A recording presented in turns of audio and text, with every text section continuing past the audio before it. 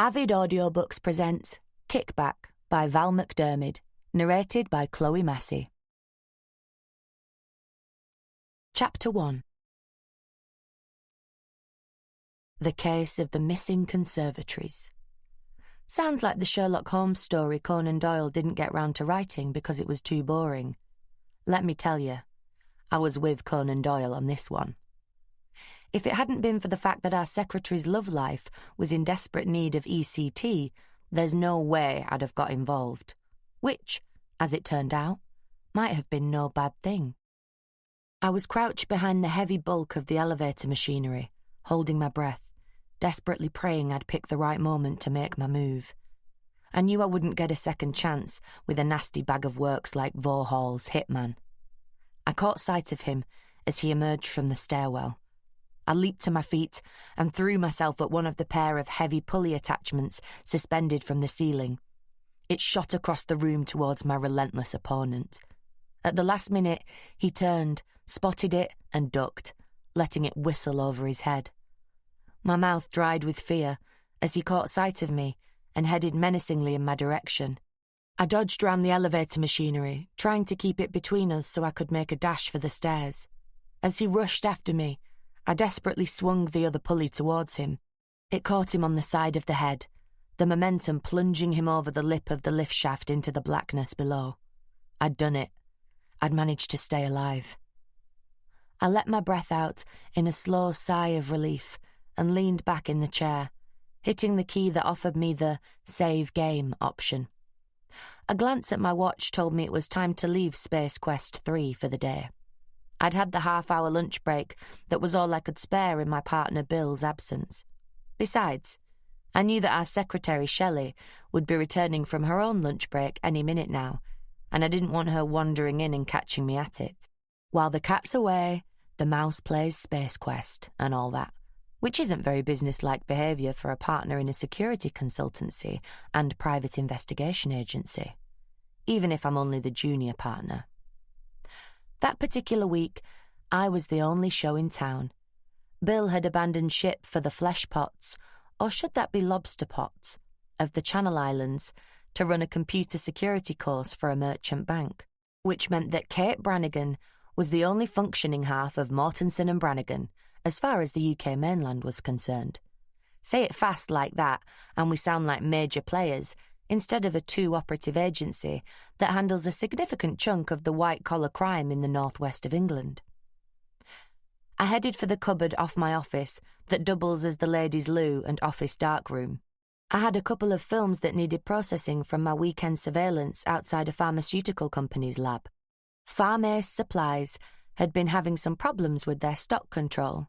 I'd spent a couple of days working on the inside as a temporary lab assistant, long enough to realise that the problem wasn't what went on in working hours. Someone was sneaking in when the lab was locked and helping himself or herself, then breaking into the computer stock records to doctor them. All I needed to discover was the identity of the hacker, which had been revealed after a couple of evenings sat cramped in the back of Mortensen and Brannigan's newest toy, a little rascal van that we'd fitted out specifically for stakeout work.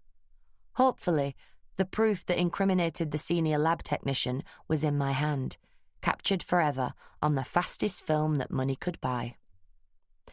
I was looking forward to half an hour in the dark room, away from phones that didn't seem to have stopped ringing since Bill left.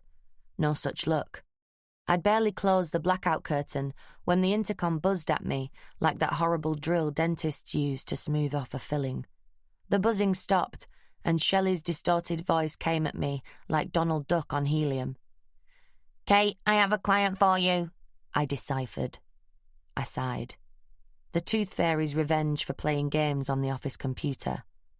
I was playing in my own time, I muttered, in the vain hope that would appease the old bag. "Kate, can you hear me?" Shelley honked. "There's no appointment in the book," I tried. "It's an emergency. Can you come out of the dark room, please?" "I suppose so," I grumbled.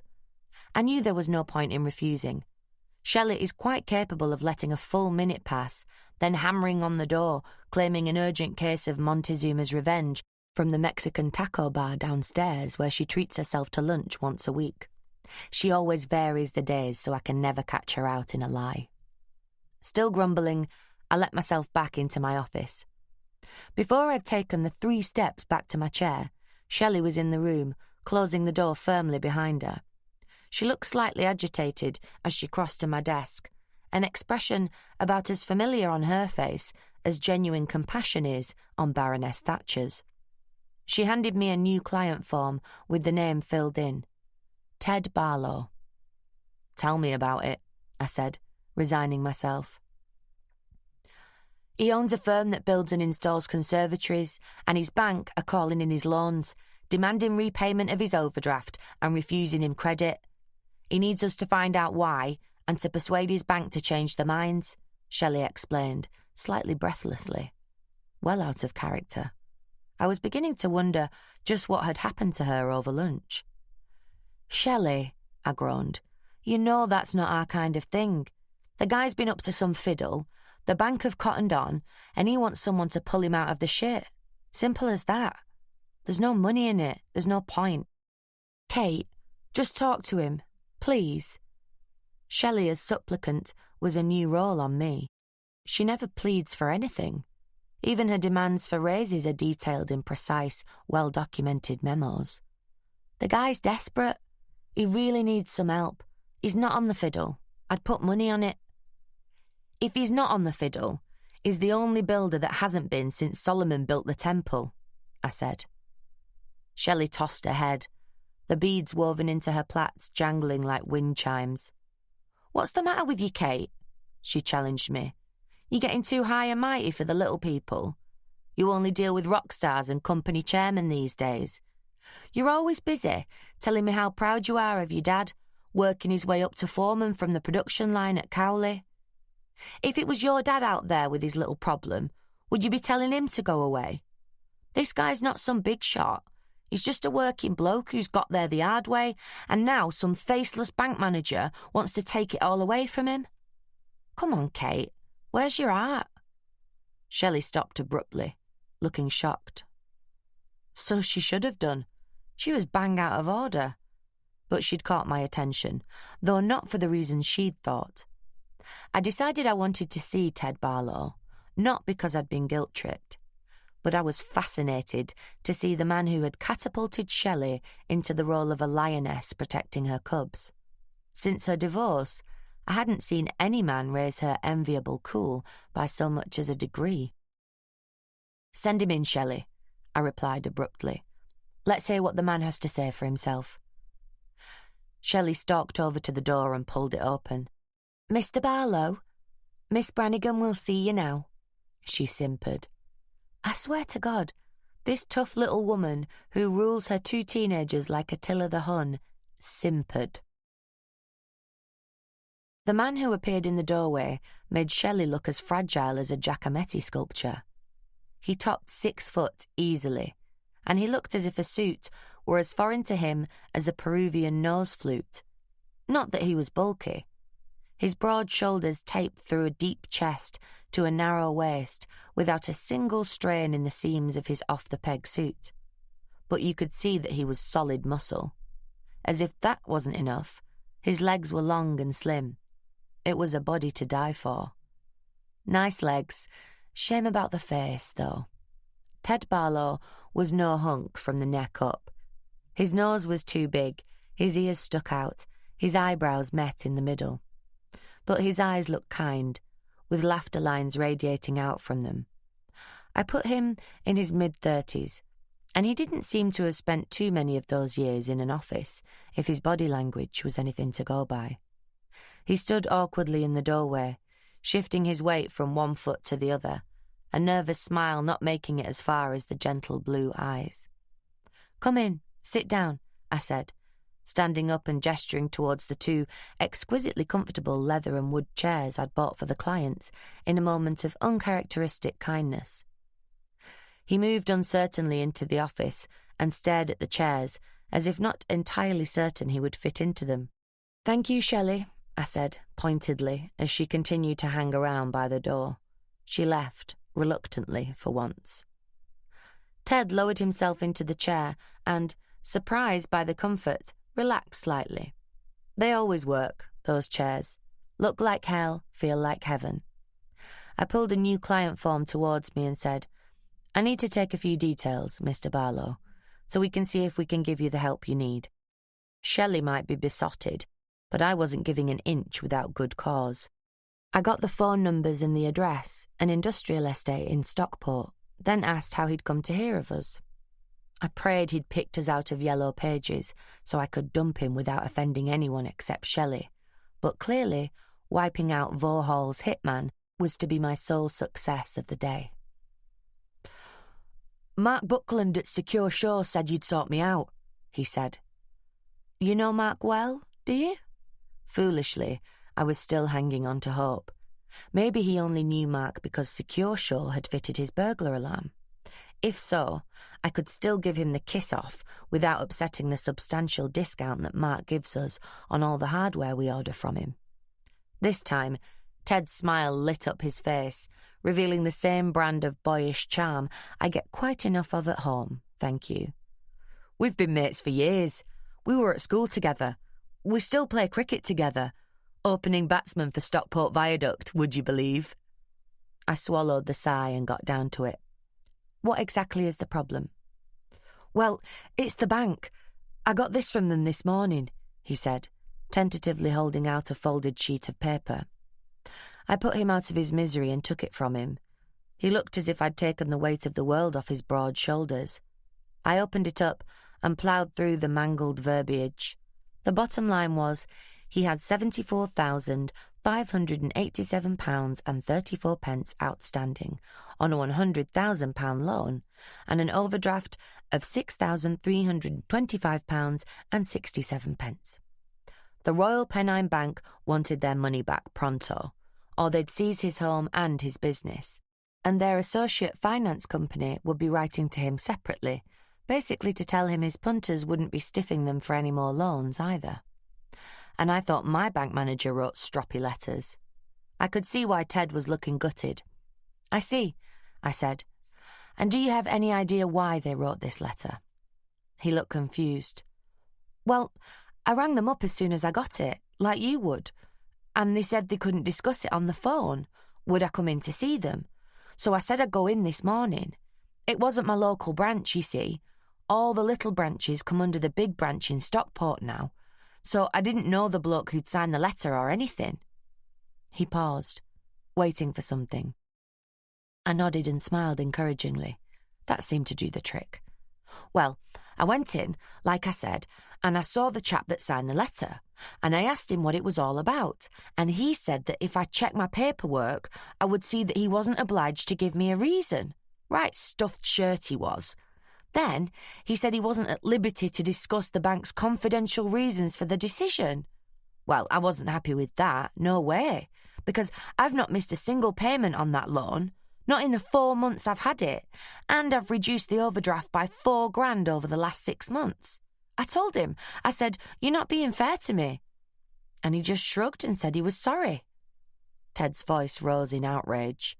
I could see why. So what happened then? I prompted. Well, I'm afraid I lost my rag a bit, you know.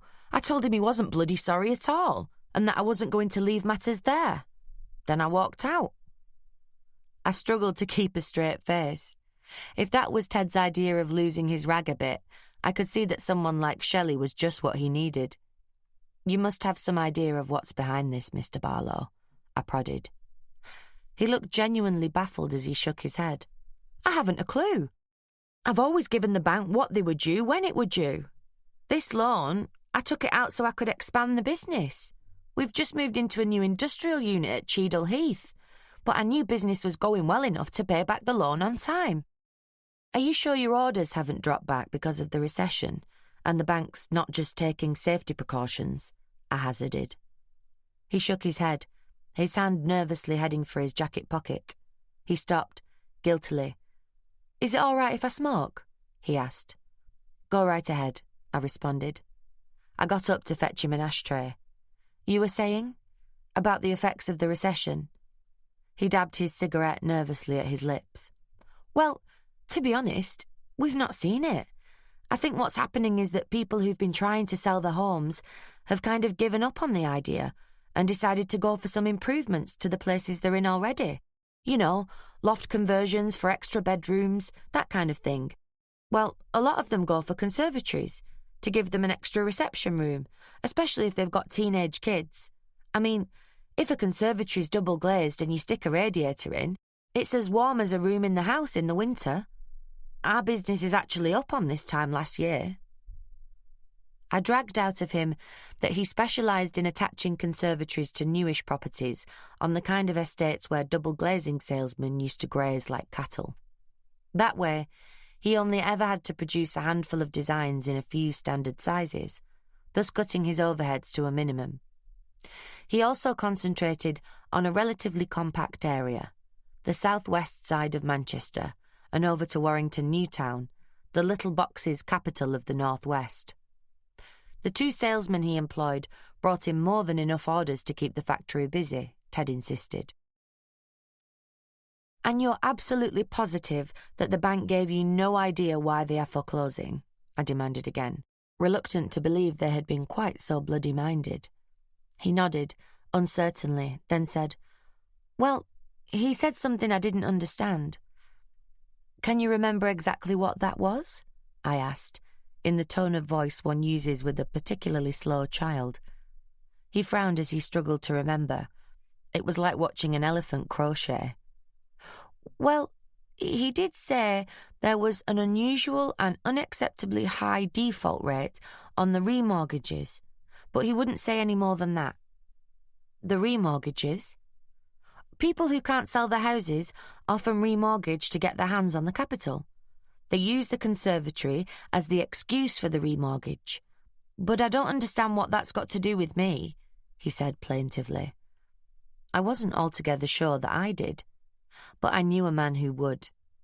I wasn't excited by Ted Barlow's story, but I'd wrapped up the pharmaceuticals case in less time than I'd anticipated, so the week was looking slack. I thought it wouldn't kill me to play around with his problem for a day or 2. I was about to ask Ted to let Shelley have a list of his clients over the last few months when he finally grabbed my attention. "Well, I was that angry when I left the bank that I decided to go and see some of the people who had done a remortgage. I went back to the office and picked up the names and addresses and went over to Warrington. I went to 4 of the houses. 2 of them were completely empty, and the other 2 had complete strangers living in them.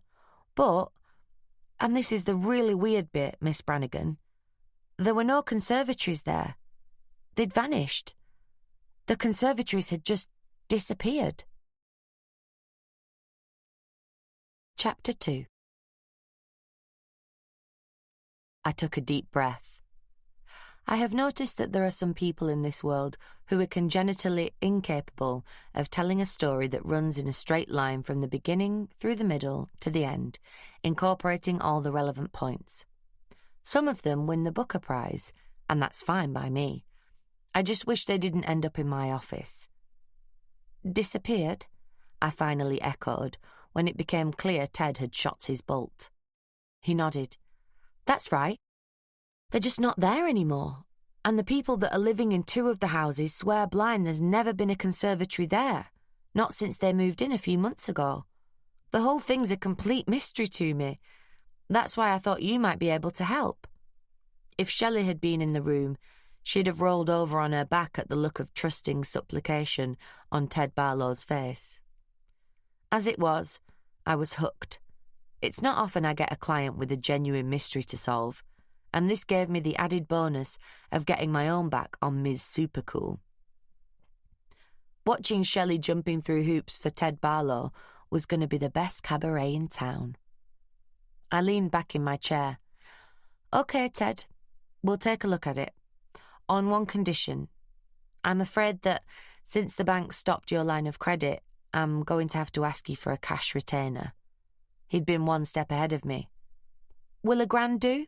he asked, pulling a thick envelope from his inside pocket. It was my turn to nod helplessly. "I thought you'd want cash," he went on. "Us builders can always lay hands on a few bob in readies when we have to. Rainy day money. That way, you always make sure the important people get paid." He handed the envelope over. "Go ahead, count it. I won't be offended," he added. I did as he said. It was all there, in used 20s. I pressed the intercom. "Shelley, can you give Mr. Barlow a receipt for £1,000 cash on his way out? Thanks." I got to my feet. "I've got 1 or 2 things to sort out here, Ted, but I'd like to meet you later this afternoon at your office. 4 o'clock, okay?" "That's great. Shall I leave the directions with your secretary?" He sounded almost eager. This could get to be a lot of fun, I thought to myself as I showed Ted out. He headed for Shelley's desk like a homing pigeon. Much as I'd taken to Ted, I learned very early on in this game that liking someone is no guarantee of their honesty. So I picked up the phone and rang Mark Buckland at Secure Shore. His secretary didn't mess me about with tales of fictitious meetings, since Mark's always pleased to hear from Mortensen and Brannigan. It usually means a nice little earner for him. Secure Shore supply a lot of the hardware we recommend in our role as security consultants, and even with the substantial discount he offers us, Mark still makes a tidy profit. "Hi, Kate," he greeted me, his voice charged with its normal overdose of enthusiasm. "Now, don't tell me, let me guess. Ted Barlow, am I right?" "You're right. I'm glad he took my advice, Kate. The guy is in deep shit and he doesn't deserve it." Mark sounded sincere. But then, he always does. That's the main reason he can afford to drive around in 70 grand's worth of Mercedes coupe. "That's what I was ringing you about. No disrespect, but I need to check out that the guy's kosher. I don't want to find myself 3 days down the road with this and some bank clerk giving me the hard word because our Mr. Barlow's got a track record with more twists and turns than a sheep track," I said. "He's kosher all right, Kate. The guy is completely straight. He's the kind that gets into trouble because he's too honest, if you know what I mean." "Oh, come on, Mark. It's me you're talking to. The guy's a builder, for Christ's sake. He can lay his hands on £1,000 in cash just like that. That's not straight. Not in the normal definition of the word," I protested. "Okay, so maybe the taxman doesn't know about every shilling he makes. But that doesn't make you a bad person, now does it, Kate? So give me the truth, not the advertising copy." Mark sighed. "You're a hard woman, Brannigan." "Tell me about it," I thought cynically. "Right. Ted Barlow is probably my oldest friend. He was my best man first time round. I was an usher at his wedding. Unfortunately, he married a prize bitch. Fiona Barlow was a slut, and the last guy to find out was Ted. He divorced her 5 years ago, and since then he's become a workaholic. He started off as a one-man band, doing a bit of replacement windows stuff. Then a couple of friends asked him if he could do them a conservatory. They lived in real punter property, you know, Wimpy, Barrett, something like that. They got Ted to create this Victorian-style conservatory, all stained glass and UPVC. Of course, monkey see, monkey want. Half the estate wanted one, and Ted was launched in the conservatory business. Now he's got a really solid little firm, a substantial turnover, and he's done it the straight way, which, as you know, is pretty bloody unusual in the home improvement game." In spite of my natural scepticism, I was impressed. Whatever was going on with Ted Barlow's conservatories, it looked like it wasn't the man himself who was up to something. "What about his competitors? Would they be looking to put the shaft in?" I asked. Mark mused. "I wouldn't have thought so. He's not serious enough to be a worry to any of the really big-time boys. He's strictly small, reputable and local. Whatever's going down here needs someone like you to sort it out. And if you do clear it up, because he's such a good friend, I'll even waive my 10% commission for sending him to you." "If I wasn't a lady, I'd tell you to go fuck yourself, Buckland. 10%? I snorted. "Just for that, I'm putting the lunch invitation on hold. Thanks for the backgrounder anyway. I'll do my best for Ted." "Thanks, Kate. You won't be sorry. You sort him out, he'll be your friend for life. Pity you've already got a conservatory, eh?" He was gone before I could get on my high horse. Just as well, really. It took me a good 30 seconds to realise he'd been at the wind-up, and I'd fallen for it. I wandered through to the outer office to give Shelley the new client form and the cash for banking. To my surprise, Ted Barlow was still there, standing awkwardly in front of Shelley's desk, like a kid who's hung behind after class to talk to the teacher he has a crush on. As I entered, Shelley looked flustered and quickly said, "I'm sure Kate will have no trouble following these directions, Mr. Barlow." "Right, well, I'll be off then. I'll be seeing you later, Miss Brannigan." "Kate," I corrected automatically. Miss Brannigan makes me feel like my spinster great-aunt. She's not one of those indomitable old biddies with razor-sharp minds that we all want to be when we're old. She's a selfish, hypochondriacal, demanding old manipulator, and I have this superstitious fear that if I let enough people call me Miss Brannigan, it might rub off on me. "Kate," he acknowledged nervously. "Thank you very much, both of you." He backed through the door. Shelley was head down, fingers flying over the keyboard, before the door was even halfway closed. "Amazing how long it takes to give a set of directions," I said sweetly, dropping the form in her in tray. "I was just sympathising with the man," Shelley replied mildly. It's not always easy to tell with her coffee-coloured skin, but I'd swear she was blushing. "Very commendable, too. There's £1,000 in this envelope. Can you pop down to the bank with it? I'd rather not leave it in the safe." "You do right. You'd only spend it," Shelley retorted, getting her own back. I poked my tongue out at her and returned to my own office. I picked up the phone again. This time, I rang Josh Gilbert. Josh is a partner in a financial services company.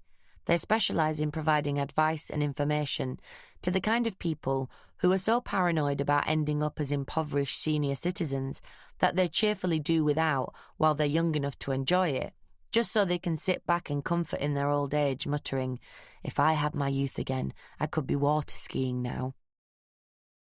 Josh persuades them to settle their shekels in the bosoms of insurance companies and unit trusts, then sits back planning for his own retirement on the fat commissions he's just earned.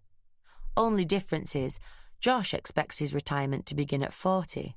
He's 36 now, and tells me he's well on target. I hate him. Of course, he was with a client, but I deliberately made my call at 10 minutes to the hour. I figured that way he'd be able to call me back between appointments. 3 minutes later, I was talking to him. I briefly outlined Ted Barlow's problem. Josh said, a lot. Eventually he said, "I'll check your guy out, and I'll do some asking around. No names, no pack drill. Okay?" "Great. When can we get together on this?" Over the phone, I could hear the sound of Josh turning the pages in his diary. "You hit me on a bad week," he said. "I suppose you need this stuff yesterday." "Afraid so. Sorry." He sucked his breath in over his teeth, the way plumbers are trained to do when they look at your central heating system. "Today's Tuesday. I'm snowed under today, but I can get to it tomorrow," he muttered, half to himself. "But my time's backed up solid Thursday. Friday I'm in London. Listen, can you do breakfast Thursday? I meant it when I said it was a bad week." I took a deep breath. I'm never at my best first thing, but business is business. "Thursday breakfast is fine," I lied. "Where would you like?" "You choose. It's your money," Josh replied. We settled on the Portland at 7:30. They have this team of obliging hall porters who park your car for you, which in my opinion is a major advantage at that time of the morning. I checked my watch again. I didn't have time enough to develop and print my surveillance films. Instead, I settled for opening a file on Ted Barlow in my database. Colonial conservatories occupied the last unit before the industrial estate gave way to a sewage farm. What really caught the eye was the conservatory he'd built on the front of the unit. It was about 10 foot deep and ran the whole 30-foot width of the building. It had a brick foundation and was separated into 4 distinct sections by thin brick pillars. The first section was classic Victorian Crystal Palace style, complete with plastic replica finials on the roof. Next was the country diary of an Edwardian lady school of conservatory, a riot of stained panels whose inaccuracies would give any botanist the screaming habdabs. Third in line was the Spartan conservatory, a bit like mine, in fact. Finally, there was the last days of the Raj look. Windows forming arches in a plastic veneer that gave the appearance, from a considerable distance, of being mahogany. Just the place to sit on your rattan furniture and summon the punka wallah to cool you down. You get a lot of that in South Manchester. Inside the conservatory, I could see Colonial Conservatory's offices. I sat in the car for a moment, taking in the setup. Just inside the door was a C-shaped reception desk. Behind it, a woman was on the phone. She had a curly perm that looked like Charles I's spare wig. Occasionally, she tapped a key on her word processor and gave the screen a bored stare before returning to her conversation. Over to one side, there were two small desks, each equipped with a phone and a pile of clutter. No one was at either desk. On the back wall, a door led into the main building. Over in the far corner, a small office had been divided off with glass partitions. Ted Barlow was standing in shirt sleeves in this office, his tie hanging loose and the top button of his shirt open, slowly working his way through the contents of a filing cabinet drawer. The rest of the reception was taken up with display panels. I walked into the conservatory. The receptionist said brightly into the phone, "Hold the line, please." She flicked a switch, then turned her radiance on me. "How may I help you?" she asked in a little girl's voice. "I have an appointment with Mr. Barlow. My name's Brannigan. Kate Brannigan." "One moment, please." She ran a finger down the page of her open desk diary. Her nail extensions mesmerized me. Just how could she type with those claws? She looked up and caught my stare, then smiled knowingly. "Yes," she said. "I'll just see if he's ready for you." She picked up a phone and buzzed through. Ted looked round him in a distracted way, saw me, ignored the phone, and rushed across the reception area. "Kate!" he exclaimed. "Thanks for coming." The receptionist cast her eyes heavenwards. Clearly, in her view, the man had no idea how bosses are supposed to behave. "Now, what do you need to know?" I steered him towards his office. I had no reason to suspect the receptionist of anything other than unrealistic aspirations, but it was too early in the investigation to trust anyone. "I need a list of addresses of all the conservatories you've fitted in the last 6 months where the customers have taken out remortgages to finance them. Do you keep track of that information?" He nodded, then stopped abruptly just outside his office. He pointed to a display board that showed several houses with conservatories attached. The houses were roughly similar, medium-sized, mostly detached, modern, all obviously surrounded on every side by more of the same. Ted's face looked genuinely mournful. That one, and that one," he said. "I had photographs taken of them after we built them because we were just about to do a new brochure, and when I went back today, they just weren't there anymore." I felt a frisson of relief.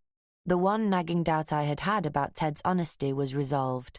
Nasty, suspicious person that I am, I'd been wondering if the conservatories had ever been there in the first place. Now I had some concrete evidence that they had been spirited away. "Can you give me the name of the photographer?" I asked, caution winning over my desire to believe in Ted. "Yes, no problem. Listen, while I sort this stuff out for you, would you like me to get one of the lads to show you around the factory? See how we actually do the business?" I declined politely. The construction of double-glazed conservatories wasn't a gap in my knowledge I felt the need to plug. I settled for the entertaining spectacle of watching Ted wrestle with his filing system. I sat down in his chair and picked up a leaflet about the joys of conservatories. I had the feeling this might be a long job. The deathless prose of Ted's PR consultant stood no chance against the smartly dressed man who strode into the showroom, dumped a briefcase on one of the two small desks, and walked into Ted's office, grinning at me like we were old friends. "Hi," he said. "Jack McCafferty," he added, thrusting his hand out towards me. His handshake was firm and cool, just like the rest of the image he projected. His brown curly hair was cut close at the sides and longer on top, so he looked like a respectable version of Mick Hucknall. His eyes were blue and had the dull sheen of polished sodalite against the lightly tanned skin of his face. He wore an olive green double-breasted suit, a cream shirt, and a burgundy silk tie. The ensemble looked about £500 worth to me. I felt quite underdressed in my terracotta linen suit and mustard cowl-necked sweater. "Kate, Jack's one of my salesmen," Ted said. "Sales team," Jack put him right. From his air of amused patience, I gathered it was a regular correction. "And you are?" "Kate Brannigan," I said. "I'm an accountant. I'm putting together a package with Ted. Pleased to meet you, Jack." Ted looked astonished. Lying didn't seem to be his strong suit. Luckily, he was standing behind Jack. He cleared his throat and handed me a bulky blue folder. "Here are the details you wanted, Kate," he said. "If there's anything that's not clear, just give me a call." "Okay, Ted," I nodded. I had one or two questions I wanted to ask him, but not ones that fitted my exciting new persona of accountant. "Nice to meet you, Jack." "Nice? That's a word. Not the one I would have used for meeting you, Kate," he replied, a suggestive lift to one eyebrow. As I walked back across the reception area and out to my car, I could feel his eyes on me. I felt pretty sure I wouldn't like what he was thinking. Chapter 3. I pulled up half a mile down the road and had a quick look through the file. Most of the properties seemed to be over in Warrington, so I decided to leave them till morning. The light was already starting to fade, and by the time I'd driven over there would be nothing to see. However, there were half a dozen properties nearby where Ted had fitted conservatories. He'd already visited one of them and discovered that the conservatory had gone. On my way home, I decided I might as well take a quick look at the others. I pulled my A to Z out of the glove box and mapped out the most efficient route that included them all. The first was at the head of a cul-de-sac in a nasty 60s estate, one of a pair of almost detached houses, linked only by their garages in a bizarre Siamese twinning. I rang the bell, but there was no response, so I walked down the narrow path between the house and the fence to the back garden. Surprise, surprise, there was no conservatory. I studied the plan so I could work out exactly where it had been. Then I crouched down and scrutinized the brickwork on the back wall. I didn't really expect to find anything, since I wasn't at all sure what I should even be looking for. However, even my untrained eye noticed a line of faint markings on the wall. It looked like someone had given it a going over with a wire brush, enough to shift the surface grime and weathering. That was all. Intrigued, I stood up and headed for the next destination. 6 Wiltshire Copse and 19 Amundsen Avenue were almost identical, and they were both minus conservatories. However, the next 2 remortgages I visited still had their conservatories firmly anchored to the houses. I trekked back to my car for the 5th time, deeply depressed after too much exposure to the kind of horrid little houses that give modern a bad name. I thought of my own home, a bungalow built only 3 years before, but constructed by a builder who didn't feel the need to see how small a bedroom you could build before the human mind screams no. My lounge is generous. I don't have to climb over anything to get in and out of bed, and my second bedroom is big enough for me to use as an office, complete with a sofa bed for unavoidable visitors. But most of these overgrown sheds look as if they'd have been pressed to provide 1 decent-sized bedroom, never mind 3. The irony was that they were probably worth more than mine because they were situated on bijou developments in the suburbs, whereas my little oasis, one of 30 professional persons' dwellings, was 5 minutes from every city centre amenity. The downside was that it was surrounded by the kind of inner-city housing they make earnest Channel 4 documentaries about. The locale had brought the price down far enough for me also to afford the necessary state-of-the-art alarm system. I decided home was where I should head for. Darkness was falling, so I wouldn't be able to continue my fascinating study of late 20th century bricklaying. Besides, people were getting home from work, and I was beginning to feel a little conspicuous. It was only a matter of time before some overzealous neighbourhood watch vigilante called the cops, an embarrassment I could well do without. I drove out of the opposite end of the estate to the one I'd come in by, and suddenly realised I was only a couple of streets away from Alexis's house. Alexis Lee is probably my best friend. She's the crime reporter on the Manchester Evening Chronicle. I guess the fact that we're both women who've broken into what is traditionally a male preserve helped build the bond between us. But apart from our common interest in things criminal, she's also saved me more money than anyone else I know. I can think of at least a dozen times when she's prevented me from making very costly mistakes in expensive dress shops. And, at the risk of making her sound like a stereotype, she's got that wonderful, rich Liverpudlian sense of humour that can find the funny side in the blackest tragedy.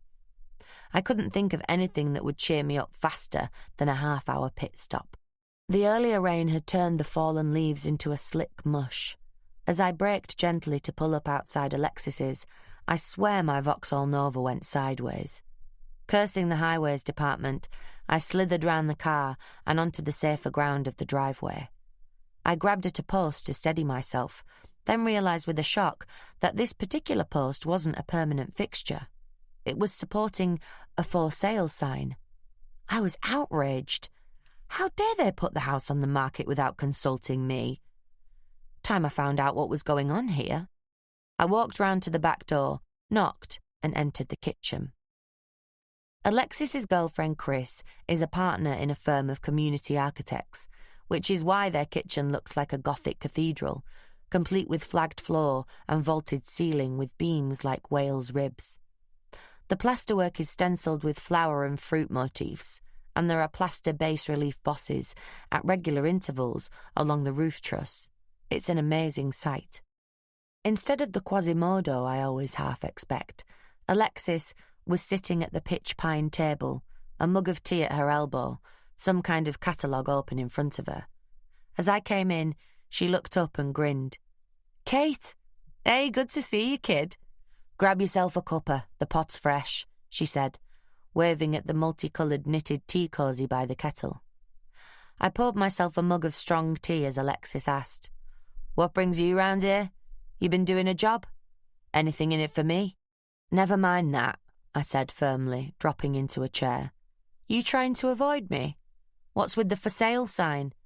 You put the house on the market and you don't tell me. Why, were you thinking of buying it? Don't even let it cross your mind. There's barely enough room for me and Chris, and we agree on what's an acceptable degree of mess. You and Richard would kill within a week here," Alexis parried.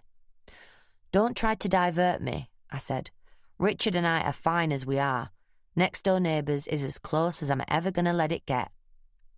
"And how is your insignificant other?" Alexis interrupted. "He sends you his love too." Alexis and the man I love have a relationship that seems to me to consist entirely of verbal abuse. In spite of appearances, however, I suspect they love each other dearly. Once, I actually came upon the two of them having a friendly drink together in a corner of the Chronicle's local. They'd both looked extremely sheepish about it. Now, about this for sale board. It's only been up a couple of days. It's all been a bit of a rush. You remember Chris and I talking about how we wanted to buy a piece of land and build our own dream home? I nodded. I could more easily have forgotten my own name. "You're planning on doing it as part of a self-build scheme. Chris is going to design the houses in exchange for other people giving you their labour, yes?" They'd been talking about it for as long as I'd known them.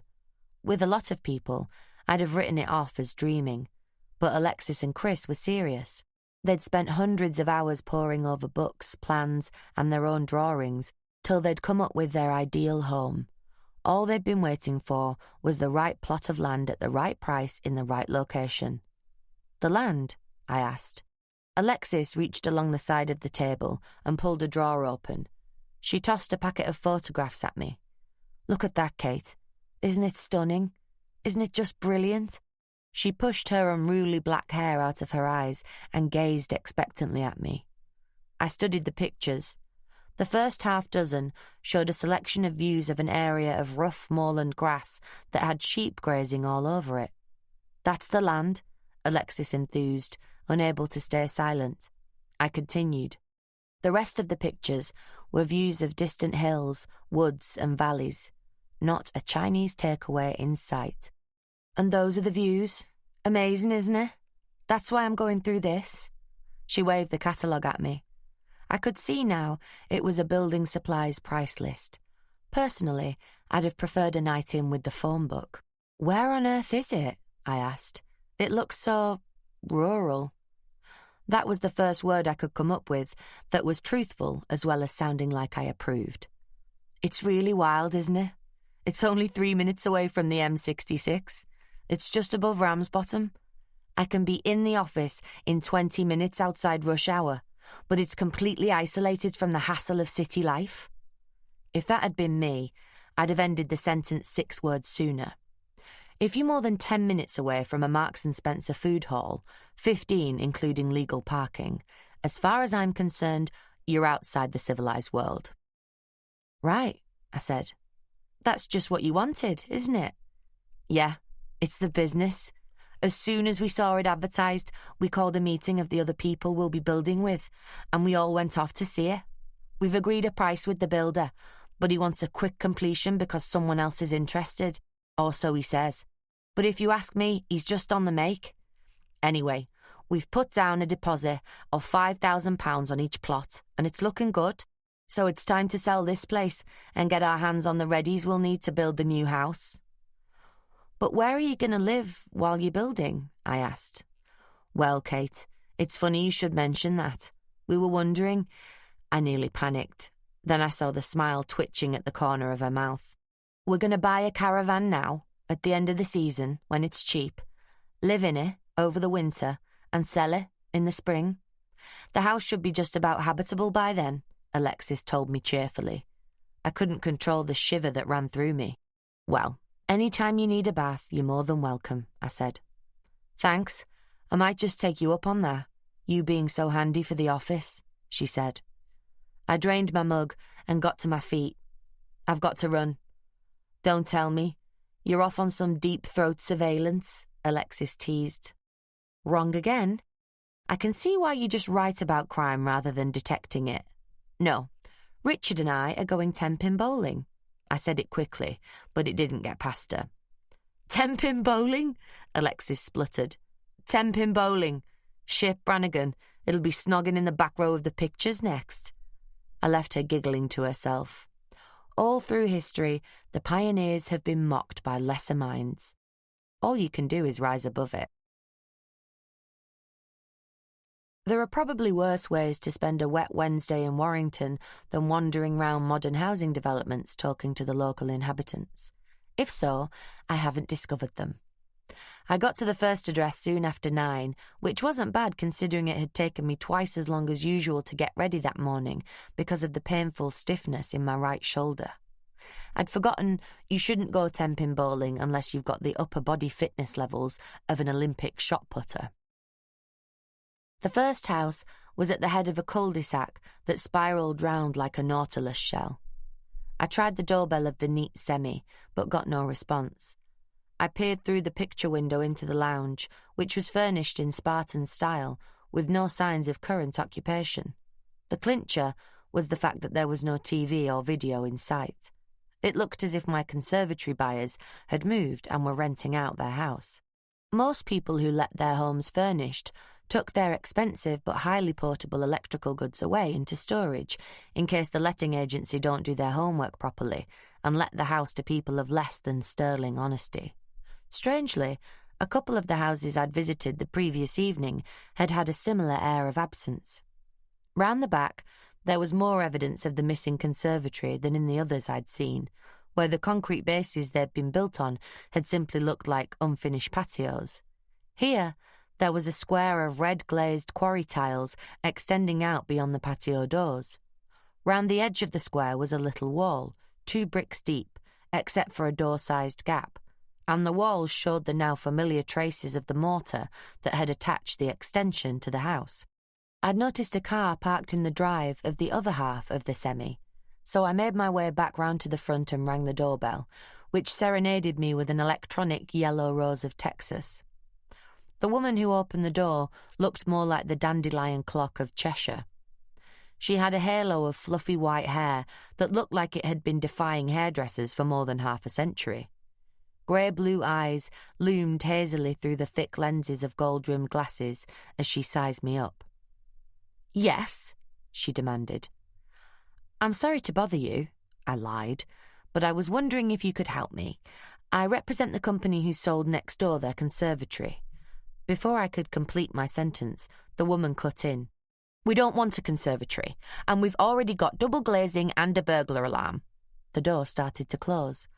"I'm not selling anything," I yelped, offended by her assumption. Great start to the day, mistaken for a double glazing canvasser. "I'm just trying to track down the people who used to live next door." She stopped with the door still open a crack. "You're not selling anything?" "Cross my heart and hope to die. I just wanted to pick your brains, that's all."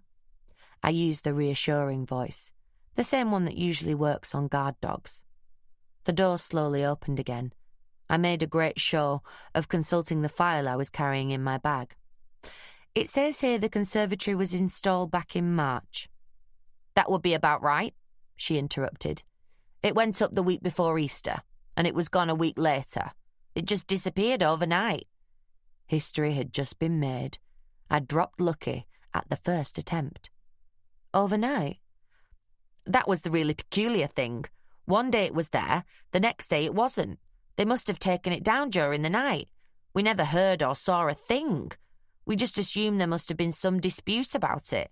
You know, perhaps she didn't like it, or she didn't pay or something.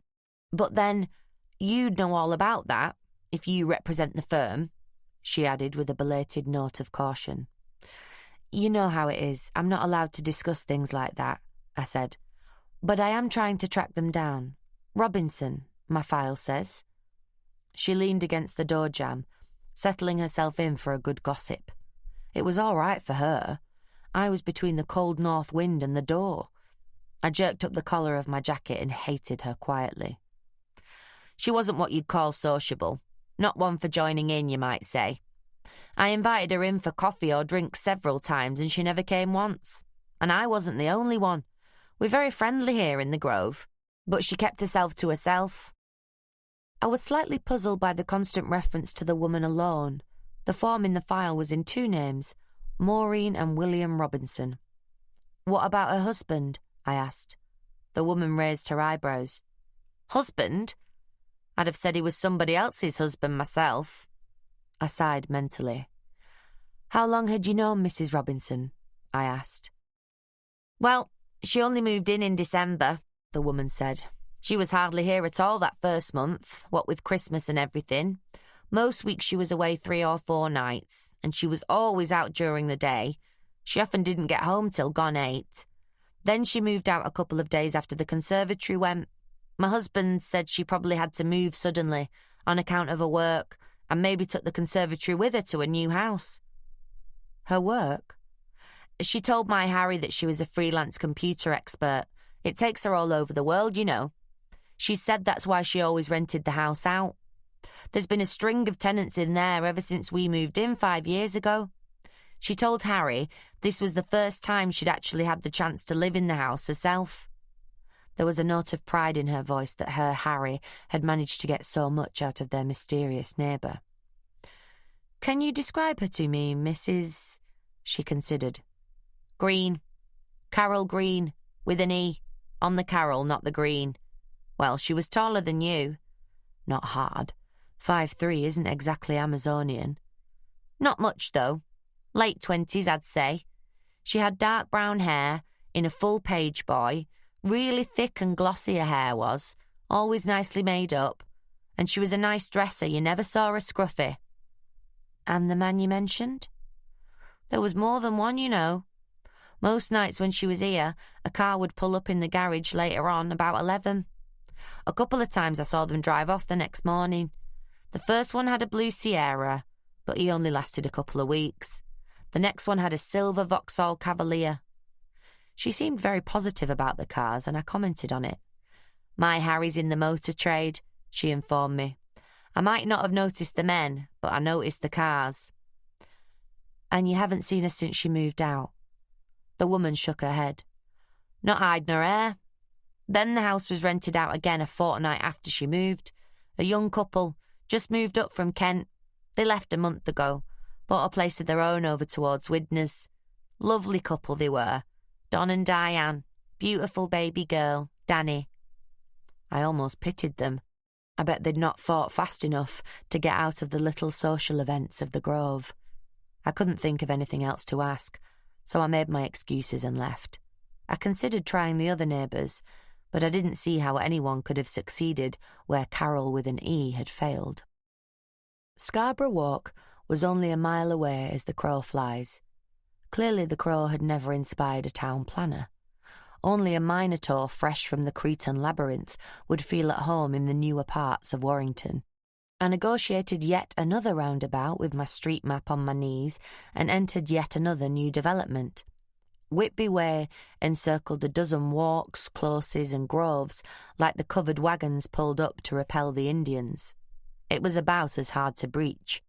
Eventually, second time round, I spotted the entrance to the development. Cleverly designed to look like a dead end, in fact, it led straight into a maze that I managed to unravel by driving at 10 miles per hour with one eye on the map. Sometimes I wonder how I cope with a job as glamorous, exciting and risky as this. Again, there was no conservatory. The couple who lived there now had only been renting it for a couple of months, so the harried mother with the hyperactive toddler wasn't able to tell me anything about the people who'd actually bought the conservatory. But the woman next door but one had missed her way. She should have been on the News of the World's investigative desk. By the time I escaped, I knew more than I could ever have dreamed possible about the inhabitants of Scarborough Walk. I even knew about the two couples who had moved out in 1988 after their wife-swapping had turned into a permanent transfer. However, I didn't know much about the former inhabitants of number 6. They'd bought the house the previous November and had moved out at the end of February because he'd got a job out in the Middle East somewhere and she'd gone with him. She'd been a nurse on permanent night duty at one of the Liverpool hospitals, she thought. He'd been something in personnel. She'd had a blonde urchin cut, just like that Sally Webster on Coronation Street. He'd been tall, dark and handsome. She'd had some kind of little car, he'd had some kind of big car. He often worked late. They went out a lot when they weren't working. The perfect description to put out to Interpol. The next house still had its conservatory. It also had a satisfied customer, which I was grateful for.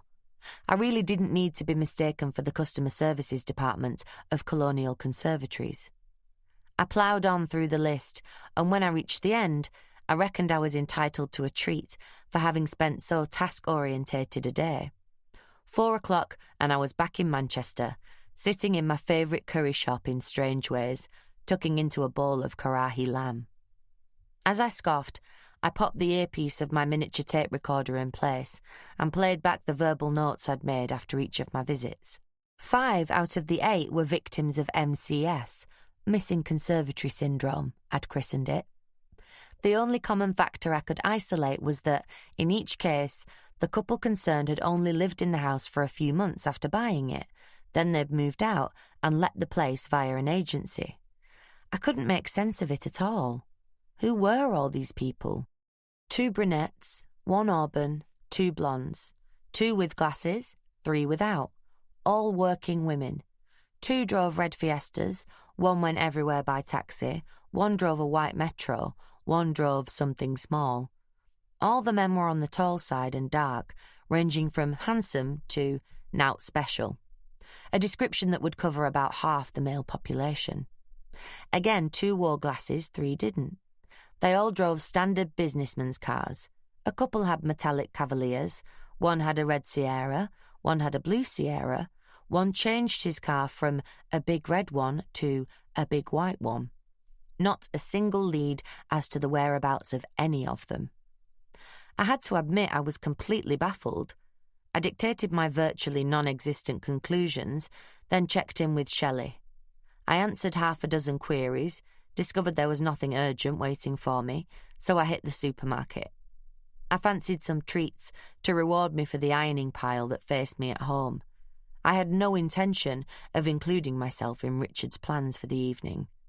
I can think of more pleasurable ways of getting hearing damage than boogieing on down to a double-wicked hip-hop rap band from Mostyn called PMT or something similar.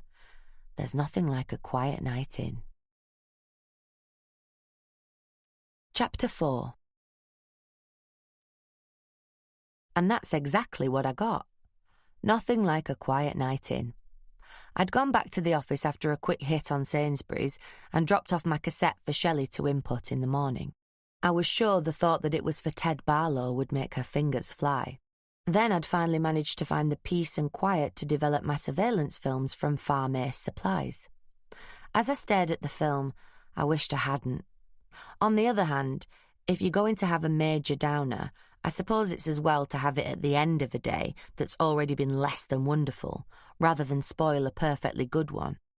Where there ought to have been identifiable images of Farm Ace's senior lab technician slipping in and out of the building in the middle of the night, timing superimposed on the pictures by my super-duper Nikon, there was only a foggy blur.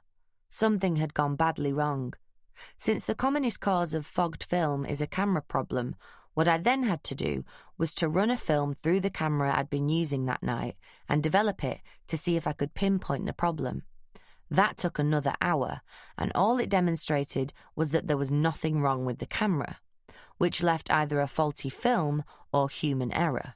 And the chances were, whether I liked it or not, that human error was the reason. Which meant I was stuck with the prospect of another Saturday night in the back of the van with my eye glued to a long lens. Sometimes I really do wonder if I did the right thing when I gave up my law degree after the second year to come and work with Bill.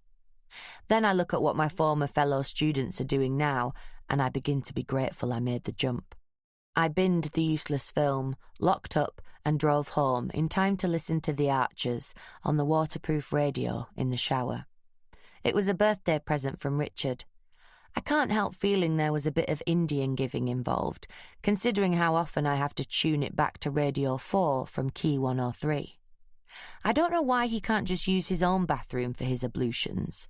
I'm not being as unreasonable as that sounds. Although we've been lovers for over a year now, we don't actually live together as such. When Richard first crashed into my life, or rather, my car, he was living in a nasty rented flat in Charlton.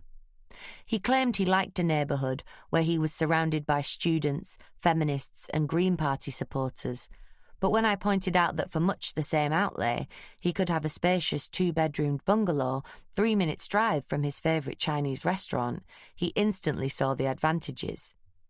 The fact that it's next door to my own mirror-image bungalow was merely a bonus.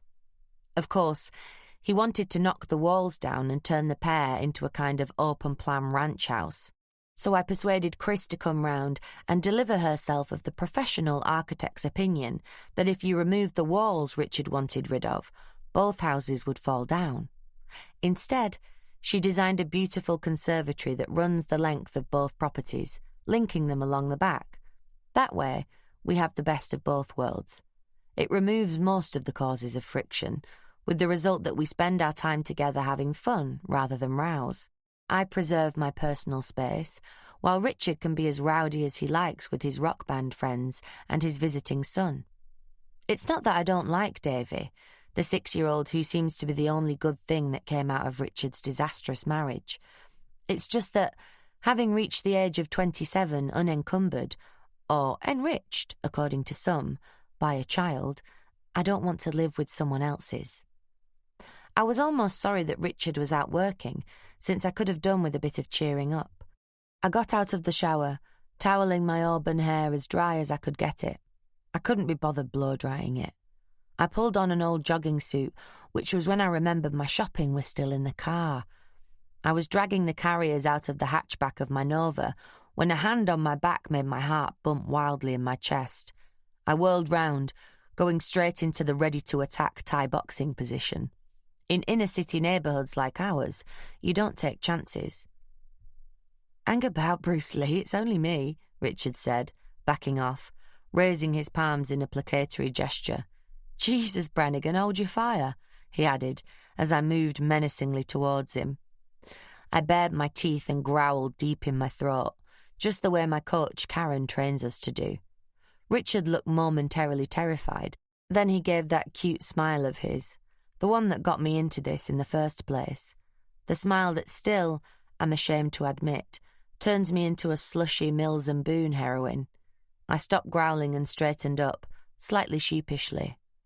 I've told you before, sneak up on me outside and you risk a full set of broken ribs, I grouched. Now you're here, give me a hand with this. The effort of carrying 2 carrier bags and a case of Miller Lite was clearly too much for the poor lamb, who immediately slumped on one of my living room sofas. I thought you were doing your brains in to the sound of Young Black Manchester tonight, I said. They decided they weren't ready to expose themselves to the fearless scrutiny of the music press, he said. So they've put me off till next week, by which time I hope one of them's had a brain transplant. You know, Brannigan, sometimes I wish the guy who invented the drum machine had been strangled at birth. He'd have saved the world a lot of brain ache. Richard shrugged his jacket off, kicked off his shoes, and put his feet up. Haven't you got someone else to mither? I asked politely. Nope. I haven't even got any deadlines to meet. So I thought I might go and pick up a Chinese, bring it back here, and litter your lounge with bean sprouts out of sheer badness. Fine. As long as you promise you will not insinuate a single shirt into my ironing basket. Promise, he said. An hour and a half later, I pressed my last pair of trousers. Thank God, I sighed. No response from the sofa. It wasn't surprising. He was on his 3rd joint, and it would have been hard to hear World War III over the soundtrack of the Motley Crue video he was inflicting on me. What did penetrate, however, was the high-pitched electronic bleep of my phone. I grabbed the phone and the TV remote, hitting the mute button as I switched the phone to talk. That got a reaction. Hey, he protested, then subsided immediately as he registered that I was using the phone. Hello, I said. Never give your name or number when you answer the phone, especially if you've got an ex-directory number. In these days of phones with last number redial buttons, you never know who you're talking to. I have a friend who discovered the name and number of her husband's mistress that way. I know I've got nothing to fear on that score, but I like to develop habits of caution. You never know when they'll come in necessary. Kate, it's Alexis. She sounded the kind of pissed off she gets when she's trying to put together a story against the clock and the news editor is standing behind her chair breathing down her neck. But the time was all wrong for her deadlines. Oh, hi, how's tricks? I said. Is this a good time? Good as any. I've eaten, I'm still under the limit, and I still have my clothes on, I told her. We need your help, Kate. I don't like to ask, but I don't know who else would know where to begin. This was no pick-your-brains business call. When Alexis wants my help with a story, she doesn't apologise. She knows that kind of professional help is a two-way street. Tell me the score, I'll tell you if I can help. You know that piece of land we're supposed to be buying? The one I showed you the pics of yesterday, yeah? Yeah, I soothed. She sounded like she was about to explode. Well, you're not going to believe this. Chris went up there today to do some measurements. She figured that if she's going to be designing these houses, she needs to have a feel for the lie of the land so the properties can blend in with the flow of the landscape, right? Right, so what's the problem? The problem is, she gets up there to find a couple of surveyors marking out the plots.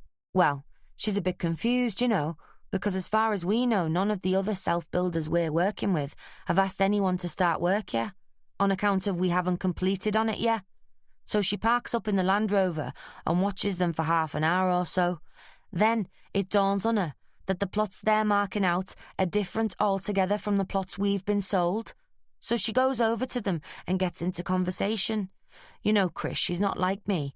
I'd have been out there gripping them by the throat, demanding to know what the hell they thought they were up to. Alexis paused for breath, but not long enough for me to respond. But not Chris. She lets them tell her all about the land and how they're marking out the plots for the people who have bought them. 6 have been bought by a local small builder, the rest by individuals, they tell her. Well, Chris is more than a little bewildered on account of what they are telling her is completely at odds with the situation as we know it. So she tells them who she is and what she's doing there and asks them if they've got any proof of what they're saying. Which of course they don't have, but they tell her the name of the solicitor who's acting for the purchasers. This time I managed to get in. I'm with you so far, before the tide of Alexis's narrative swept back in. Richard was looking at me very curiously.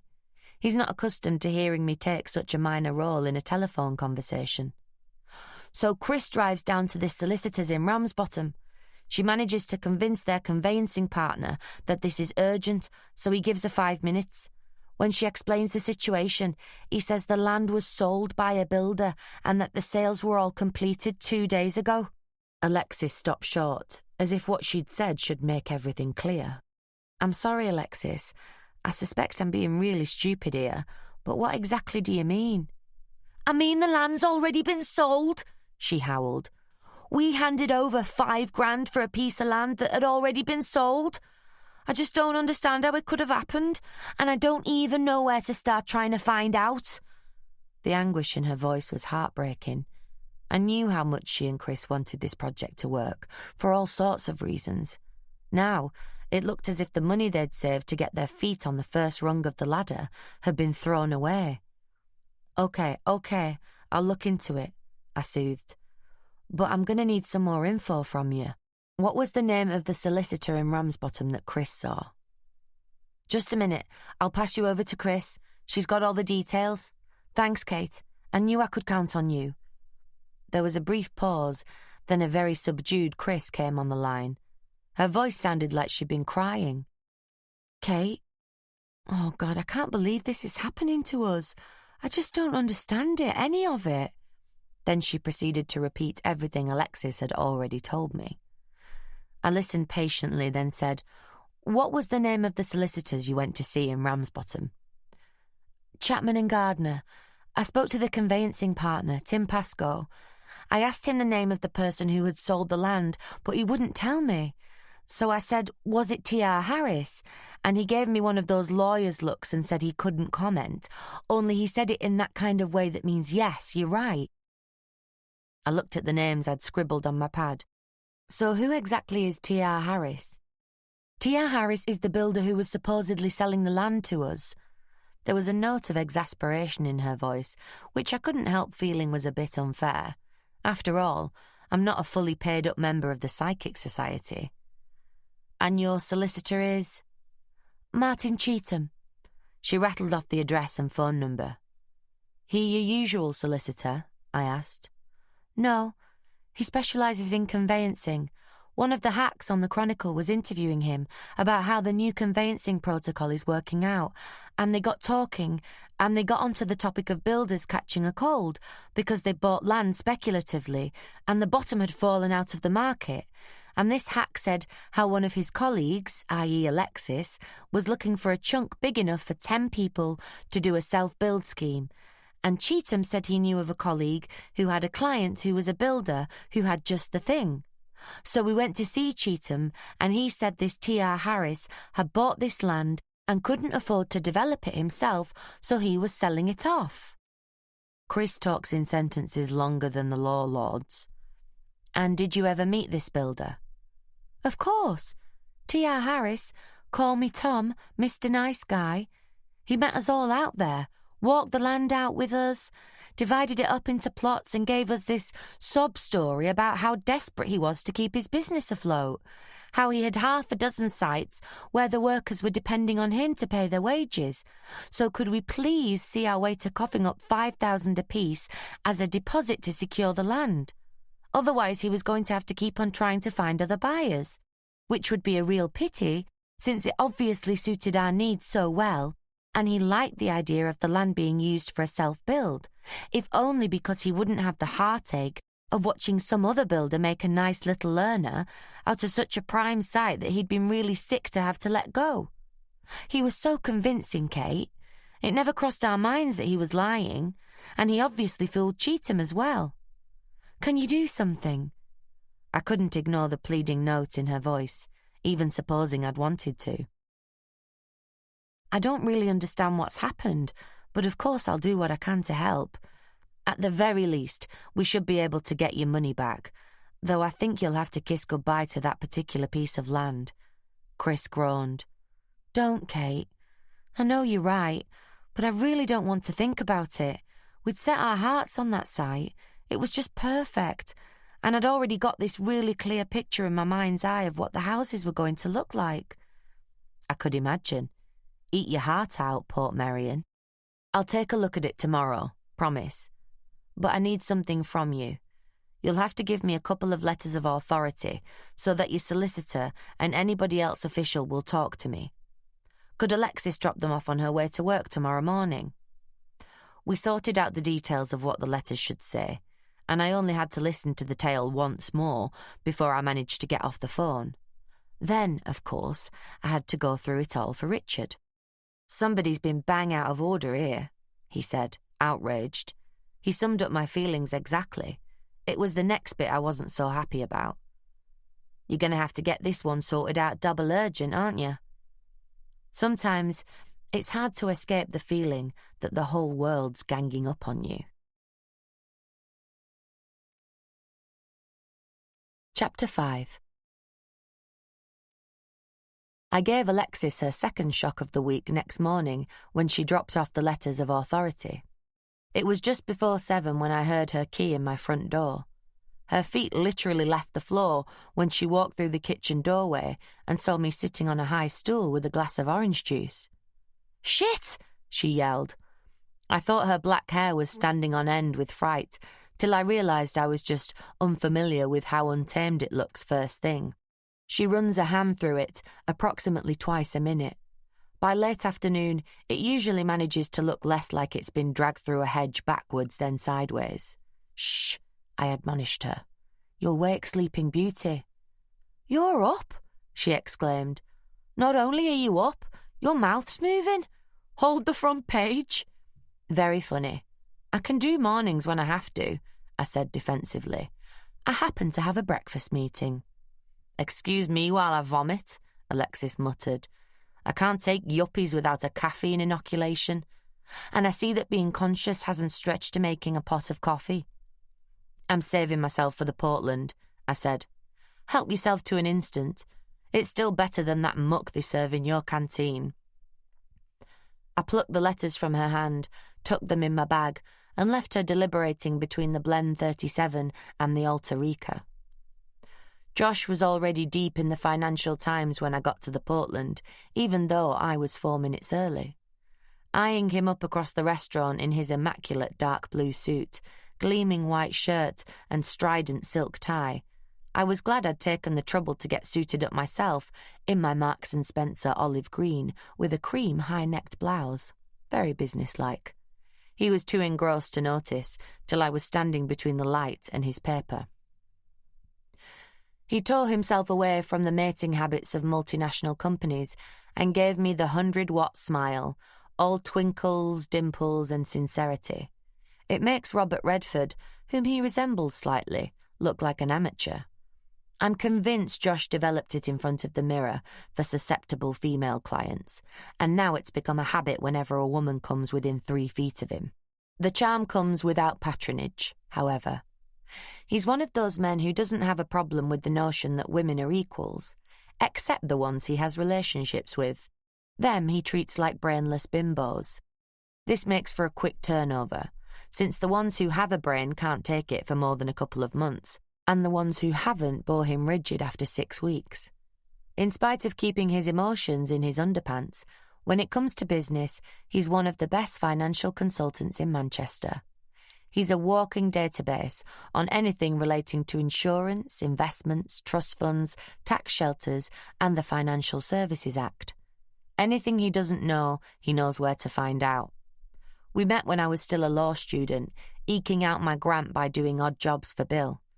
My first ever undercover was in Josh's office, posing as a temp to track down the person who was using the computer to divert £1 out of each client account into his own unit trust account.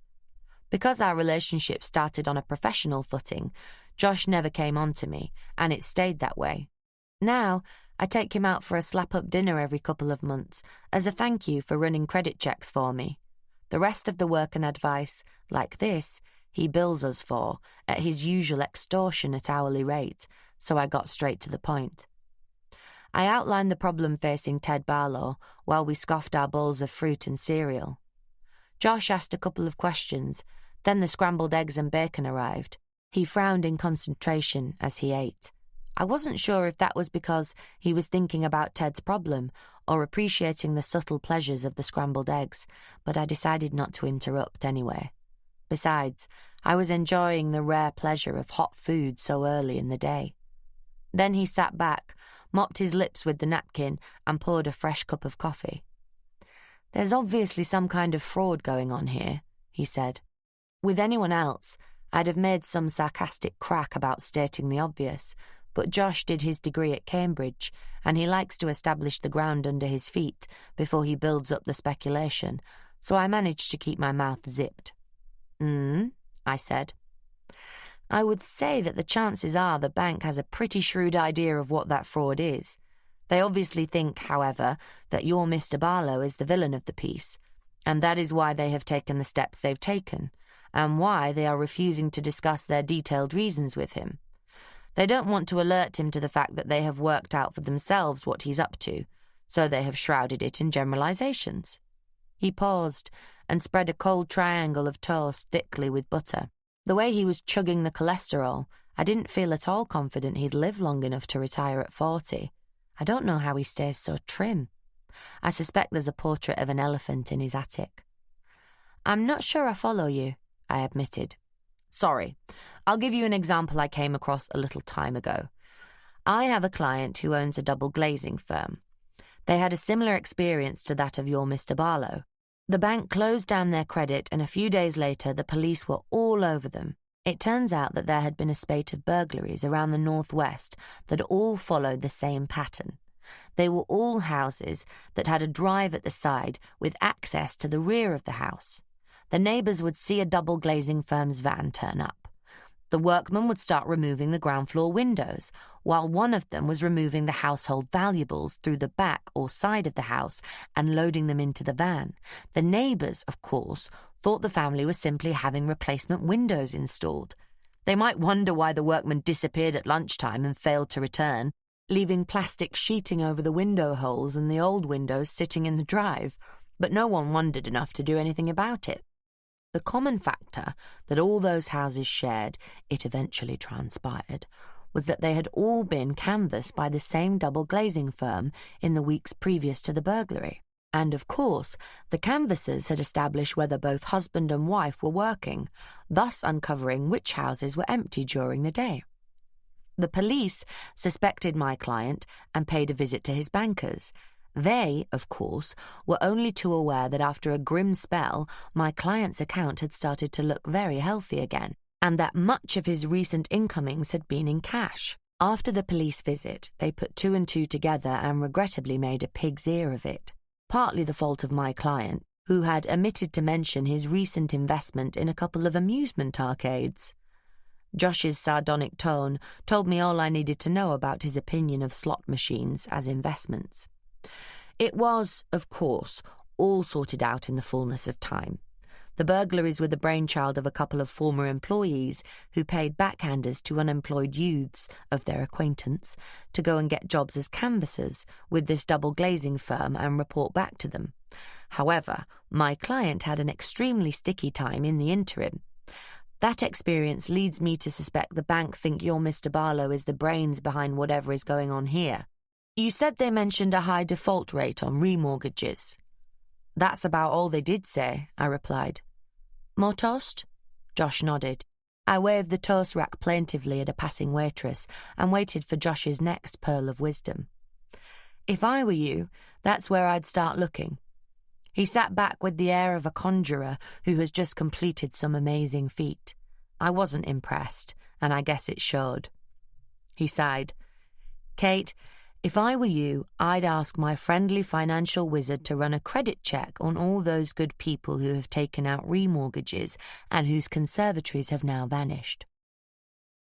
I still wasn't getting it. But what would that show? I asked. I don't know, Josh admitted. He didn't know. I waited for the sky to fall, but incredibly it didn't.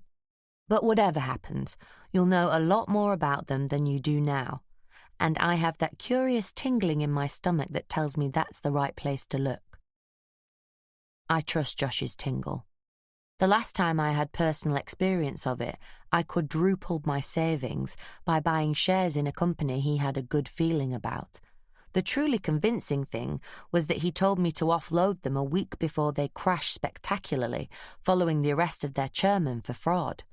So I said, "Okay, go ahead. I'll fax you the names and addresses this morning." "Splendid," he said. I wasn't sure if he was addressing me or the waitress placing a rack of fresh toast in front of him. As he attacked the toast, I asked, "When will you have the info for me?" "I'll fax it across to you as soon as I get it myself, probably tomorrow. Mark it for Julia's attention when you send the details over.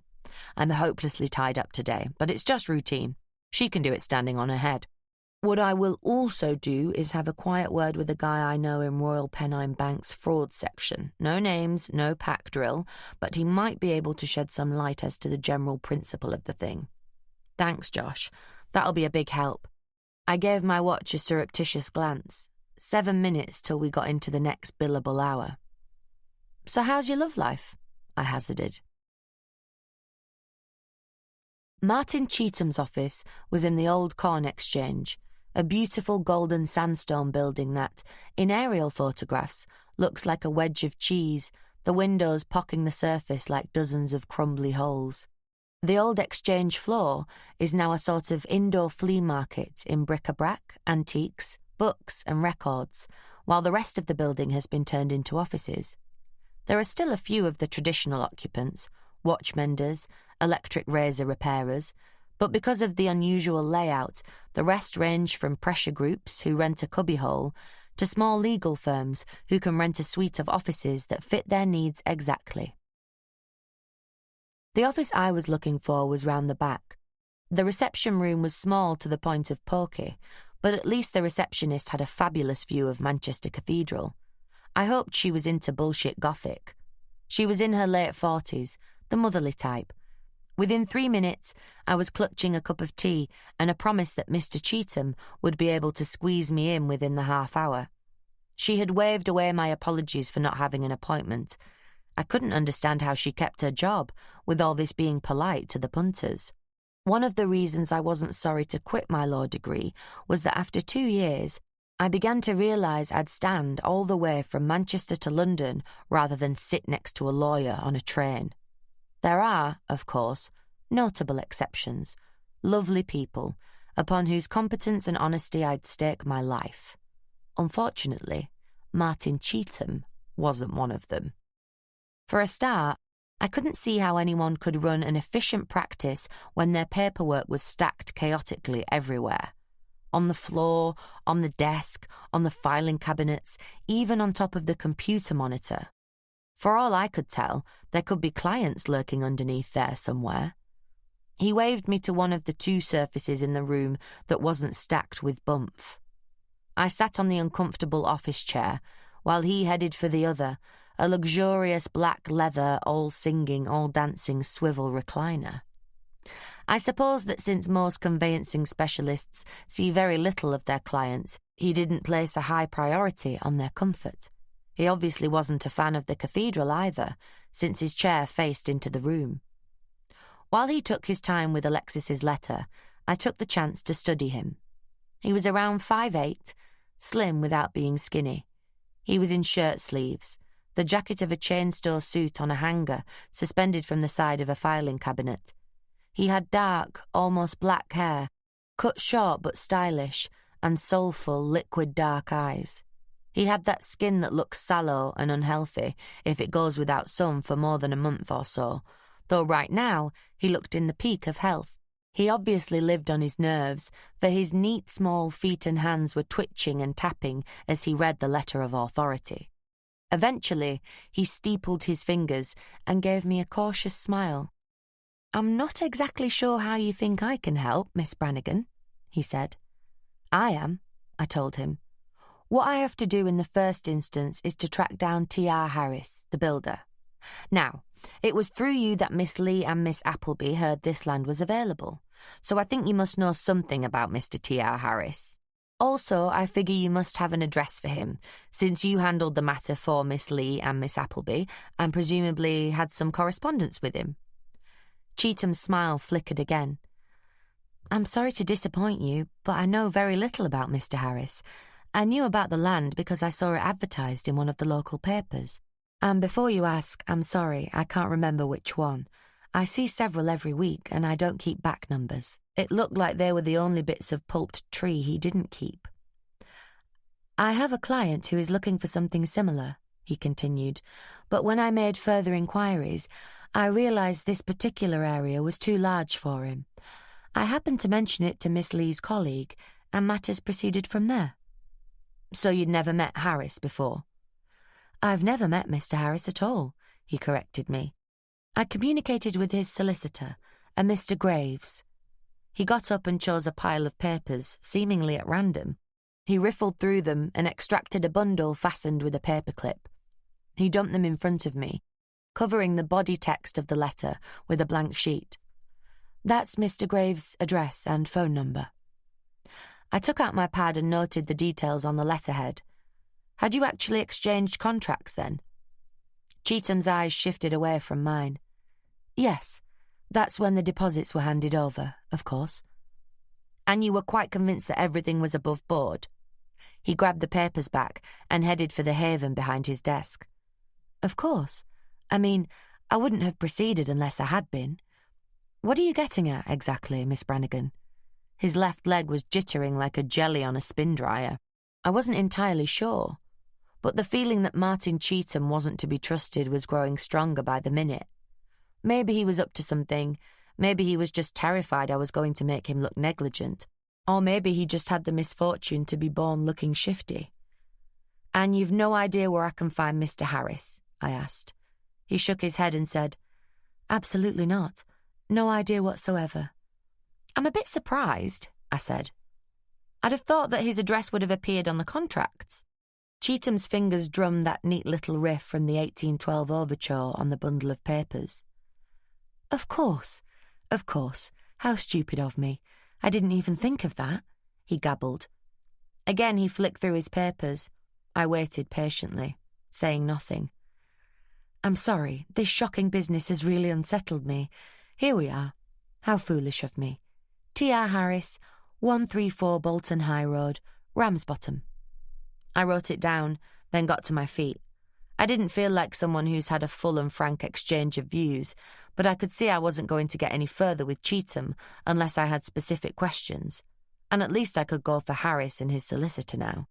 I took a shortcut down the back stairs, a rickety wooden flight that always makes me feel like I've stepped into a time warp. My spirits descended as I did. I still had some conservatories to check out southwest of the city, and I was about as keen on that idea as I was on fronting up T.R. Harris's brief. But at least I was getting paid for that. The thought lifted my spirits slightly, but not as much as the hunk I clapped eyes on as I yanked open the street door.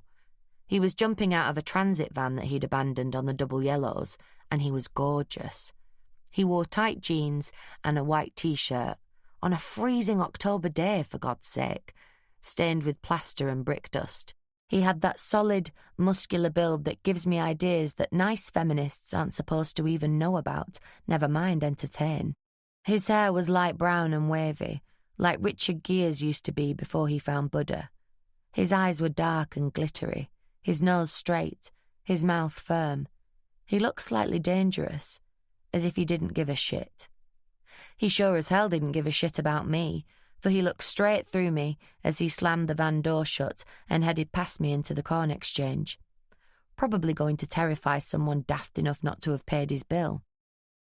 He had that determined air of a man in pursuit of what's owed to him. Ah well, you lose some and you lose some. I checked out the van and made a mental note. Renewations, with a Stockport phone number. You never know when you're going to need a wall built, say across a conservatory. Chapter 6. I stopped by the house to pick up my sports bag. I figured if I was on that side of town anyway, I might as well stop in at the Thai boxing gym and see if there was anyone around to share a quick workout. It would be better for me than lunch, and besides, after the breakfast I'd had, I needed to do something that would make me feel good about my body. Alexis was long gone, and Richard appeared to have returned to his own home. There was a message on the answering machine from Shelley, so I called in. Sometimes she really winds me up. I mean, I was going to check in anyway, but she'd managed to get her message in first and make me feel like some school kid dogging it. "Mortensen and Brannigan, how may I help you?" She greeted me in the worst mid-Atlantic style. That wasn't my idea, I swear. I don't think it was Bill's either. "Brannigan, how may I help you?" I said. "Hi, Kate. Where are you?" "I'm passing through my living room between tasks," I replied. "What's the problem?" "Brian Chalmers of Farmhouse called. He says he needs to talk to you. ASAP, not lad. M&B code for as soon as possible, not life and death." "Right. I have to go over to Urmston anyway, so I'll come back via Trafford Park and see him. Can you fix up for me to see him around 2? I'll call in for an exact time." "Fine. And Ted Barlow rang to ask if you've made any progress.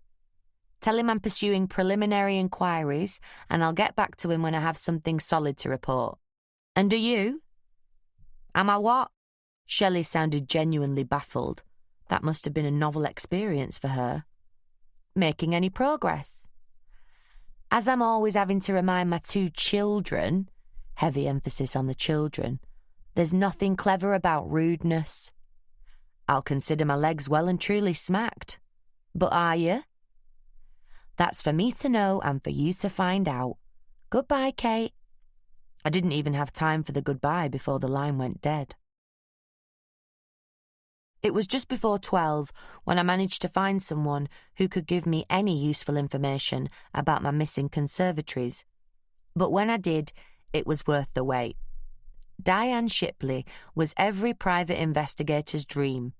She lived at the head of Sutcliffe Court, her bungalow commanding a view of the whole close. With a corner of my brain, I had noted the raised flower beds and the ramp leading up to the front door, but it still didn't stop me having my eyes at the wrong level when the door opened. I made the adjustment and found myself staring down into a face like a hawk. Short, salt and pepper hair, dark beady eyes, deep set and hooded, narrow nose the shape of a puffin's beak, and, incongruously, a wide and humorous mouth. The woman was in a wheelchair, and it didn't seem to bother her in the slightest. I delivered my usual spiel about the house next door's conservatory, and her face relaxed into a smile. "You mean Rachel Brown's conservatory?" she inquired. I checked my list. "I've got Rowena and Derek Brown," I said. "Ah," said the woman. "Dirty work at the crossroads. You better come in. My name's Diane Shipley, by the way." I introduced myself as I followed her down the hall. We turned left into an unusual room. It ran the whole depth of the house, with windows on 3 walls, giving a sensation of light and air. It was painted white, with cork-tiled flooring. The walls were decorated with beautifully detailed drawings of flowers and plants. Across one corner was a draftsman's table, set at the perfect height for her chair. "I illustrate children's books for a living," she said. "The other stuff I do for fun," she added, gesturing at the walls. "In case you were wondering, I had a riding accident 8 years ago. Dead from the waist down." I swallowed. "Right, sorry about that." She grinned. "That's not why I told you. I find that if I don't, people only concentrate on half of what I'm saying because they're so busy wondering about my disability. I prefer 100% attention. Now, how can I help you?" I trotted out the old familiar questions, but this time I got some proper answers. When I'm working, I tend to do a fair bit of staring out of the window, and when I see people in the court, I must confess I watch them. I look at the way their bodies move, the shapes they make. It helps when I'm drawing action. So, yes, I notice quite a lot about Rachel. "Can you describe her?" Diane wheeled herself across to a set of map drawers. "I can do better than that," she said, opening one and taking out an A4 file. She shuffled through the sheets of paper inside, extracted a couple, and held them out to me. Curious, I took them from her. They were a series of drawings of a head, some quite detailed, others little more than a quick cartoon of a few lines. They captured a woman with small, neat features, sharp chin, face wider across the eyes. Her hair was shoulder-length, wavy. It was streaked, Diane said, following my eyes. I wondered a couple of times if it might be a wig. It always looked the same. Never looked like she'd just been to the hairdresser. If it was a wig, though, it was a good one. You couldn't tell, not even face to face. How well did you know her? I asked. At first, not at all. She didn't spend that much time here. It was May when she moved in, and really she was only here perhaps 3 or 4 nights a week, Monday to Friday. She was never here at weekends. Then one evening in June she came over. It was about 9:30, I'd guess. She said she had a gas leak and she was waiting for the emergency engineers. She told me she was nervous of staying in, especially since they had told her not to turn any lights on. So I invited her in and gave her a drink. White wine. I had a bottle open already. I loved it. A witness who could tell me what she'd had to drink 4 months before. And did she tell you anything about herself? Yes and no. She told me her name, and I remarked on the coincidence. She said yes, she had noticed when she exchanged contracts to buy the house that she had the same name as the vendors, but she'd got used to that kind of coincidence with a name like Brown. I was a little surprised because I had no idea that Rowena and Derek had actually sold the house. I had that feeling you get when you walk into a theatre halfway through the first act of a new play. What she was saying made perfect sense, but it was meaningless unless you'd seen the first 20 minutes. I'm sorry, you're going to have to run that past me a little more slowly. I mean, surely you realised they'd sold the house when they stopped living there and a new person moved in. It was her turn to give me the baffled look. But Derek and Ro haven't lived in the house for 4 years. Derek is an engineer in the oil industry, and he was away 2 weeks in 4, so Ro and I got to be really good friends. Then, 4 years ago, Derek was offered a 5-year contract in Mexico, with a company house thrown in, so they decided to rent out the house over here on a series of short-term lets. When Rachel moved in, I thought she was just another tenant until she told me otherwise. But surely you must have realised the house was up for sale. I mean, even if there wasn't an estate agent's board up, you can't have missed them showing people round, I remarked. Funny you should say that. It's exactly what I thought. But Rachel told me that she'd seen it advertised in the Evening Chronicle and that she'd viewed it the next day. Perhaps I was out shopping, or she came after dark one evening when I wasn't working. Anyway, I saw no reason to doubt what she was telling me. Why lie about it, for heaven's sake? It's not as if renting a house is shameful. A laugh bubbled up in Diane's throat. Was she on her own, or was she living with someone? I asked. She had a boyfriend, but he was never there unless she was, and he wasn't always there even if she was. I tended to see him leave rather than arrive, but a couple of times I saw him pay off a taxi around 11 o'clock at night. Did he leave with Rachel in the mornings? I couldn't see how this all fitted together, but I was determined to make the most of a cooperative witness. Diane didn't even pause for thought. They left together. That's why I don't have any drawings of him. She was always between me and him, and he always got in the passenger side of the car, so I never really got a clear view of him. He was stylish, though. Even at a distance I could see he dressed well. He even wore a Panama hat on sunny mornings. Can you believe it? A Panama hat in Urmston. Like cordon bleu in a motorway service station, it was a hard one to get my head round. So tell me about the conservatory. This time she did take a moment to think. It must have been towards the end of July, she said slowly but without hesitation. I was away on holiday from the 1st to the 15th of August. The conservatory went up a couple of days before I left. Then when I came back from Italy, they'd all gone. The conservatory, Rachel Brown and a boyfriend. 6 weeks ago, a new batch of tenants arrived, but I still don't know if Rachel has let the house, or indeed if Rachel ever bought it in the first place. All I know is that the chaps in there now rented it through the same agency that Derek and Ro used, DKL Estates. They've got an office in Stretford, but I think their head office is in Warrington. I was impressed. You're very well informed, I said. It's my legs that don't work, not my brain. I like to make sure it stays that way. Some people call me nosy. I prefer to think of it as a healthy curiosity. What are you anyway? Some kind of bailiff? And don't give me that stuff about being a representative of the conservatory company. You're far too smart for that.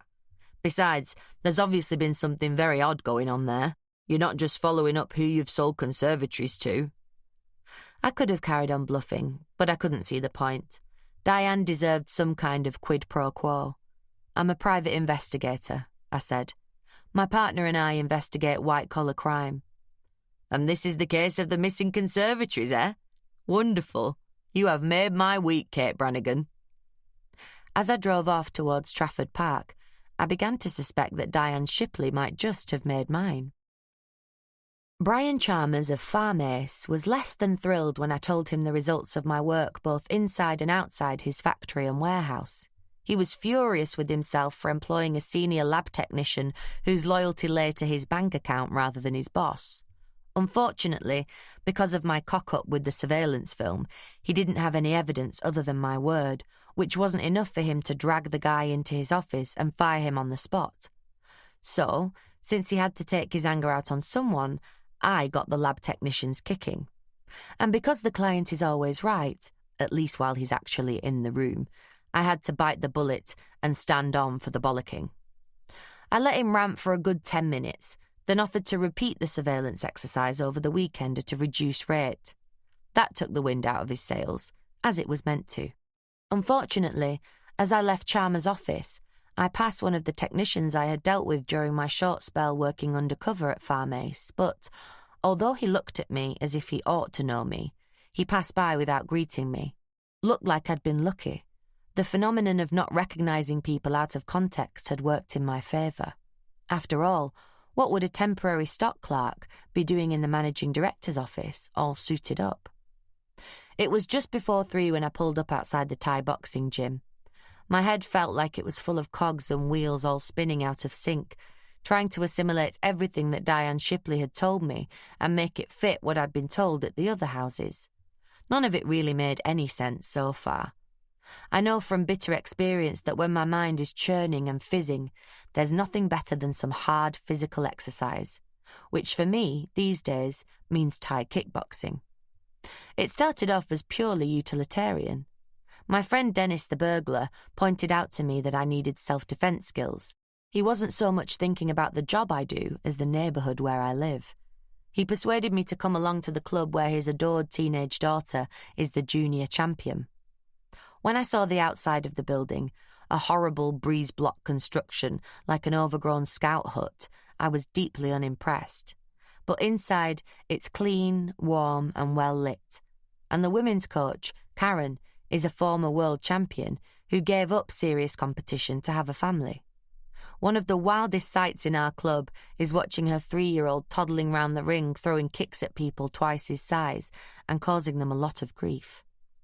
I was in luck, for Karen was in the tiny cubicle she calls an office, desperate for an excuse to avoid doing the paperwork. She was in luck too, for I was so bagged off at the verbal beating I'd had from Brian Chalmers that I gave her the most challenging workout I'd ever managed. Left to their own devices, the tumblers in my brain started to slot into place. By the time we'd finished trading blows, I knew where I had to look next, on the trail of the missing conservatories. Chapter 7. Since the land registry keeps office hours rather than supermarket ones, I couldn't have done anything more that afternoon, even supposing they didn't insist that you make a prior appointment to look at the registers. The real blow was that Ted had inconsiderately sold his conservatories to properties that were covered by 2 separate offices. The Warrington ones came under Birkenhead, the Stockport ones under Lytham St Anne's, an arrangement about as logical as having London covered by Southampton.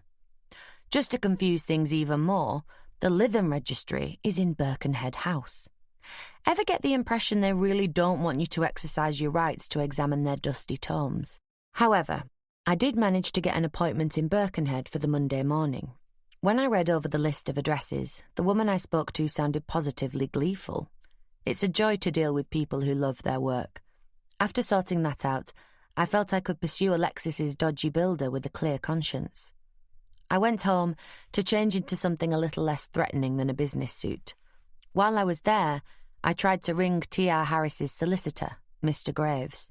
The number rang out without response. The idleness of some of the legal profession never ceases to amaze me. 4:20, and everyone had knocked off for the day. Maybe Thursday was early closing day in Ramsbottom. I couldn't find T.R. Harris in the phone book, which was annoying but not too surprising, given the habits of builders. My hair was still damp from my shower at the gym, so I gave it a quick blast with the hairdryer. I decided a couple of months ago to let it grow. Now it's reached my shoulders, but instead of growing longer, it just seems to get wilder. And I've noticed a couple of grey hairs in among the auburn. Some hair colours go grey gracefully, but auburn ain't one of them. So far, there are few enough to pull out, but I suspect it won't be long before I have to hit the henna, like my mother before me. Muttering under my breath, I chose a pair of russet trousers, a cream polo neck angora and lambswool jumper, and a tweedy jacket. Now the nights were drawing in, it was time for my favourite winter footwear, my dark tan cowboy boots that might have seen better days but fit like a pair of gloves. Just the thing for a trip to the horrid, nasty, windy, wet, dark countryside. If you have to abandon the city, you might at least be dressed for it. Remembering the lack of streetlights out there, I slipped a small torch in my bag. As I drove across town towards the motorway, I decided that I needed to track down the farmer who had sold the land to T.R. Harris in the first place. But on the way, I decided to check out Harris's premises. I wanted to know where I could lay hands on him once I had my ammunition. 134 Bolton High Road wasn't the builder's yard I'd been expecting. It was a corner shop, still open for the sale of bread, chocolate, cigarettes, and anything else the forgetful had omitted to lay in for the evening's viewing. An old-fashioned bell on a coiled spring jangled as I opened the door. The teenage lad behind the counter looked up from his motorbike magazine and gave me the once-over reserved for anyone who hadn't been crossing the threshold on a regular basis for the last 15 years. "I'm looking for a builder," I said. "Sorry, love, we don't sell them. There's no demand, you see." He struggled to keep a straight face, but failed. "I'm demanding," I said. I waited for him to think of the reply. He only took a few seconds. "I bet you are, love." "Can I help?" "A builder called Harris. T.R. Harris. This is the address I've got for him. Do you act as an accommodation address for people?" He shook his head. "Me mum won't stand on for it. She says people who won't use their own address must be up to no good. Tom Harris, the guy you're looking for, he rented one of the offices upstairs for a couple of months. Paid cash and all." "So you don't live over the shop then?" "No." He closed his magazine and leaned back against the cigarette shelves, happy to have a break in routine. "Me mum told me dad it was dead common. Made him buy the house next door. He turned the upstairs here into offices. Brian Burley, the insurance broker, he's got 2 offices and a share of the bathroom and kitchenette. He's been here 5 years, ever since me dad did them up. But the other office, that's had loads of people through it. I'm not surprised. You couldn't swing a rat in there, never mind a cat."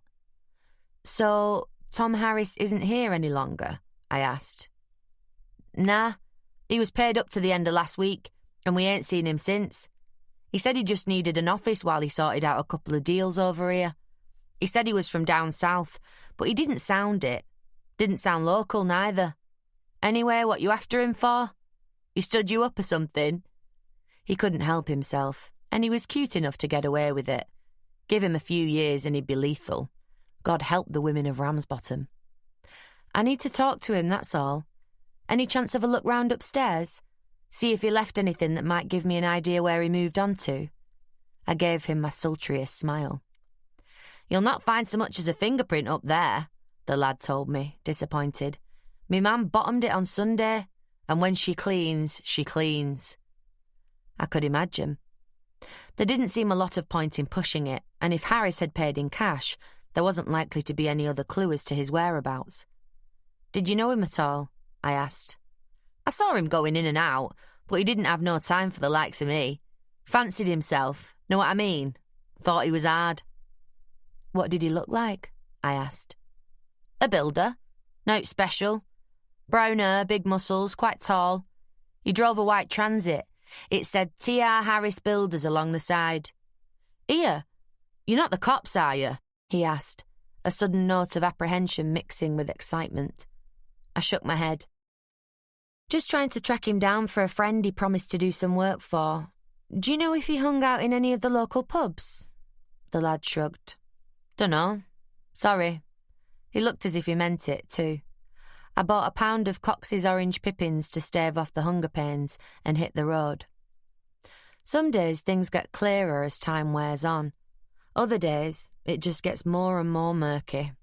This one looked like a goldfish bowl that hasn't been cleaned since Christmas.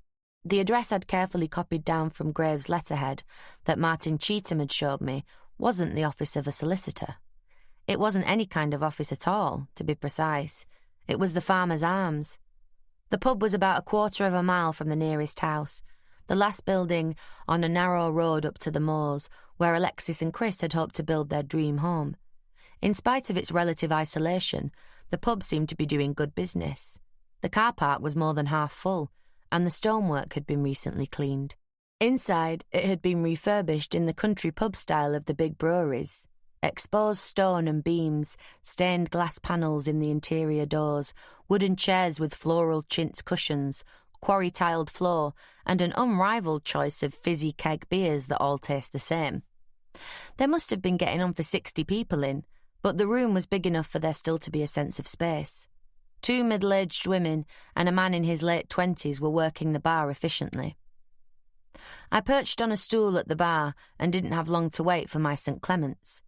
I watched the clientele for 10 minutes or so. They sounded relatively local and were mostly in their 20s and 30s. Beside me at the bar was the kind of group I imagined T.R. Harris would feel one of the lads with. But first, I had to solve the problem of the moody address for his solicitor. I waited for a lull, then signalled one of the barmaids. "Same again, love?" she asked. I nodded, and as she poured, I said, "I'm a bit confused. Is this 493 Moor Lane?" It took a bit of consultation with bar staff and customers, but eventually consensus was reached. 493 it was. "I've been given this as the address for a bloke called Graves," I told them. For some reason, the men at the bar convulsed with laughter. The barmaid pursed her lips and said, "You've got to excuse them. They're not right in the head. The reason they're laughing is the pub car park backs onto the churchyard. We're always having a to-do with the vicar because idiots that know no better go and sit on the gravestones with the pints in the summer." I was beginning to feel really pissed off with T.R. Harris and his merry dance. Wearily, I said, "So there's no one here by the name of Graves? And you don't let rooms or have any offices upstairs?" The barmaid shook her head. "Sorry, love. Somebody's been having you on." I forced a smile. "No problem. I don't suppose any of you know a builder called Tom Harris. Bought some land up the road from here." There were smiles and nods of recognition all around me. "That's the fellow that bought Harry Cartwright's 12-acre field," one said. "The man from nowhere," another added. "Why do you say that?" I asked. "Why are you asking?" he countered. "I'm trying to get hold of him in connection with the land that he bought. He doesn't own it anymore. He sold it last week," the barmaid said. "And we haven't seen him since." "How long has he been coming in here?" I asked. "Since he first started negotiating with Harry about the land. Must be about 3 months ago, I'd guess," one of the men said. "Good company. Had some wild stories to tell."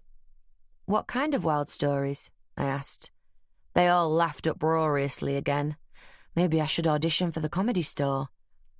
"Not the kind you tell when there are ladies present," one of them wheezed through his laughter. I couldn't believe I was putting myself through this out of friendship.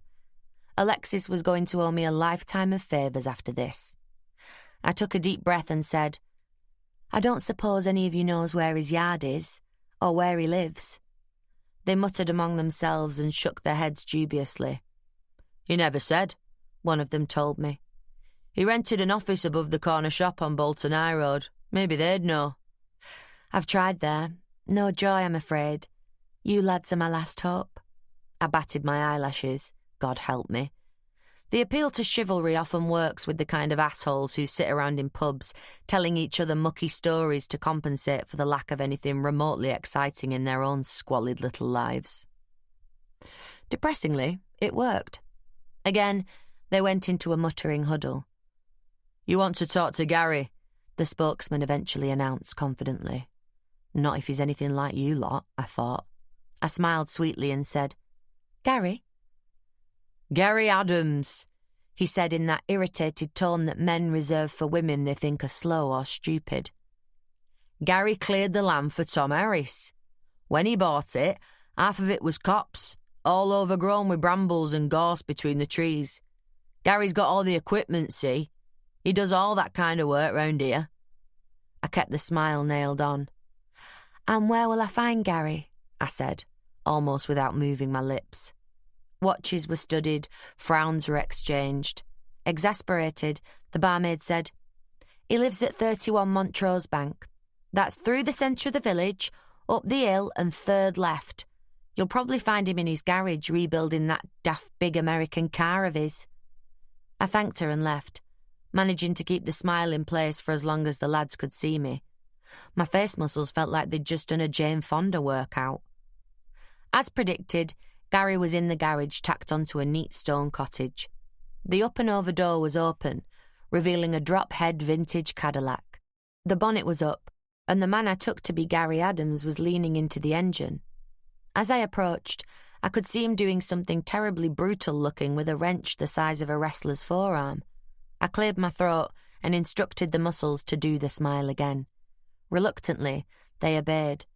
Gary glanced up, surprised. He was in his mid-30s, with a haircut that looked like it came right out of national service. "Gary?" I said. He straightened up, placed the wrench lovingly on the engine block, and frowned. "That's right. Who wants to know?" Time for another fairy story. "My name's Brannigan. Kate Brannigan. I'm an architect. A friend of mine bought some land from Tom Harris, and she needs to get in touch with him about another deal. The lads at the Farmer's Arms reckon you might know where I can find him." Gary gave a knowing smile as he wiped his hands on his oily overalls. "Owes you money, does he?" "Not exactly," I said, "but I need to speak to him." "Why? Does he owe you?" Gary shook his head. "I made sure of that. He's kind. They're 10 a penny. Ask you to do a job, you do it, you tell them what they owe, they ignore you. So, I made him pay up in cash, half before, half after. Glad I did and all, looking at the way he's sunk without trace since he sold them plots on." "What made you think he was dodgy?" Gary shrugged. "I didn't know him, that's all. He wasn't from round here, and he obviously wasn't stopping neither." This was like drawing teeth. Sometimes, I think I might have been better suited to a career in psychotherapy. The punters might not want to talk to you either, but at least you get to sit in a warm, comfy office while you're doing it. "What makes you say that?" I asked. "When you're in business and you're planning to stop somewhere, you get a local bank account, don't you? Stands to reason," he said triumphantly. "And Tom Harris didn't?" "I saw his checkbook. He was going to give me a cheque for the advance on the work, but I said no way, I wanted cash. But I got a good enough look at it to see that it wasn't a local bank that he had his account with." I tried to hide the deep breath. "Which bank was it?" I inquired, resisting the temptation to kickbox him to within an inch of his life. "Northshire's Bank, in Buxton. That isn't even in Lancashire. And the account wasn't in his name either. It was some business or other." I opened my mouth, and a smile twitched at the corner of Gary's mouth as he anticipated me. I didn't pay attention to the name. I just noticed that it wasn't Tom Harris. "Thanks, Gary," I said. "You've been a big help. I don't suppose you'd know anybody else who might know where I can get hold of Tom Harris?" "It's really important, is it?" he asked. I nodded. "Harry Cartwright's the farmer who sold him the land. He might know." "Where's his farm?" I asked. Gary shook his head with the half-smile of a man who's dealing with a crazy lady. "How good are you with Dobermans? And if you get past him, he'll have his shotgun ready and waiting. He's not an easy man, Harry." I must have looked like I was going to burst into tears. I imagine he thought they were tears of despair. They were really tears of frustration.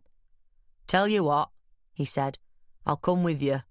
Give me a minute to get out of my overalls and phone the old bugger to let him know we're coming. He's known me long enough to talk before he shoots." I walked back to the car and turned the heater up full. I hate the country. Chapter 8. Within 10 minutes of leaving Gary's, we were driving up an unmetalled track. I stopped at a 5-barred gate festooned with barbed wire, and Gary jumped out to open it.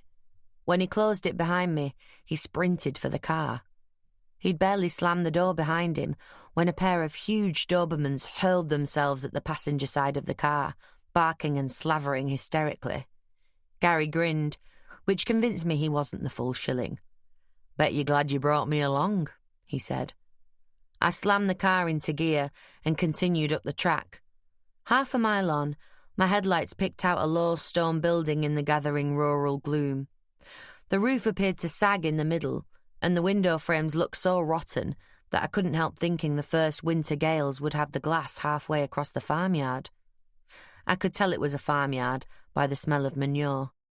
I drove as close as I could to the door, but before I could cut the engine, an elderly man appeared in the doorway. As confidently predicted by Gary, he was brandishing an over and under double-barreled shotgun. Just then, the dogs arrived and started a cacophony of barking that made my fillings hurt. I really love the country. "What now?" I demanded of Gary. The old man approached. He wore a greasy cardigan over a collarless shirt that might have started its life the colour of an oily rag, but I doubted it. He walked right up to the car and stared through the window, the gun barrels pointing ominously through the glass. My opinion of T.R. Harris's bottle had just gone up 100%. Having satisfied himself that my passenger really was Gary, Cartwright stepped back a few feet and whistled to the dogs. They dropped at his feet like logs. Gary said, "It's okay, you can get out." He opened his door and climbed out. Warily, I followed. I moved close enough to get a whiff of the old man. It was enough to make me pray we could conduct our business out in the farmyard. Cartwright said, "Gary says you're after Tom Harris. What I did with him was all legal, all above board." "I know that, Mr. Cartwright. I just need to speak to Tom, and no one seems to know where I can find him. I hoped maybe you would know." He tucked his gun under one arm and fumbled in the deep pocket of his grimy corduroy trousers and produced a document which he waved under my nose. "That's all I know," he said. I reached for it, but he snatched it back. "You can look, but you mustn't touch," he said, just like a 5-year-old. I held my breath and moved close enough to read it. It was an agreement between Henry George Cartwright of Stubley Stall Farm and Thomas Richard Harris of 134 Bolton High Road, Ramsbottom. I didn't have to read any further. I had more bells ringing in my head than Oxford on May morning. I smiled politely, thanked Harry Cartwright, and got back in my car. Looking bewildered, Gary folded himself in beside me, and we shot back down the track again. Thomas Richard Harris. Tom, Dick, and Harry. If Thomas Richard Harris was a straight name, I was Marie of Romania. By 11 on Friday morning, I was stir-crazy. Shelley was thrilled that I was stymied on our 2 paying jobs, the conservatories and the pharmaceuticals, and she wasn't about to let me bunk off and follow the clues to Alexis's conman. I was trapped in an office with a woman who wanted me to do paperwork, and I had no excuse to get away. By 10, all my files were up to date. By 11, my case notes were not only written, but polished to the point where I could have joined a writers' group and read them out. At 11:05, I rebelled. Clutching the Ted Barlow file, I sailed through the outer office, telling Shelley I was following a new lead. It led me all the way to the corner house coffee shop, where I browsed through the file as I sipped a cappuccino. As I ploughed through my interview notes yet again, it hit me. There was something I could do while I was waiting for my Monday morning appointment at the land registry. DKL Estates, the estate agents Diane Shipley had mentioned, was a shopfront opposite Chorlton Baths. DKL looked reasonably prosperous, but I realised almost immediately that there was a good reason for that. They specialised in renting and in selling the kind of first-time buyer properties that shift even at the bottom of a recession. There are always people desperate to climb onto the property ladder, not to mention the poor sods trading down. It looked to me as if they'd also got a significant number of ex-council houses on their books, which took a bit of courage. Their gamble seemed to have paid off in terms of customers, though. One woman walked in just ahead of me, but there were already a couple of other serious browsers. I joined them in their study of properties for sale. The woman I had followed in selected a couple of sets of details, then approached the young man behind the desk that sat at an angle to the room. He looked as if he should be in a classroom swatting for his GCSEs. I know they say you should worry when the policemen start looking younger, but estate agents... She asked in a low, cultivated voice if she might arrange to view both properties. I was surprised. She was wearing a knitted Italian suit that couldn't have cost less than £300. Her shoes looked like they'd come from Bali or Ravel.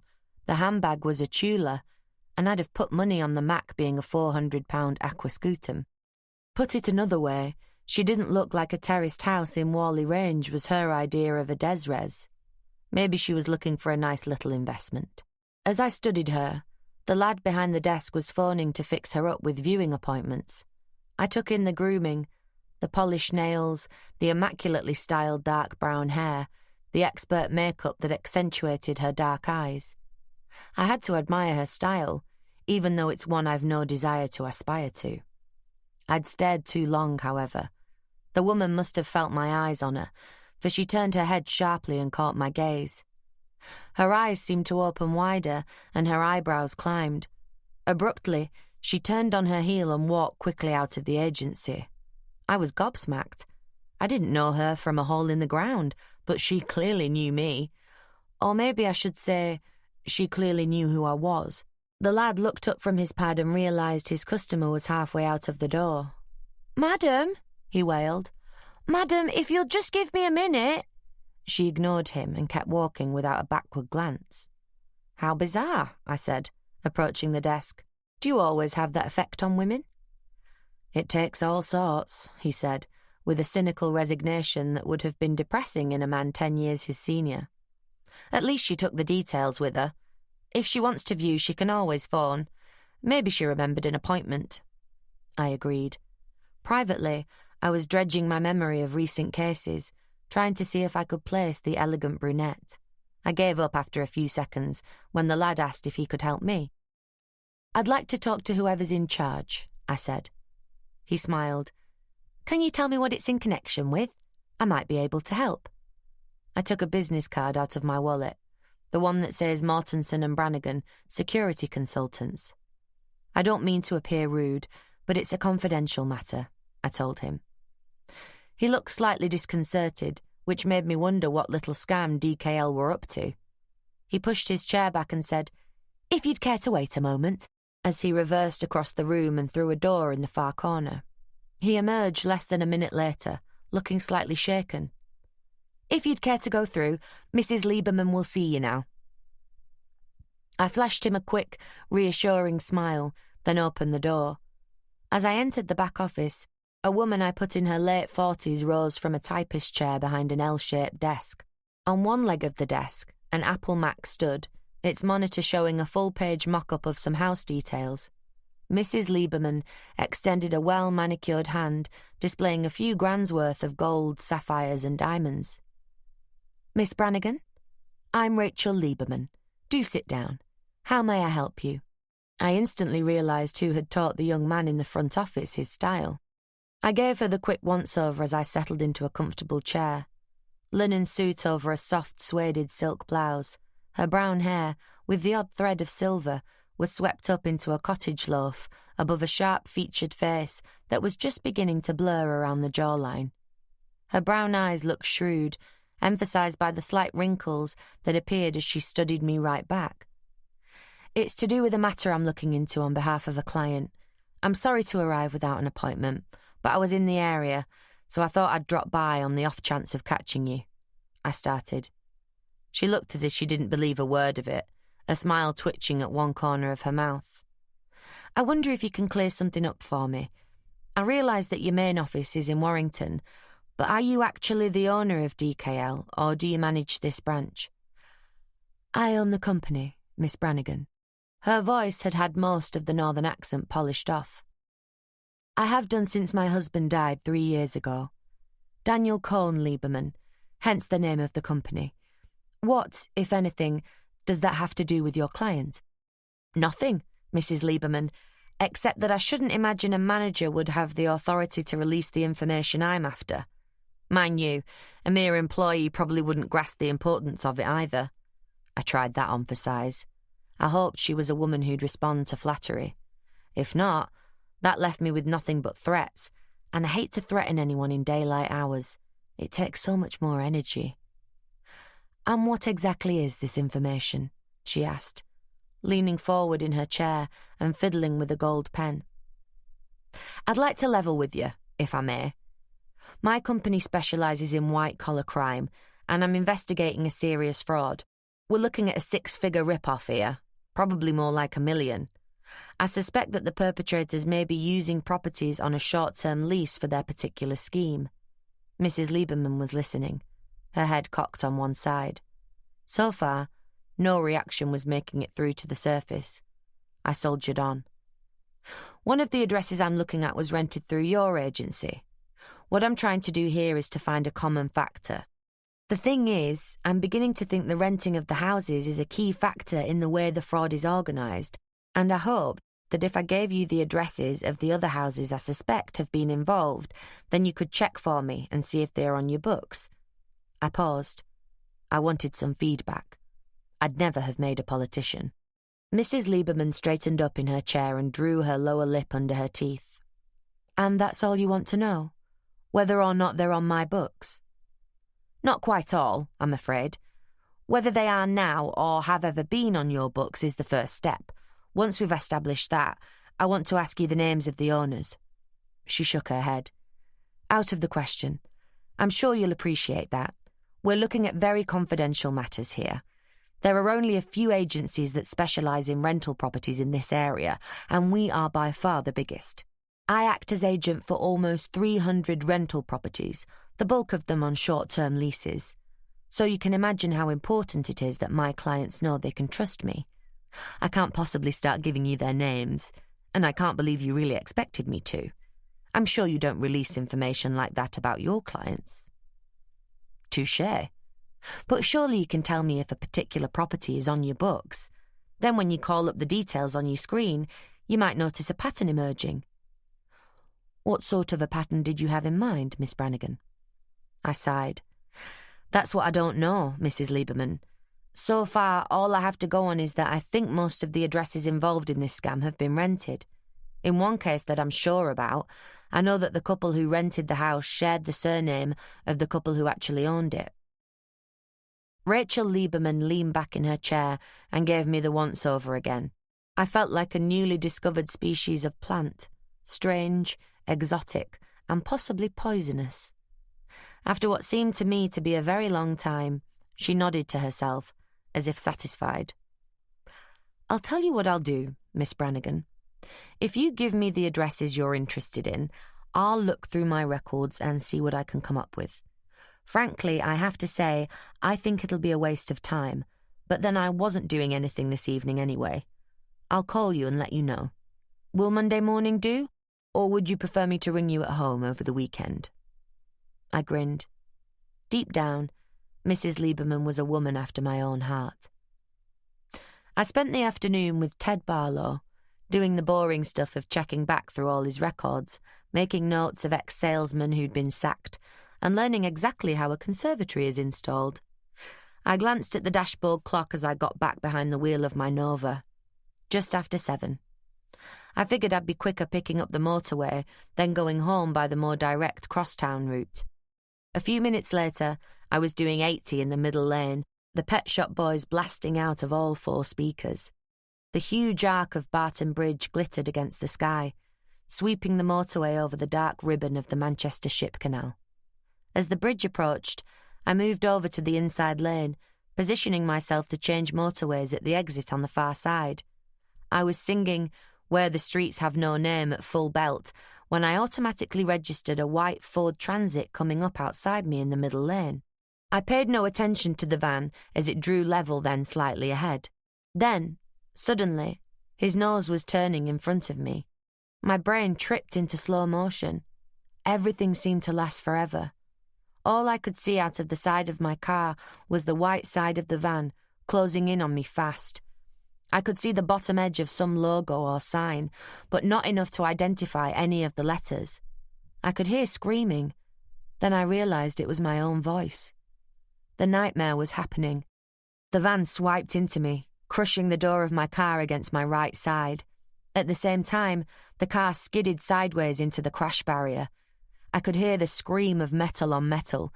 I could feel the rise in temperature from the friction heat. I could see the barrier buckle. I could hear myself sobbing, "Don't brake, bastard thing, don't brake!"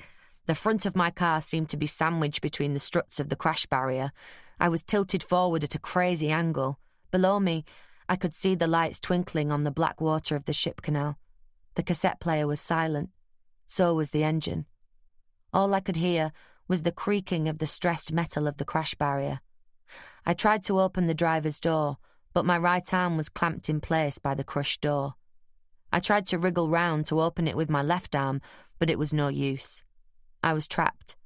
I was hanging in space, 100 feet above the empty depths of the canal, and the Ford Transit was long gone. Chapter 9. I came to a very important decision sitting in a cubicle in the casualty department of Manchester Royal Infirmary. Time for a yuppie phone. I mean, have you been in a casualty department lately? Because I was a road traffic accident, I was whizzed straight through the waiting area on a trolley and deposited in a cubicle. Not that that meant I was going to be attended to any more quickly, oh no. I realised pretty soon I was supposed to regard this as my very own personal waiting room. And me not even a private patient. I stuck my head out of the curtains after about 10 minutes and asked a passing nurse where I could find a phone. She barked back at me, "Stay where you are. Doctor will be with you as soon as she can." I sometimes wonder if the words that people hear are the same ones that come out of my mouth. I tried again a few minutes later. Different nurse. "Excuse me, I was supposed to be meeting someone before I had this accident, and he'll be worried." Not bloody likely, I thought. Not while we're in the same calendar month. "I really need to phone him," I pleaded. I didn't want sympathy, nor to allay his non-existent worries. I simply didn't feel up to walking the half-mile home or coping with a taxi. Yes, all right, I admit it, I was shaken up. To hell with the tough guy private eye image. I was trembling. My body felt like a 5'3" bruise, and I just wanted to pull the covers over my head. The second nurse had clearly graduated from the same charm school. "Doctor is very busy. She doesn't have time to wait for you to come back from the phone." "But Doctor isn't here," I said. "I'm not convinced that Doctor is even in this hospital." "Please wait in the cubicle," she ordered as she swept off. That was when I realised that my resistance to a mobile phone was a classic case of cutting off my nose to spite my face. Never mind that they always ring at the least convenient moment. Never mind that even the lightest ones are heavy enough to turn your handbag into an offensive weapon or wreck the line of your jacket. At least they can summon knights in shining armour. I'll rephrase that. At least they can summon rock journalists with customised hot pink Volkswagen Beetle convertibles. They let me at a phone about an hour and a half later, when they'd finally got round to examining me, X-raying me and prodding all the most painful bits. The doctor informed me that I had deep bruising to my spine, ribs, right arm and right leg, and some superficial cuts to my right hand, where the starburst from the driver's window had landed. Oh, and shock, of course. They gave me some painkillers and told me I'd be fine in a few days. I went through to the waiting room, hoping Richard wouldn't be long. A uniformed constable walked over and sat down beside me. "Miss Brannigan?" he said. That's right. I was beyond surprise. The painkillers had started to work. "It's about the accident. A few questions, I'm afraid." I closed my eyes and took a deep breath. That was my first mistake. My ribs had decided to go off duty for the night, and I ended up doubled over in a gasping cough. Of course, that was precisely the moment Richard chose to arrive. The first I knew of it was the yell, "Oi, you leave her alone! Jesus, don't you think she's been through enough tonight?" Then he was crouched in front of me, gazing up into my eyes, genuine fear and concern in his face. "Brannigan," he murmured, "you're not fit to be let out on your own, you know that." If I hadn't feared it would kill me, I'd have laughed. This, from the man who gets to the corner shop and forgets what he went out for. All of a sudden, I felt very emotional. Must have been the combination of the shock and the drugs. I felt a hot tear trickle down my nose. "Thanks for coming," I said in a shaky voice. Richard patted my shoulder softly, then straightened up. "Can't you see she's in a state?" he demanded. I twisted my head round to look at the constable, a young lad who was scarlet with embarrassment. The rest of the waiting room were avidly following the drama, momentarily forgetting their own pain. "I'm sorry, sir," the cop mumbled, "but I need to get some details of the accident from Miss Brannigan so we can take appropriate action." Richard appeared to relax slightly. Uh-oh, I thought. "And you can't wait till morning? You have to harass an innocent woman? What's your problem, pal? Got no real criminals out there in the naked city tonight?" The constable looked hunted. His eyes flickered round the room, desperately seeking a TARDIS. I took pity. "Richard, leave it. Just take me home, please. If the constable needs some details, he can follow us there." Richard shrugged. "Okay, Brannigan, let's roll." We were halfway to the door when the cop caught up with us. Excuse me, I don't actually have your address." Richard said 4, I said 2, then we chorused, "Coverley Close." The copper looked completely bemused. Can I ask you to take me with you, sir? I'm afraid I haven't any transport here." The poor lad looked mortified. He looked even more mortified, folded into the back seat of Richard's Beetle, helmet on his knees. By the time I had dragged my weary body up the path, I was seriously considering a jacuzzi as well as a mobile phone. I certainly wasn't in the mood for a police interview, but I wanted to get it over with. We got name, address, date of birth and occupation, security consultant, out of the way, while Richard brewed up. The constable looked utterly bewildered when Richard dumped the tray on my coffee table, announced that I was out of milk, and wandered off into the conservatory. As Richard came back clutching half a bottle of milk, I put the young copper out of his misery. "The conservatory runs across the back of both houses," I explained. "That way, we don't get under each other's feet." "She means she gets out of washing my dishes and my socks," Richard said, settling down on the couch beside me. I winced as he leaned into me, and he pulled away quickly. "Sorry, Brannigan," he added, stroking my good arm. I outlined what had happened on Barton Bridge. I have to admit it was satisfying to see both Richard and the copper turn pale as I gave them the details. And then the fire brigade arrived and cut me free. Just about the time I should have been eating my first crispy prawn wonton, I added, for Richard's benefit. The constable cleared his throat. "Did you see the driver of the van at all, miss?" "No. I wasn't paying attention till it was too late. Far as I was concerned, it was just a van overtaking me." "And did the van have any identification?" "There was something, but I couldn't see what. It was higher than the top of my window. I could just catch the bottom couple of inches, and I didn't get his number either. I was too occupied with the thought of plunging into the ship canal. I mean, have you seen the state of the water in there?" The constable looked even greener. He took a deep breath. "And was it your impression that this was a deliberate attempt to run you off the road?" The $64,000 question. I tried to look innocent. It wasn't that I felt like being a hero and sorting it all out myself. I just couldn't cope with a long interrogation right then. Besides, that would mean giving them the kind of confidential client information that we're supposed to guard with our lives, and I couldn't do that without consulting Bill. "Officer, I can't imagine why anyone would want to do that," I said. "I mean, this is Manchester, not LA." I suppose I was in the guy's blind spot. If he was tired, or he'd had a few too many on the way home from work, he probably didn't even register I was there. Then when he hit me, he panicked, especially if he'd had a drink. I don't think it's anything more sinister than that. He fell for it. Right? He closed his notebook and got to his feet, replacing his helmet. I'm really sorry to have bothered you when you weren't feeling too good, but we want to catch this joker, and we had to see what you could tell us that might help. That's all right, officer. We all have our jobs to do, I said sweetly. Richard looked as if he was going to puke. See the nice officer out, Richard, would you? Richard returned. We all have our jobs to do, he mimicked. Dear God, Brannigan, where do you dig that shit up from?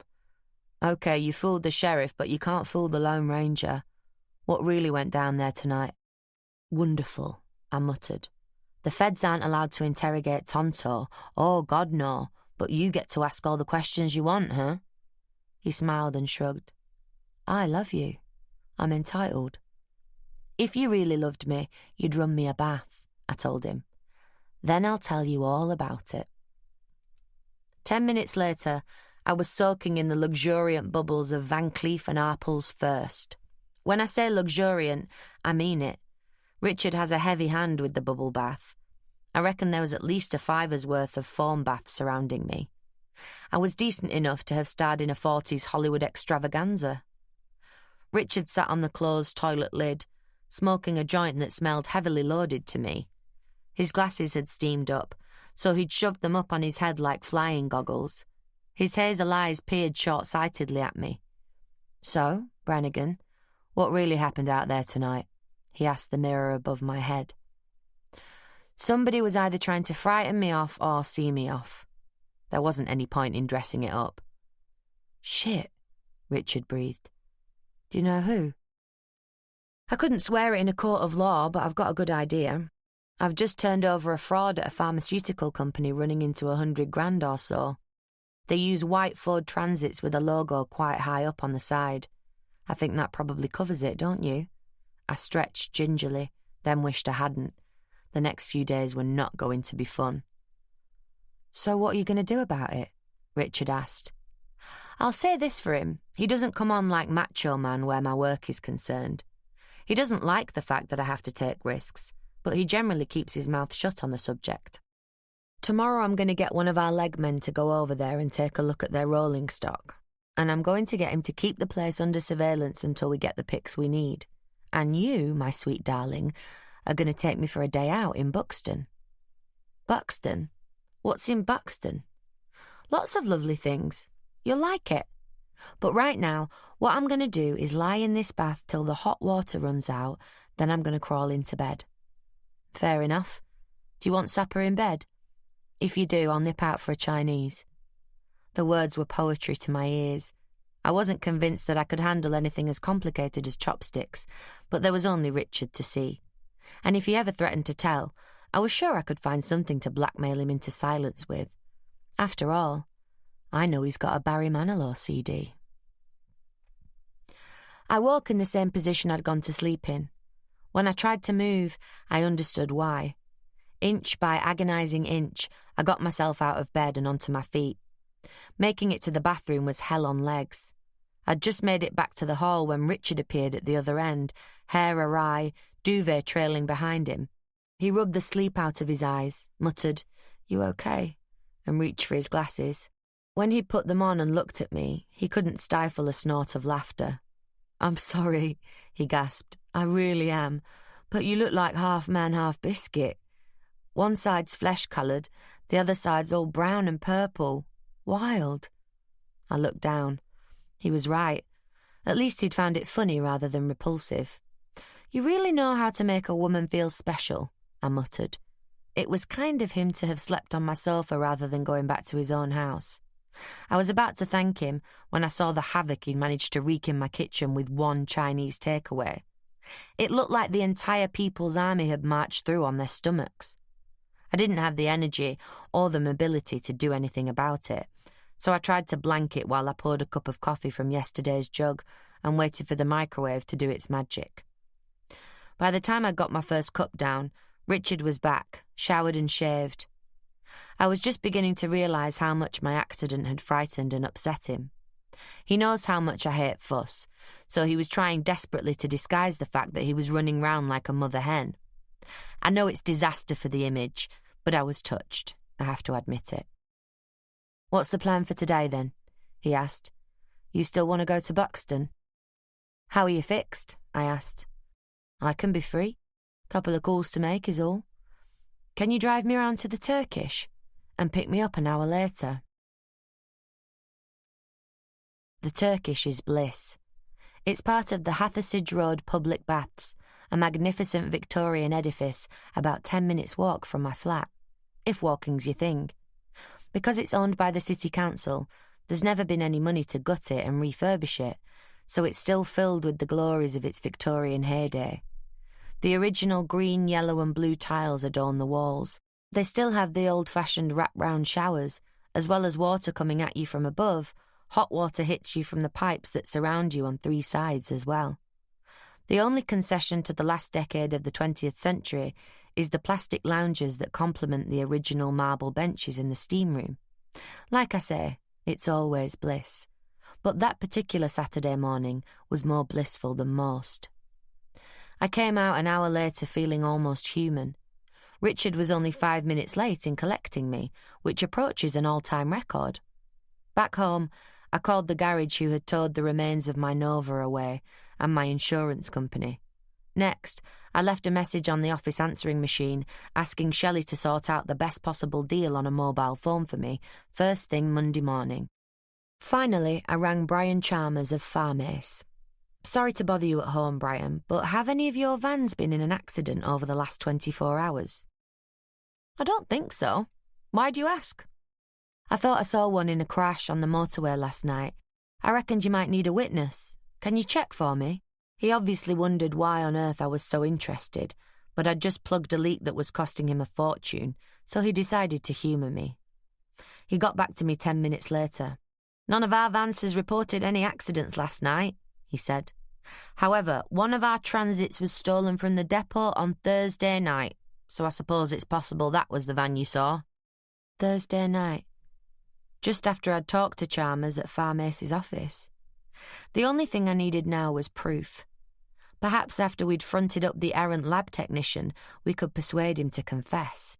By then, maybe I'd be fit enough to make his kidneys feel the way mine felt. We were just about to leave when the phone rang again. "Leave it!" Richard shouted from halfway down the hall. But I can't help myself.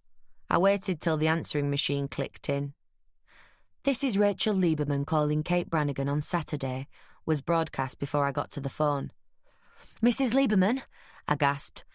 "Sorry, I was just walking through the door. Did you manage to go through those details?" "There is a pattern, Miss Brannigan. All but one of those properties are now or have been on our books. They are all rented out on short-term leases of between 3 and 6 months, and in every case, the tenants have shared the surname of the real owners." I nearly took a deep breath to calm my nerves before I remembered that wasn't part of my current repertoire. "Thank you very much, Mrs. Lieberman," I said. "You have no idea how much I appreciate it." "You're welcome. I enjoy a challenge now and again," she replied, a warmth in her voice I hadn't heard before. "It may not mean much, however. These are common names, Smith, Johnson, Brown. It's not such a big coincidence. By the way, I don't know if you're interested, but after I'd worked through these details, I checked out recent rentals. There are 3 other properties where the same pattern seems to be repeated. One was rented 3 months ago, the other 2 months ago, and the third 3 weeks ago." I closed my eyes and sent up a prayer of thanks. "I'm interested, Mrs. Lieberman. I don't suppose—" She cut me off. "Miss Brannigan, I like to think I've got good judgment. I faxed the addresses to your office overnight. I'm not happy with the idea that my business is being used, however innocently, in any kind of fraud. Keep me posted, won't you?" Keep her posted. I could find myself sending Chanukah cards this year. Chapter 10. I didn't get much chance to mull over what Rachel Lieberman had told me. I find I have some difficulty in concentrating when Edward II and the Red Hot Polkas are being played at a volume that makes my fillings vibrate. I know this is a measure of my personal inadequacy, but we all have to live with our little weaknesses, and it was keeping the chauffeur happy. I decided to put my new information in the section of my brain marked pending. Besides, until I'd been to the land registry and collated all the information from there, from Ted's records and the material Josh's Julia had faxed to the office the previous afternoon, I didn't want to fall in love with any theories that might distort my judgment. We made it to Buxton before lunch, with only a couple of wrong turnings. I'm not quite sure what I expected, but it wasn't what I got.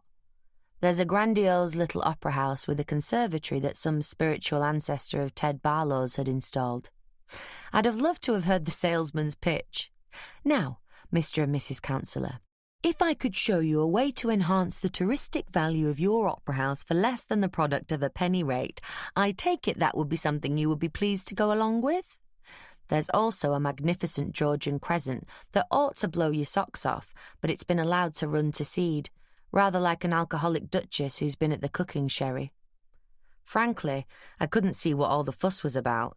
If this was the jewel in the crown of the Peak District, I wasn't keen on seeing the armpit. I guess growing up in Oxford spoiled me for any architecture in the grand style that isn't kept in tip-top condition. Like Oxford, Buxton is a victim of its own publicity. Everyone knows Oxford because of the university. What they don't realise is that it's really much more like Detroit. It's the motor car that puts money in the pockets of Oxford's shopkeepers, not the privileged inhabitants of the colleges. Walking round Buxton, it didn't take me long to figure out that it isn't culture or the spa that keeps the wheels of commerce turning there. It's limestone.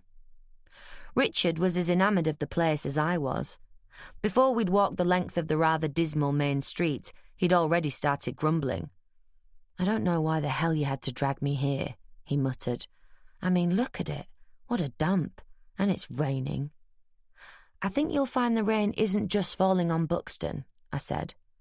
"I wouldn't bank on it," he replied gloomily. "It's a damn sight colder than it was in Manchester. I don't see why it shouldn't be a damn sight wetter too."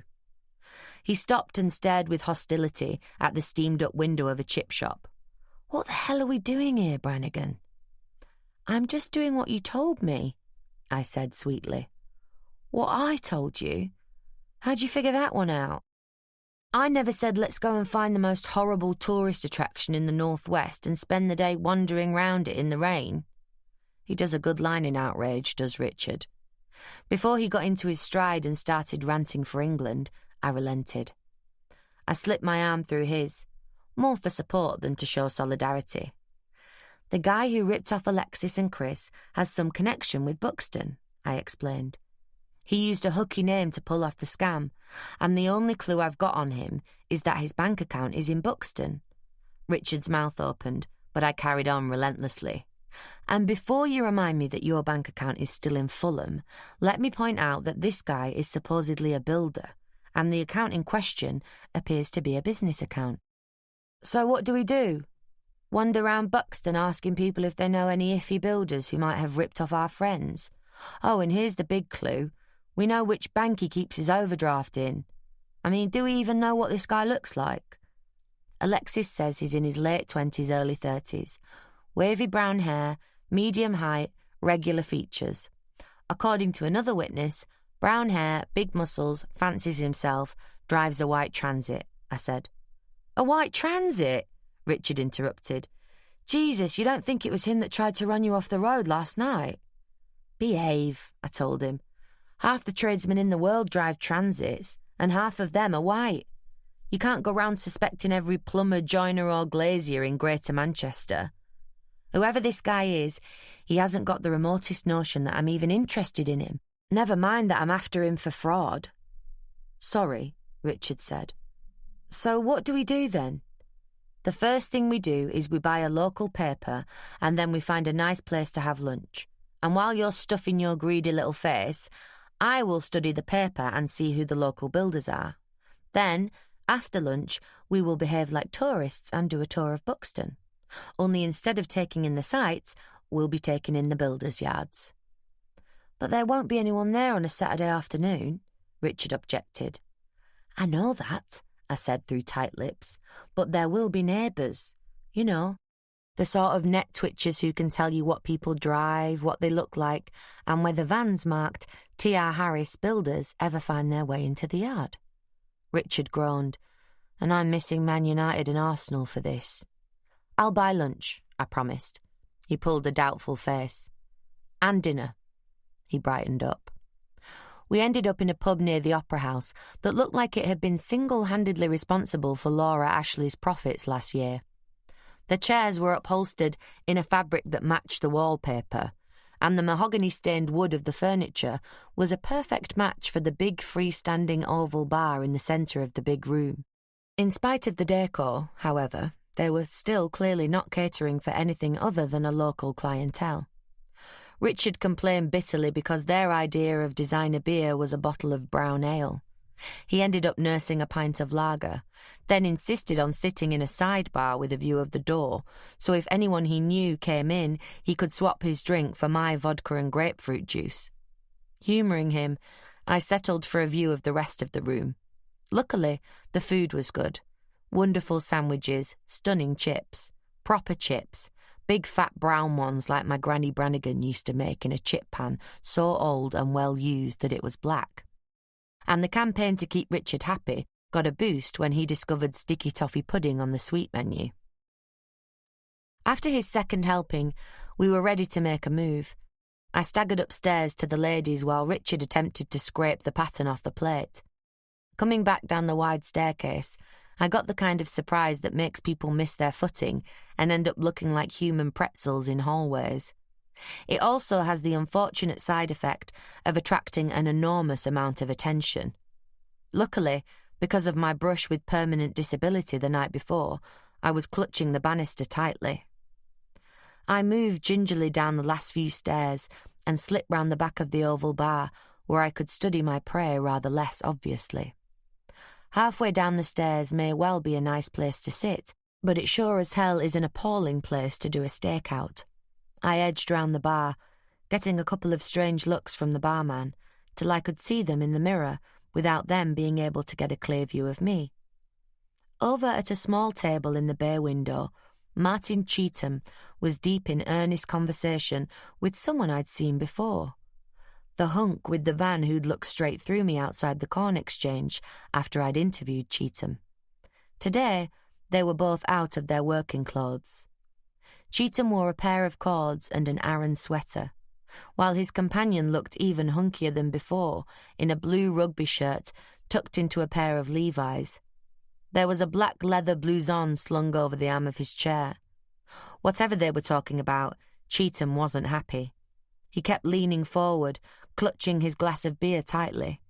His body was like a textbook illustration of tension.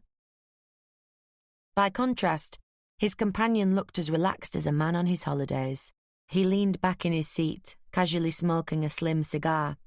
He kept flashing smiles at Cheetham, which didn't reassure him one little bit. They'd have reassured me if I'd been on the receiving end, no messing. He was seriously sexy. Unfortunately, it was beginning to look as if he might just be seriously villainous too. Here was Martin Cheetham, the man who had offered the land deal to Alexis and Chris, sitting drinking and talking with a guy in Buxton that I had pegged as a builder. And Alexis and Chris had been cheated out of their money on a deal arranged by the same Martin Cheetham with T.R. Harris, a builder with Buxton connections. I tried to remember the name on the van the hunk had parked outside the Corn Exchange, but the brain cell that had been taking care of the information appeared to be one of the ones that perished on Barton Bridge. I realised that watching the pair of them wasn't really getting me anywhere. I needed to be able to hear their conversation. I gave the layout of the room some attention. Obviously, I didn't want Cheetham to see me.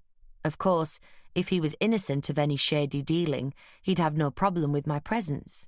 But I was beginning to have serious suspicions about his role in the business, so I wasn't about to take the chance.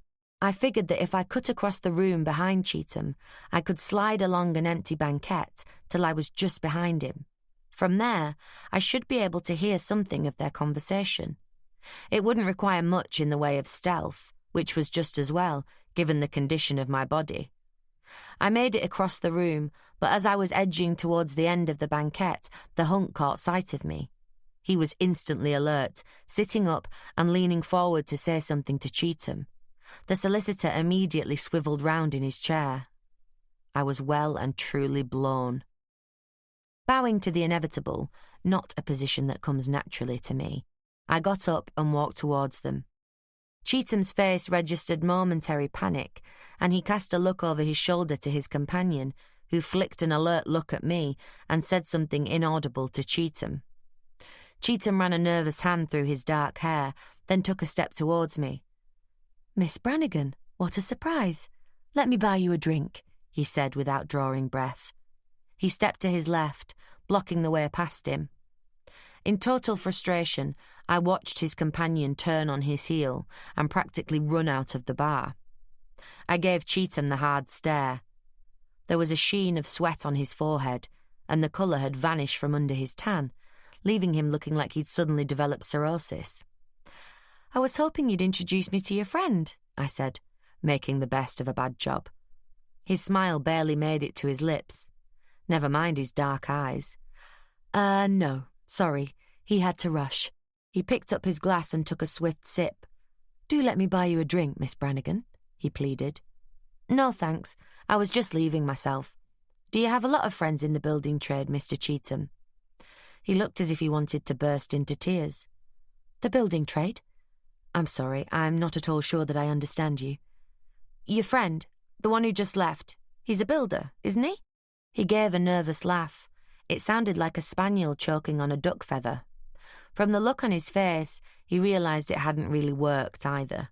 He shifted gear and tried for the throwaway approach. "You must be mistaken. John's a lorry driver. He works for one of the quarry companies." "You're sure about that, are you?" I asked. "Well," he said, recovering his poise, "I've known him and his family for years, and if he's not a lorry driver, he's done a good job of fooling the lot of us. I was at university with his sister." It was a great performance. I had no evidence. All I had were a lot of suspicions and one or two coincidences. It wasn't nearly enough to harass a member of the Law Society. "I'll be seeing you around," I said, trying to make it sound like a threat rather than a promise. I stalked off, the effect rather spoiled by the limp. I found Richard waiting crossly on the pavement outside the pub. "At last," he sighed. "Do you need to go to a chemist for some laxatives, or were you just enjoying the Buxton Advertiser so much you didn't notice the time?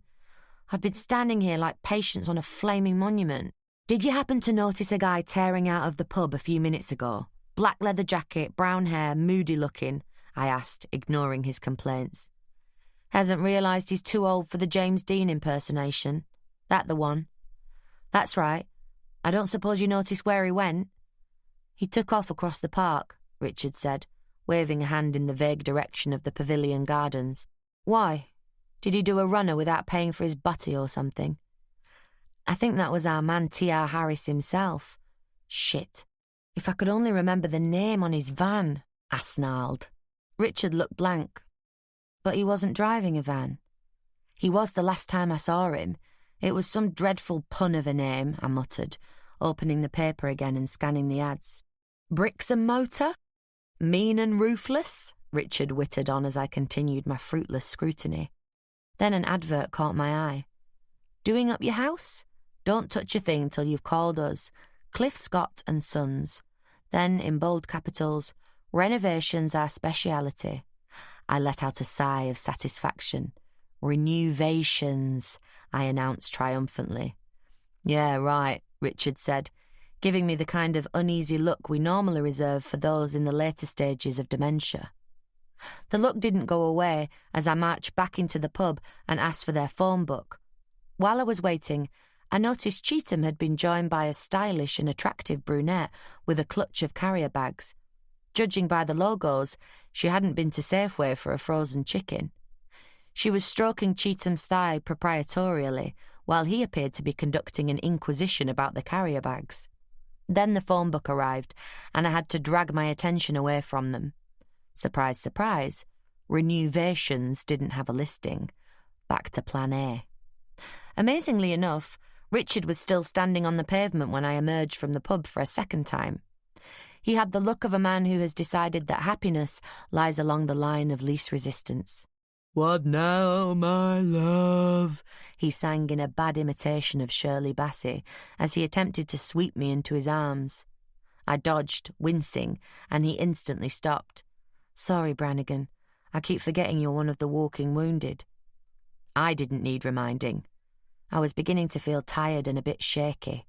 To be honest, I was glad of the chance to sit in the car while Richard drove me round the builders' yards I'd marked. Again, we drew a blank. There was no sign of a van marked Renovations, or come to that, T.R. Harris. Questioning local residents established that 6 out of 9 builders drove white transits. 4 of them answered the general description of Tom Harris. When I asked where they banked, I got some very strange looks and not a lot of help. By 4 o'clock, I was worn out, but I wasn't ready to give up, in spite of Richard's heavy hints about it being time to go home. "I've got an idea," I said, as we drove back towards the town centre. "Why don't we find ourselves a nice little hotel and book in for the night? That way, you won't have to drive me back here tomorrow." "You what?" he exploded. "Spend a night in this dump? You have got to be kidding, Brannigan. I'd rather go to a Richard Clayderman concert." "That could be arranged," I muttered. "Look, I've got a gut feeling about this guy. I need to find out his name and where he lives. I'm not going to be able to do that in Manchester." "So wait for a weekday when there are some builders around in their yards and the builders' merchants are open," Richard said reasonably. "The only problem is that I'm doing this job as a favour for Alexis. Bill's back from the Channel Islands on Monday morning, and he's not going to be thrilled if I'm off doing a freebie instead of the jobs I'm paid for. I'd really like to try and get this cleared up tomorrow. Besides, I've got to go to the land registry on Monday," I added, laying on the pathos. Richard scowled. "Okay, Brannigan, you win." Had he ever doubted I would? Chapter 11. It was a whole new adventure in pain, finding a hotel room in Buxton acceptable to Richard. For a start, it had to have a colour television and a phone in the bedroom. It had to have a proper bar, not a poxy built-in cocktail bar like darts and snooker players have in one corner of the lounge. It also had to feel like part of the 20th century, which ruled most of them out. His final insistence was that it had a lift, on account of I was injured. Couldn't they see that? After he'd ranted at the woman in the tourist information office about the plight of the disabled, we finally ended up in an extremely pleasant establishment overlooking the park. At least, they were pleasant as we booked in. I had this horrible feeling that by the time we left, relations would be a lot more strained. When Richard gets one on him, the staff at Buckingham Palace would be hard-pressed to meet his demands.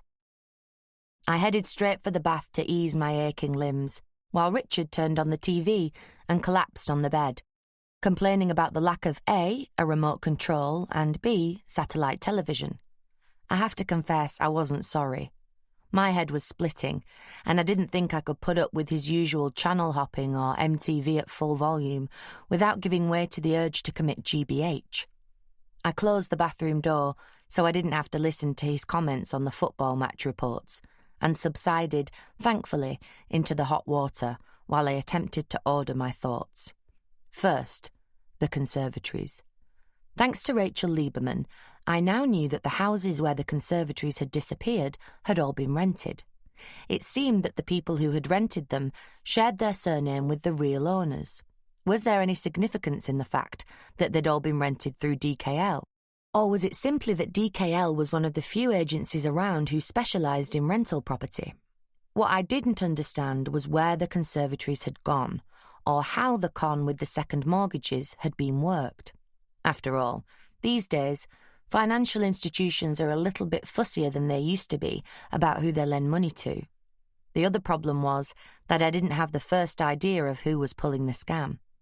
Maybe there was something I wasn't understanding, but the more I found out, the more it seemed to me that there wasn't necessarily any connection between Ted Barlow and the criminals. But until I figured out how it worked, I couldn't see a way of finding out who was behind it. It was enormously frustrating. Perhaps it would all become clearer after I'd been to the land registry and studied the stuff Julia had dug up. Next, farm ace. I felt reasonably certain that Paul Kingsley, the freelance operative I'd laid on for tonight, would come up with the necessary photographs.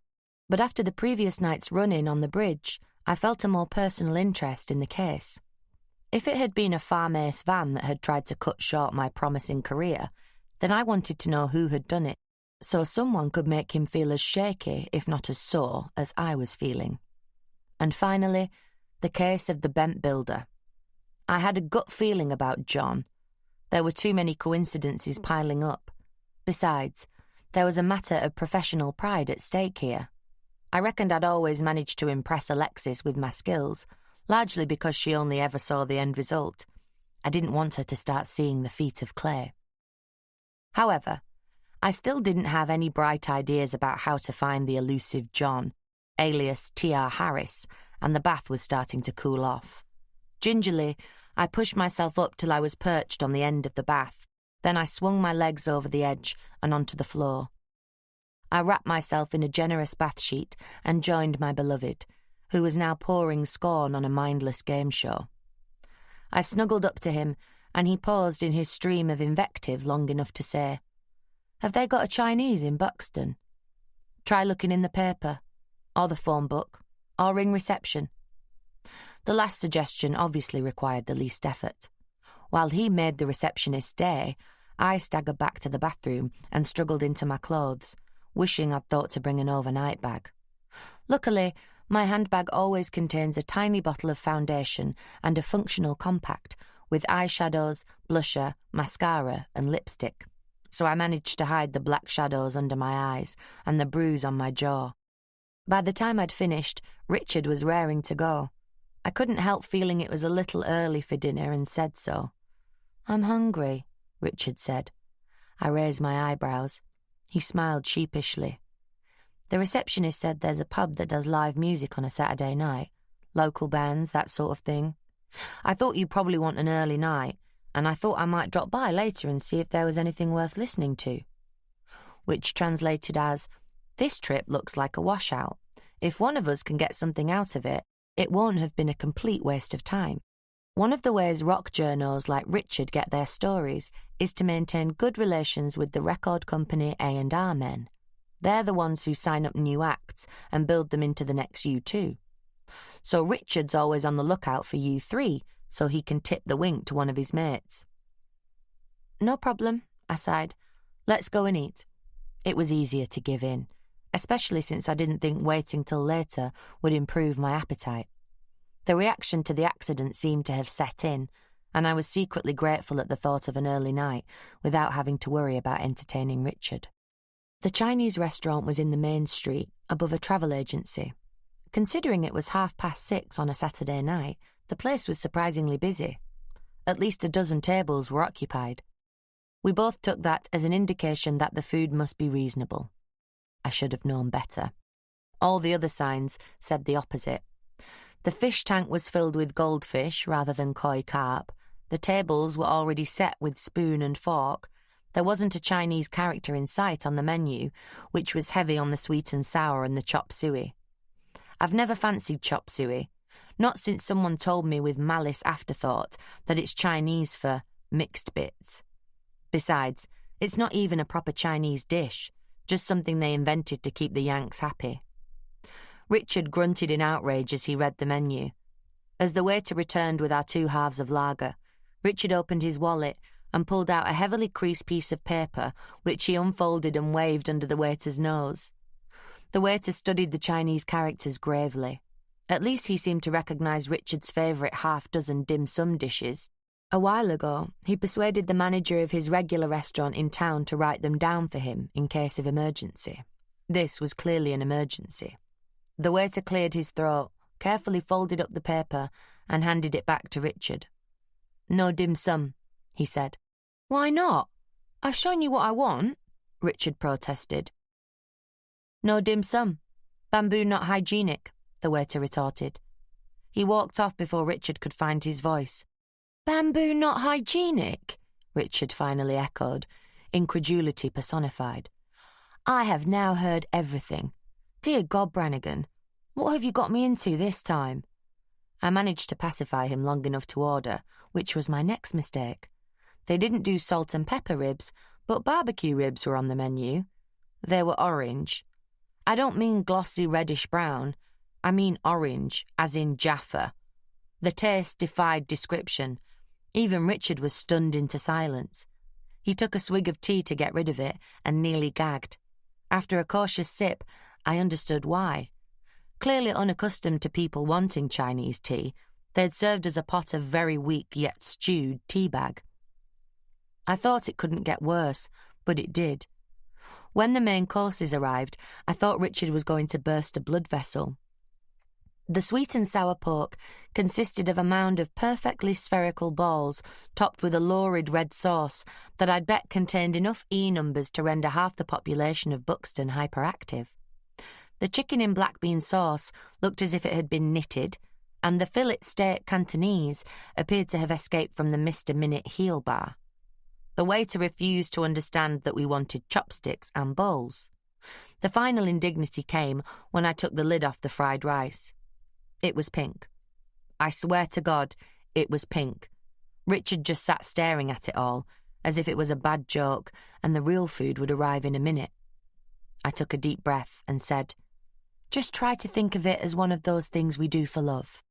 "Does that mean that if I threw it at the waiter, you'd think I didn't love you anymore?" Richard growled. "Not exactly, but I don't think it's going to get any better, and I don't feel strong enough to cope with you shredding the waiter just as an act of revenge. Let's just eat what we can and go." Normally, I'd have been the first to complain, but I didn't have the energy. Besides, I couldn't face the thought of trailing round Buxton trying to find somewhere half decent to eat. I think Richard saw the exhaustion in my face, since he caved in without a performance for once. We both picked at the food for a few minutes, then demanded the bill frostily. The waiter appeared oblivious to our dissatisfaction until Richard subtracted the 10% service charge from the bill. This was clearly a novel experience, and one that the waiter wasn't standing on for. I couldn't handle the aggravation, so I walked downstairs to the street, while Richard was explaining in words of several syllables to the waiter why he had no intention of paying a shilling for service. I was leaning against the door jamb, wondering how long I'd have to wait to see another human being, when the patron saint of gumshoes looked down on me and decided it was time I got something approaching an even break. A white transit van came down a side street facing me and turned onto the main street. Following my current obsession, I made a mental note of the name on the panels bolted onto the side of the van. B. Lomax, builder, I read. His was one of the yards I'd visited that afternoon.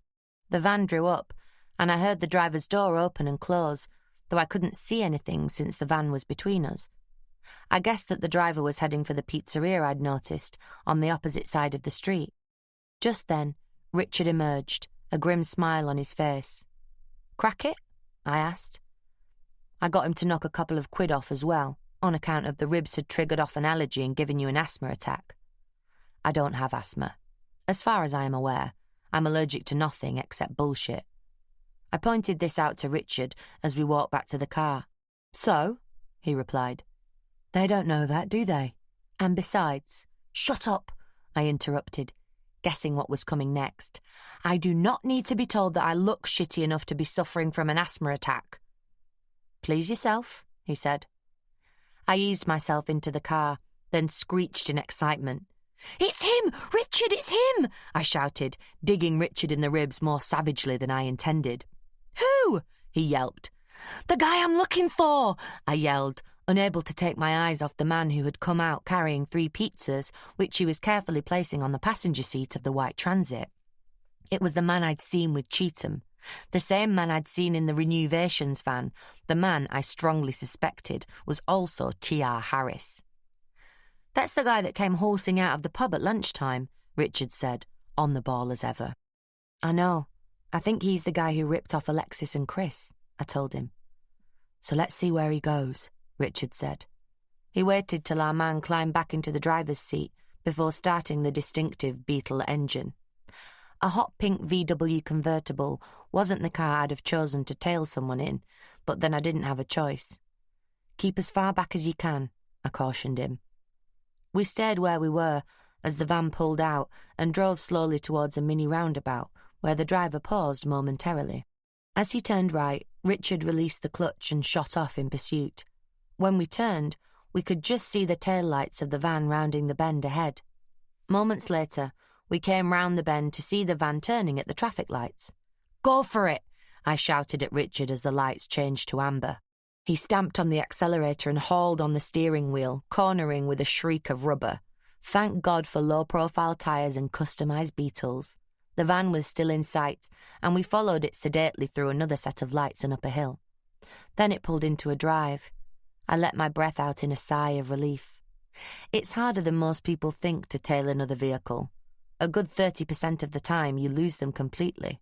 "Well done, but don't slow down," I told Richard. "Just pull up round the next corner." He drew up a few seconds later, and I was out of the car before he'd switched off the engine. The aches and pains I'd forgotten in the excitement of the chase suddenly reasserted themselves. I winced as I straightened up and tottered back down the street, which gave Richard the chance to catch up with me. "What do you think you're doing?" he demanded. "You should be in bed, not tearing round the back streets of Buxton." "I just want to check the house out." "You've done enough for one night," Richard replied. "Come on, Kate, don't be silly. You're supposed to be taking it easy. Alexis wouldn't expect any more." I shook off his restraining hand. "I've got to make sure I know which house it is," I said. "I'm not about to do anything more adventurous than that," which was nothing less than the truth. At least for the time being. 40 minutes later, I was striding openly up the drive of Hazeldean. That's a tip I learned very early on in this game.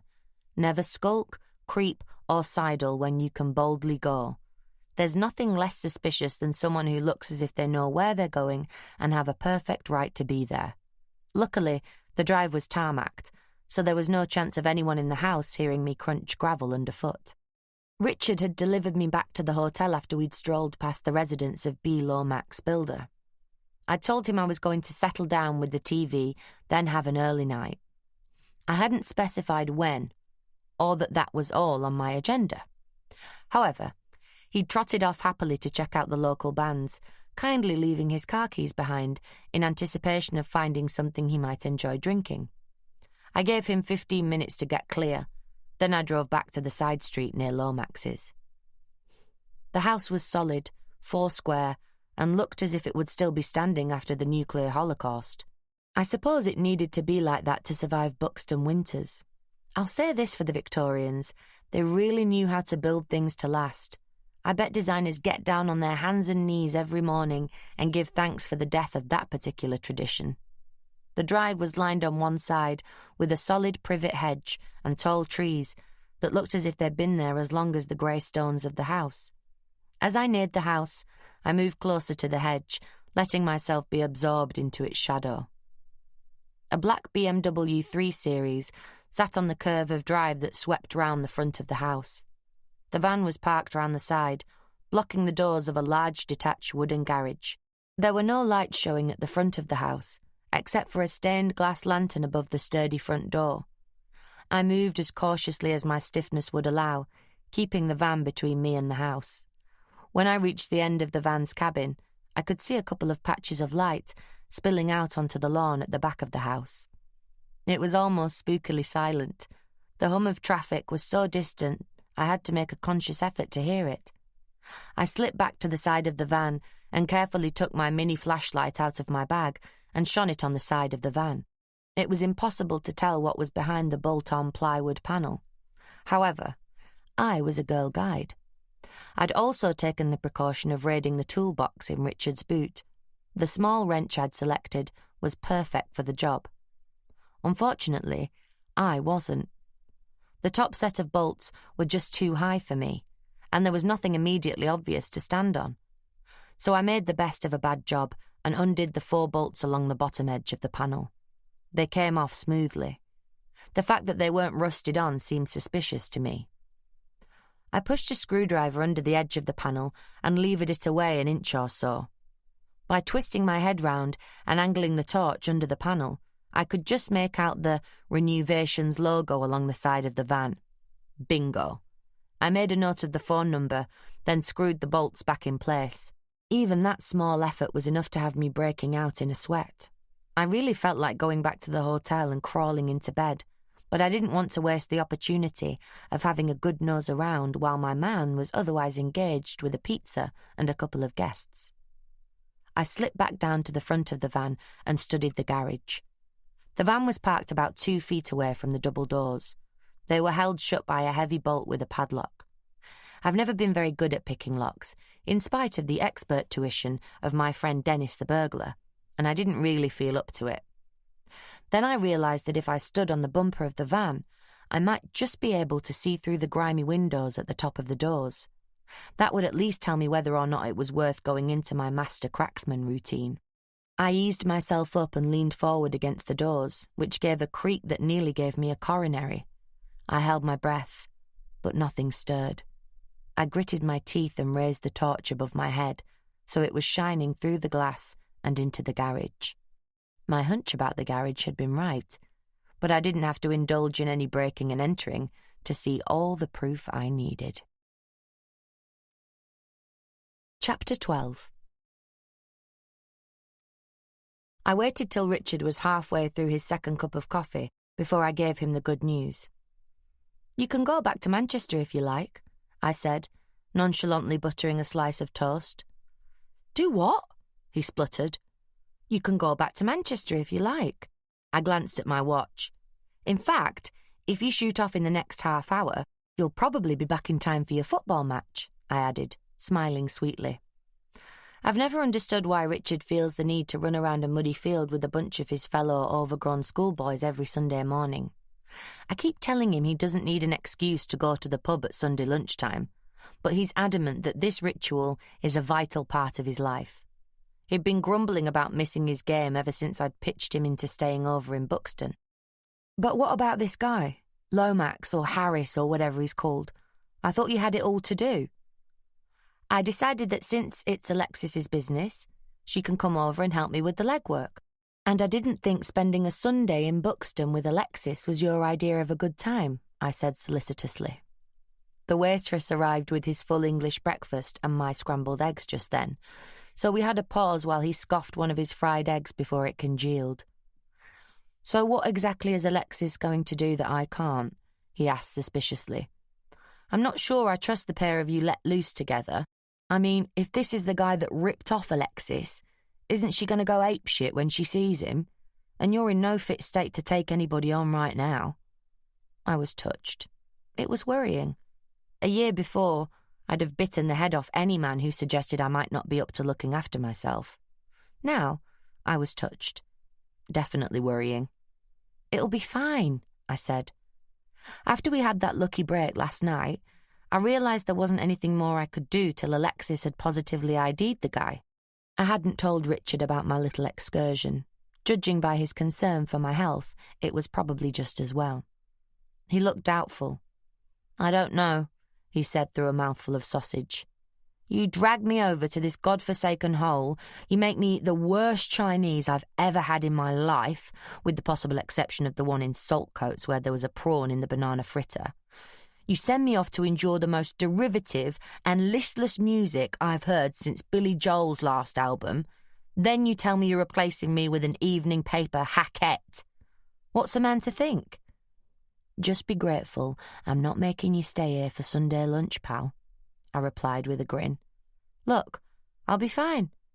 I promise not to take any risks." That was a promise I could make with hand on heart.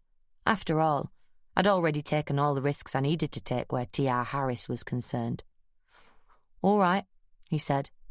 "As long as you promise me one other thing." I raised my eyebrows in a question. "Promise me you'll force Alexis to take several risks, preferably of the potentially fatal kind. I told you he pretends they hate each other." "Pig," said mildly. "If Alexis heard you say that, she'd be cut to the quick." "Heard him say what?" Alexis boomed threateningly as she pulled out a chair and threw herself into it, waving at the waitress. "Good morning, children," she greeted us. "Full English," she added to the waitress. "Kate's in no state for anything strenuous." "Lucky Kate," Alexis interrupted Richard, ducking her head in a louche wink. "So I said if anyone's got to take any physical risks, it had better be you," he concluded, on his dignity. "Well, of course, it stands to reason," Alexis replied. "First sign of danger, you're off over the nearest distant horizon, leaving us women to deal with the physical risks." I thought he was going to choke. "You better get a move on if you're going to make it back in time for the match," I said, treading on Alexis's toe under the table. Richard glanced at his watch, said, "Shit," and shoveled the rest of his breakfast down in record time. Then he pushed back his chair, got to his feet, downed a cup of tea in a wanna, and planted a greasy kiss somewhere in the region of my mouth. "See you tonight, Brannigan," he said, then headed for the door. "Typical male," Alexis called after him.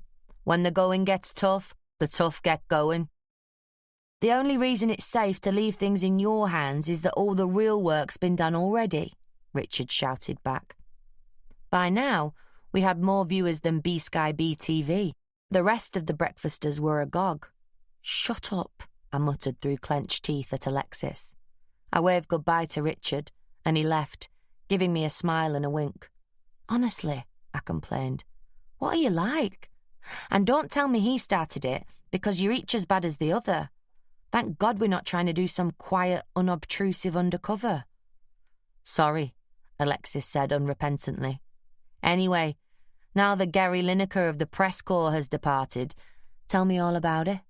You only gave me the bare bones over the phone." She lit a cigarette and squinted at me through the smoke. I started to tell her how I'd tracked down T.R. Harris, but she interrupted me impatiently. "Not my stuff," she said. "You. Tell me how you are.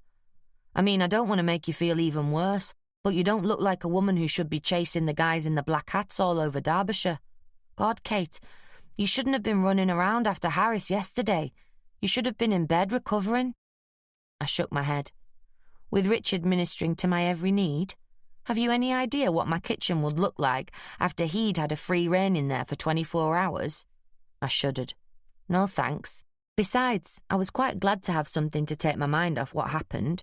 Knowing there's someone out there who either wants to kill you or wants to warn you off so badly they're prepared to risk killing you isn't very relaxing." "Any idea who's behind it?" Alexis asked. She couldn't help herself. Once she'd established she was a caring friend, she just had to go into journo mode. "I think it might have a connection to a job I'm working on. I should have a better idea in a day or two." "Don't worry. You'll be the first to know when there's anything fit to print," I reassured her. "That's not why I was asking," Alexis scolded. "Aren't you worried that they'll have another go?" "I suppose they might, but no one followed us yesterday.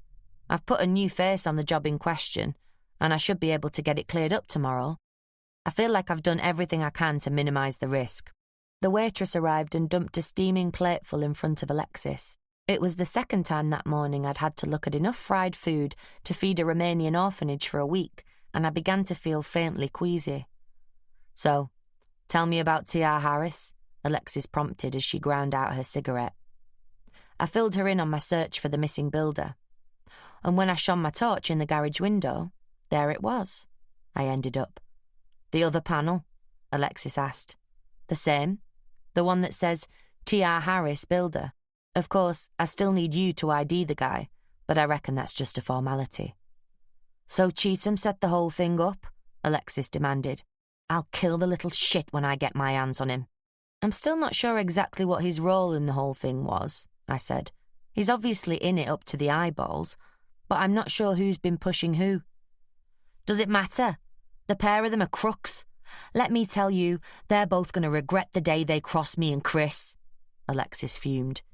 She ran a hand through her hair angrily, then lit a cigarette, sucking the smoke deep into her lungs. "We'll cross that bridge when we come to it," I soothed. "First things first, we've got to make sure we've got the right guy, that there's not some innocent explanation for what I've seen." "Oh, yes? Like what?" Alexis scoffed.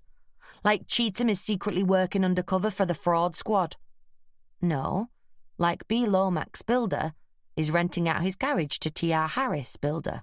Like B. Lomax Builder is an old friend of Martin Cheatham's who introduced them to each other, and Cheatham, like you, is an innocent dupe. That shut her up long enough for me to explain I was going to check out of my room. Back upstairs, I dialed Paul Kingsley's home number. It was a call that could comfortably have waited till later in the day, but I was desperate to know if the surveillance had worked out. Paul answered on the third ring. Luckily, he didn't sound like a man who's just been roused from sleep. "How did it go?" I asked, after we got the pleasantries out of the way.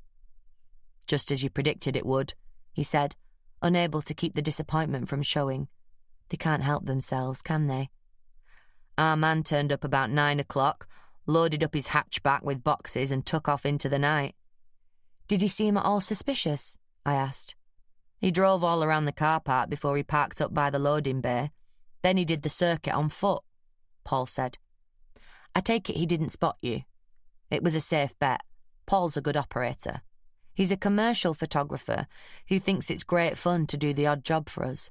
I think it makes him feel like James Bond, and he's probably got more professional pride in his work than those of us who do it for a full-time living. Paul chuckled. "Nah, they've got these industrial-sized rubbish bins. I was inside one.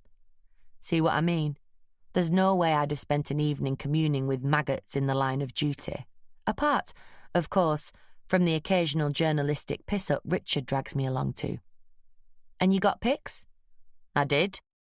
I pop back to my darkroom to dev and print them later. I've got great shots of him prowling round, loading up, then transferring the gear to an unmarked Renault van at Knutsford Motorway Services," Paul said proudly. "You managed to follow him?" I was impressed. It was more than I'd achieved. "I got lucky," he admitted. "I had to wait till he was out of sight before I could get out of the bin, and I'd left my car on the back of the warehouse next door. But he was headed the same direction as I was going, and I was obviously luckier with the lights. I pulled up at a junction in Stretford, and there he was, right in front of me. So I stayed with him and snapped the handover. And I got the van's number, so you can find out who's handling the stuff at the other end." "Great job," I said, meaning it. "Can you do me a favour? Can you drop the prints in tomorrow at the office and tell Shelley what they're about? I won't be in first thing, but I'll get to it later in the day." "No problem. Oh, and Kate?" "Thanks for thinking of me," he said, sounding sincere. I'll never understand men. Stand them in a dustbin for hours and you've made their Saturday night. Alexis was pacing up and down the hall, doing that agitated flicking of the filter when there's no loose ash that smokers do when they're feeling twitchier than nicotine can soothe. When she saw me, she stopped pacing and started rattling her car keys, unnerving the poor receptionist who was trying to do my bill. Reluctantly, I climbed into Alexis's car. Journalists seem to need to take the office with them in all its horror wherever they go. Alexis's Peugeot contained more old newspapers than the average chip shop could use in a week. The ashtray had been full since a month after she bought the car last year. The parcel shelf was home to a clutch of old notebooks that slid back and forwards every time she cornered, and there was a portable computer terminal that lived under the passenger seat and bruised the passenger's heels every time Alexis braked. I'd be ashamed to let anyone in my car if it was like that, but journalists always seem strangely proud of their mobile rubbish dumps. First, we went to the local cop shop and checked out the electoral roll. There were 2 residents at that address, Brian and Eleanor Lomax, his wife, I presumed. Next, we slowly drove past the house. The black BMW had gone, but the van was still parked outside. I told Alexis to park up, and she turned the car round in the side street and drove back towards Lomax's house. She stopped about 100 yards away from the house. We could see the front door and the drive, though we couldn't actually see the van. Alexis, as much a veteran of the stakeout as me, pulled a paperback out of her handbag and settled back in her seat to read, secure in the knowledge that any movement round the house would instantly register in her peripheral vision. Me, I sucked peppermints and listened to the radio. It was a couple of hours before there was any sign of life. We both spotted him at the same moment. Alexis sat up in her seat and chucked her book into the back seat. Brian Lomax had appeared round the side of the house and was walking down the drive.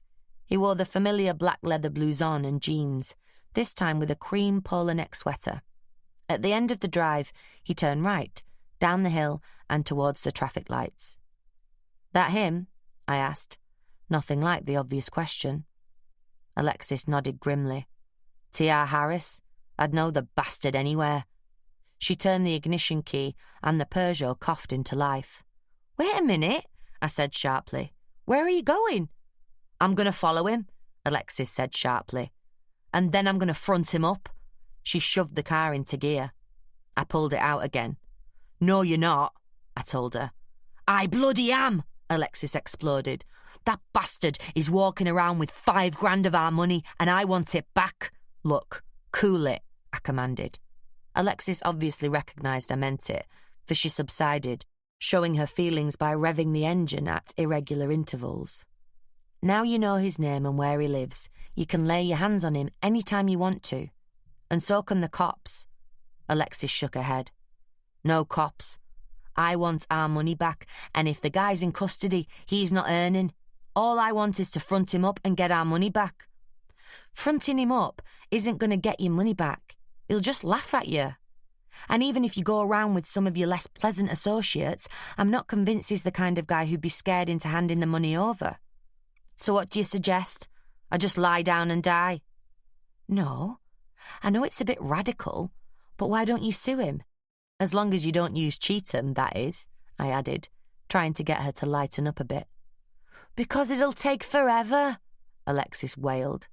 "It doesn't have to. You get your solicitor to write a letter demanding payment, and if he doesn't cough up, you get her or him to issue a statutory demand, which means Lomax has to pay up within a certain time, or you petition for bankruptcy. And since what he's done is illegal, he's not likely to quibble about repaying your money as soon as you start making legal noises," I explained. Alexis sighed. "Okay, you win, but on one condition." "What's that?" "That you keep tabs on him for a day or two. I want to know his haunts, where he works out of, who he works with, just in case he decides to go to ground. I'll pay you, of course. Put it on an official footing." It was my turn to sigh. "You've picked the worst possible week. I'm up to my eyeballs with vanishing conservatories and hooky drugs." "I won't institute proceedings till I know where we can lay hands on him if he's not home," Alexis said obstinately. My exertions of the previous day and a half had finally caught up with me. I didn't have the energy left to argue, so I caved in. "Okay, put the car in gear. I'll get to it as soon as I can." Chapter 13. The Birkenhead Land Registry's address is Old Market House, Hamilton Square. Sounds almost romantic, doesn't it? I pictured a mellow stone building, Georgian, with perhaps a portico. Wood panelling, maybe, with grey stooped figures shuffling past in a Dickensian hush. Fat chance. Negotiating the one-way system brought me to a modern dark red brick building, 7 stories tall, with plenty of windows overlooking breathtaking views of the entrance to the Mersey Tunnel. I found a space in the car park for the Fiesta I'd hired to replace my wrecked Nova, and tagged on to a group of women heading for the building. They were having the Monday morning chatter to each other about the weekend, obviously familiar with each other's routines. The leading pair stopped at the entrance to the building and keyed a number into a security lock. The women swept on into the building. One of them held the door open for me. That was when I noticed the sign informing me that the public entrance was at the front of the building. One of the great truisms of our business is that the more security a building has, the easier it is to penetrate. I caught the door and stood uncertainly for a moment. It was tempting to waltz in the back door and have a good wander round, just for the hell of it. But prudence won over my sense of adventure, and I reluctantly let the door swing closed. I was too busy to spend a day down the police station explaining why I'd hacked into the Land Registry computer network. I walked round to the front of the building, distinguishable from the back only by the double doors. I entered a cheerless foyer with a security booth and banks of stainless steel lift doors. The Scouse security officers were as efficient as if they'd been privatised. Name and purpose of visit, who visiting, where car parked, car registration number. Then they note your arrival time and issue a security pass. If I were a dedicated hacker, I could see half a dozen ways to get my hands on one of their terminals. Again, I restrained my more piratical instincts and went across the hall to inquiries.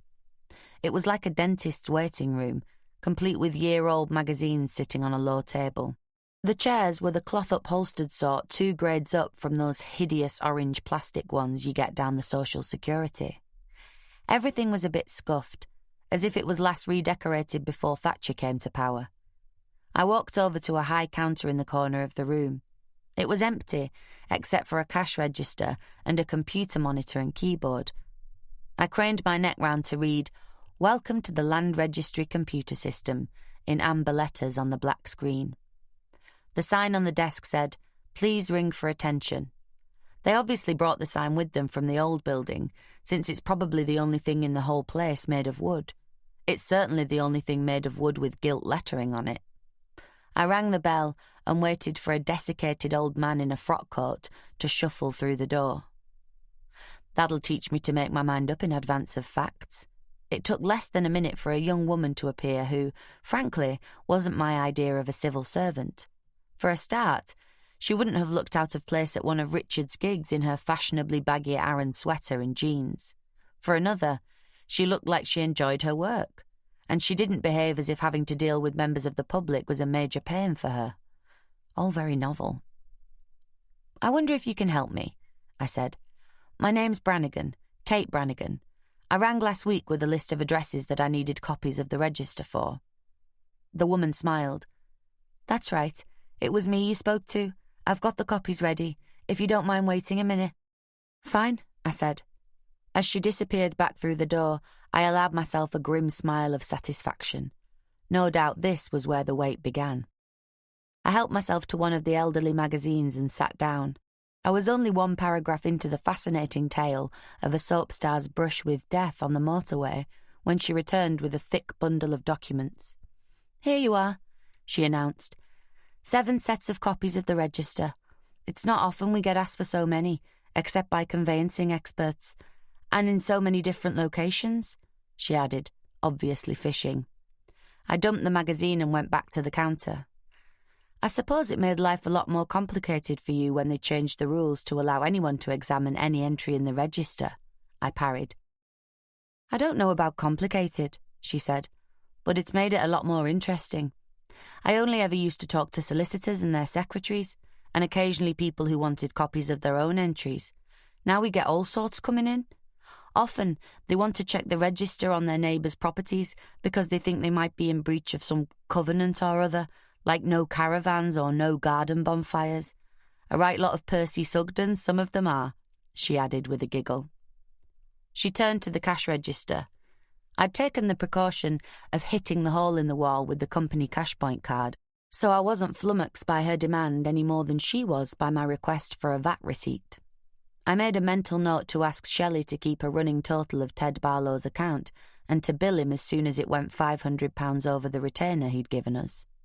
I didn't want us to end up working for nothing if I couldn't clear up the scam fast enough to keep his business afloat.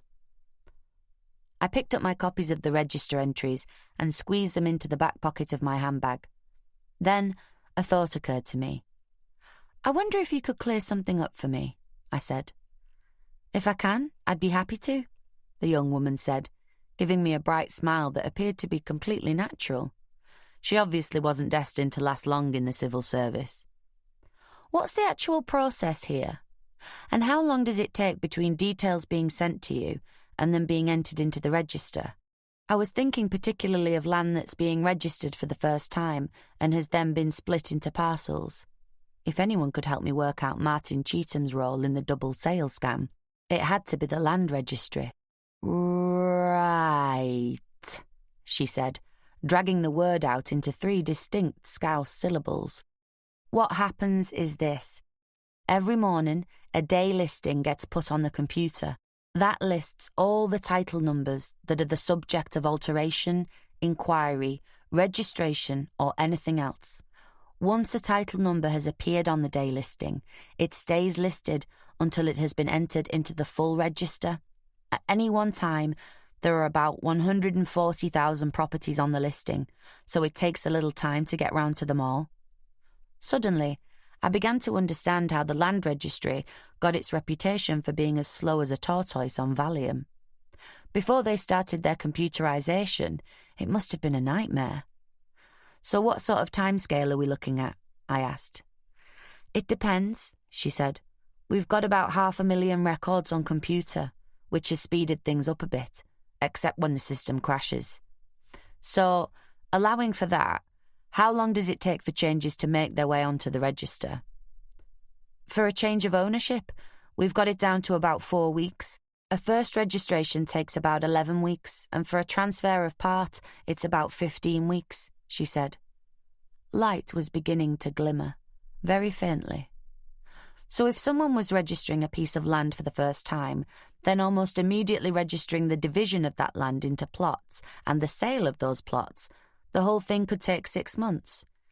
In theory, yes, she admitted, looking slightly uncomfortable. So if someone tried to sell the same plot twice, they might be able to get away with it. She shook her head vehemently. Absolutely not. Don't forget, it would be on the day listing. As soon as the second purchaser's solicitor instigated a search, they would be told that the file was already active, which would ring alarm bells and put any transaction on hold. I see, I said, smiling my thanks. You've been very helpful. No problem. Any time, she returned the smile. I walked back to the car in thoughtful mood. I was pretty convinced now that I knew how Alexis and Chris had been ripped off. The root of the scam lay in the difference between registered and unregistered land. I dredged my memory for all I'd ever learned about land, which wasn't that much, since land comes in the final year of a law degree course. I suspect that might have been one of the factors in my decision to duck out after my second year. But sometimes, like now, that last year would have come in handy. The ownership of about a third of the land in the northwest of England has never been registered. If you think about it, it's only in relatively recent times that there was any need for registration, when we all became economically and socially mobile, as the academics put it. In the olden days, before the Second World War, if you were buying a property or a piece of land, you usually knew the person who was selling it. Probably they'd been your employer, or had sat in the front pew of the local church all your life. Some form of independent registration only became an issue when you were buying from a stranger and you had no proof of their reputation. They just might not actually own London Bridge after all. Since the land registry really got going in the 30s, most transactions have been registered in what was supposed to be a slow but sure process. Ho ho. In practice, before compulsory registration was introduced in the late 60s and 70s, a lot of properties still changed ownership on a handshake and the exchange of a fistful of title deeds for a fistful of readies. And, since those properties haven't changed hands again since then, they're still not registered. This doesn't just apply to farmland that's been in families for generations. There are whole chunks of rented terraced housing in Manchester where ownership has remained the same for 30 or 40 years. In terms of the registry, it just doesn't exist. Frankly, I think it'd be an enormous improvement if it didn't exist in reality either. Anyway, when someone like Brian Lomax pitches a farmer like Harry Cartwright into selling him a chunk of land, all the paperwork goes off to the land registry. And I'm not talking pristine forms and word processor-generated contracts. I'm talking dirty bits of paper covered in spidery writing and sealing wax. When it got to the land registry, I now knew, it would go on the day listing and be given a provisional title number. When Lomax then split the land into plots and sold them, the buyer's solicitors would carry out searches with the land registry to see if Lomax really owned it, and the individual plots would be given a number. So far, all very straight. What happened next was what had done the damage.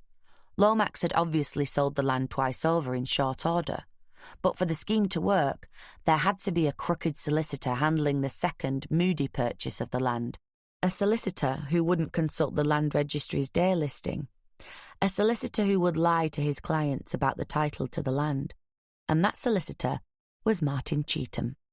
The problem, as I saw it, was that it was a lot of risk to take for so small a profit. When the people who had been ripped off realised what had happened, they'd be onto the Law Society with their complaints faster than a speeding bullet, which might well mean the end of Martin Cheetham's career as a solicitor, and all for a half share of 50 grand. Unless... I had a horrible thought. What if they hadn't just sold the land twice, but had sold it 3 or 4 times over? What if there was a queue of punters who didn't even know yet that they'd been conned? After all, it was only by coincidence that Chris had happened upon the surveyors. If they hadn't been there, Chris, Alexis, and all their self-billed cronies probably would have handed over the rest of the cash. The mind boggled. I began to wonder if getting Alexis's money back was going to be quite so easy after all. If Lomax and Cheetham had any sense, they'd be planning to do a runner any day now, before it all came on top. And there was very little I could do about it. Apart from anything else, I had to sort out Ted Barlow's problem before he went bankrupt. I pulled into a Happy Eater and ordered a brunch of hash browns, omelette and beans, while I studied the register entries for the 7 properties which had lost their conservatories. I'd also taken the precaution of dropping by the office to pick up the stuff from Josh and from Rachel Lieberman. Taken together, an interesting picture began to emerge.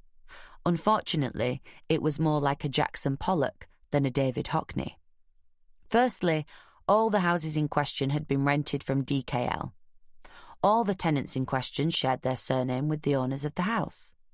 All the title deeds showed that there was a charge against the property. Unfortunately, they didn't tell me how much, although the dates of these existing charges corresponded roughly to the dates the conservatories had been bought, and in all cases the charge was held by the finance company that was a subsidiary of Ted Barlow's bank. Surprise, surprise. Interestingly, Josh's searches had revealed that all the owners had good to excellent credit ratings, which explained why Ted's bank's finance company had been so ready to grant them the remortgages. What it didn't explain was how those remortgages came to be granted to someone other than the owner. Somehow, the remortgages held the key. What I needed to find out fast was how big they were. If those charges were anything like you'd expect from a 100% remortgage, then things would begin to fall into place. Bearing in mind that each of the houses had been owned by its present owners for at least 4 years, then the houses had been bought for significantly less than they were now worth. Given that the mortgages had presumably been paid for at least 4 years, the amount now outstanding should be considerably less than the current value of the house. I wandered across to the phone booth and dialed Josh. Luckily, I got straight through. "Just a quickie," I said. "How do I find out the amount outstanding on a mortgage?" "You can't," he said. I was overcome with the desire to kick someone. "Oh, shit," I moaned. "But I probably can," he added smugly. Then I knew I wanted to kick someone, only he wasn't within range.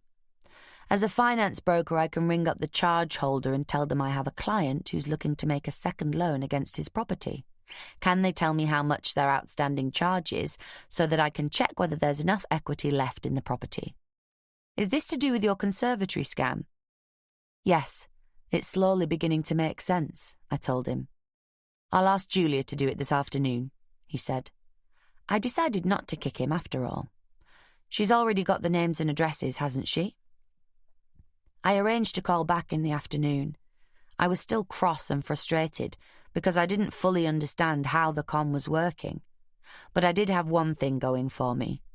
Rachel Lieberman had given me the addresses of 3 other properties that fitted the bill. Looking at the dates on the previous sales that had turned into missing conservatories, the scammers seemed to work a production line system. They were getting the loans through at the rate of about 1 a month. So given that it can take up to 3 months for the money to come through from finance companies, they must have been working 3 properties at any given time, each at various stages of the operation. Dear God, they really were serious about this. It was 3 weeks since the last one had gone down, so by my reckoning, we were due for another any day now. I had a good idea where, a rough idea when. and I had an excellent idea how to discover exactly what was going on. All it should take was a phone call. Chapter 14. I sat in the back of a bright yellow van, headphones clamped to my ears. My friend Dennis sat next to me, looking for inspiration in the pages of an Elmore Leonard. To anyone wandering around this Stockport cul-de-sac, it looked like a British Telecom van. The inside would have completely confounded them. Instead of racks of tools, spare parts and cable, there were a couple of leather car seats, the kind you get in top-of-the-range Volvos or Mercs, and a table, all bolted to the floor. There was a portable colour TV and a video fixed to the top of a fridge. There was also a hatch in the floor. The van belongs to Sammy, one of Dennis's mates. I don't want to know what he uses it for on a regular basis. I know for sure it isn't anything to do with telecommunications. Dennis O'Brien and I have been friends now for years. I know he's a criminal, and he knows I put criminals out of business. But in spite of, or maybe because of, that, we've each got a lot of respect for the other. I respect him because, in his own way, he's a highly skilled craftsman who sticks rigidly to his own rules and values. They might not be the same as mine, but who's to say mine are any better? After all, this society that puts burglars behind bars is the same society that helps the really big bandits like Robert Maxwell thrive.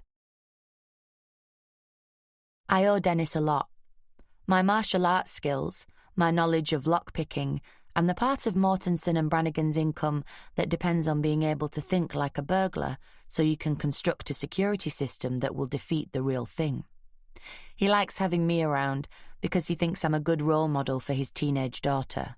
There's no accounting for tastes. After I got back from the land registry, I'd rung Dennis on his mobile phone. It's a fascinating thing, the mobile phone. In London, when one starts ringing in a pub, chances are it's someone in the city on the receiving end. In Manchester, it's a bob to a gold clock, it's a villain.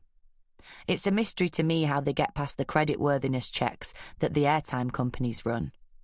Now I think about it, they've probably got their very own airtime company, Criminal Communications, or Funny Phones, just for bad lads, with absolutely no directory inquiries service. Anyway, I caught Dennis at a good time, so I invited him to find Sammy and help me out. I didn't even have to mention money before he agreed. He's nice like that, is Dennis. Unlike me, he doesn't think a friend in need is a pain in the arse, which is why I was sitting in a fake telecom van while Sammy was planting Mortensen and Brannigan's bugs in the 3-bedroomed semi that Brian and Mary Wright were renting through DKL Estates.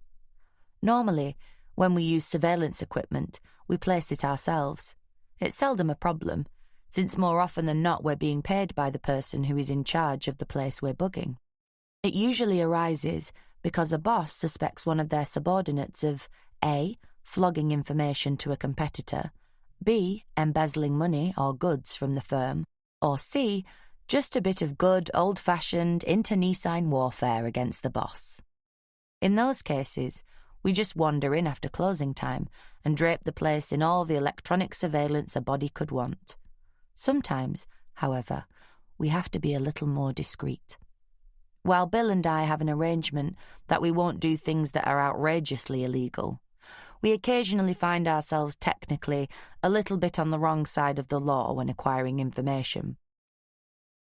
In situations like that, one of us insinuates ourselves into the building in question by some subterfuge or other. Personally, I always find the most effective one is to claim to be the woman who's come to refill the tampon dispensers. Not a lot of security guards want to look too closely inside your boxes. However, in this case, none of the usual ploys would work, and I didn't really want either Brian or Mary Wright to see me, since I'd been the person hanging round the street checking out the surveillance tapes. Hence Sammy's van. I'd given him a quick crash course in how to take apart the phone sockets and install the simple bug I'd decided to use. It consisted of a phone tap and a tiny voice-activated mic that would pick up the conversation in the room itself. The bug had a range of about 150 metres, though reception in the metal-walled van wasn't as good as it would be once I'd transferred my receiver into the unobtrusive rented Fiesta, where I could leave it sitting on the parcel shelf. Sammy had marched up the path in his telecom overalls 10 minutes ago, and the woman who answered the door had let him in without even asking to see the carefully forged ID card he always carries. Perhaps she'd tried to dial out in the 5 minutes since I'd fiddled with her phone at the junction box round the corner. The reason I know about all these exotic things is that I once had a fling with a telecom engineer. He came to install a second line in my bungalow for my computer modem and fax machine and stayed for a month. He had wonderfully dexterous fingers and, as a bonus, he taught me everything I'd ever need to know about the British telephone system. Unfortunately, he felt the need to tell me it 5 times over. When he started telling me for the 6th time about new developments in fibre optic technology, I knew he'd have to go or I'd be risking a murder charge.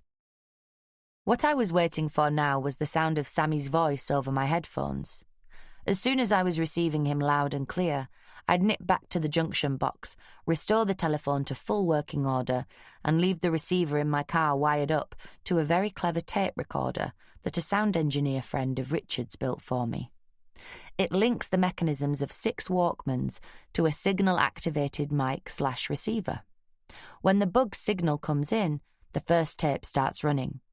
When the counter mechanism hits a certain number, it sets tape 2 running and switches off tape 1, and so on. So it gives a minimum of 6 hours recording time when you're not actually there listening in. 5 minutes later, I heard, "2 sugars, love," booming in my ears. Thanks to Sammy, I was all wired up and ready to roll. Half an hour later, I was back in the office, ready to debrief Bill. He was, of course, horrified about my brush with death on Barton Bridge.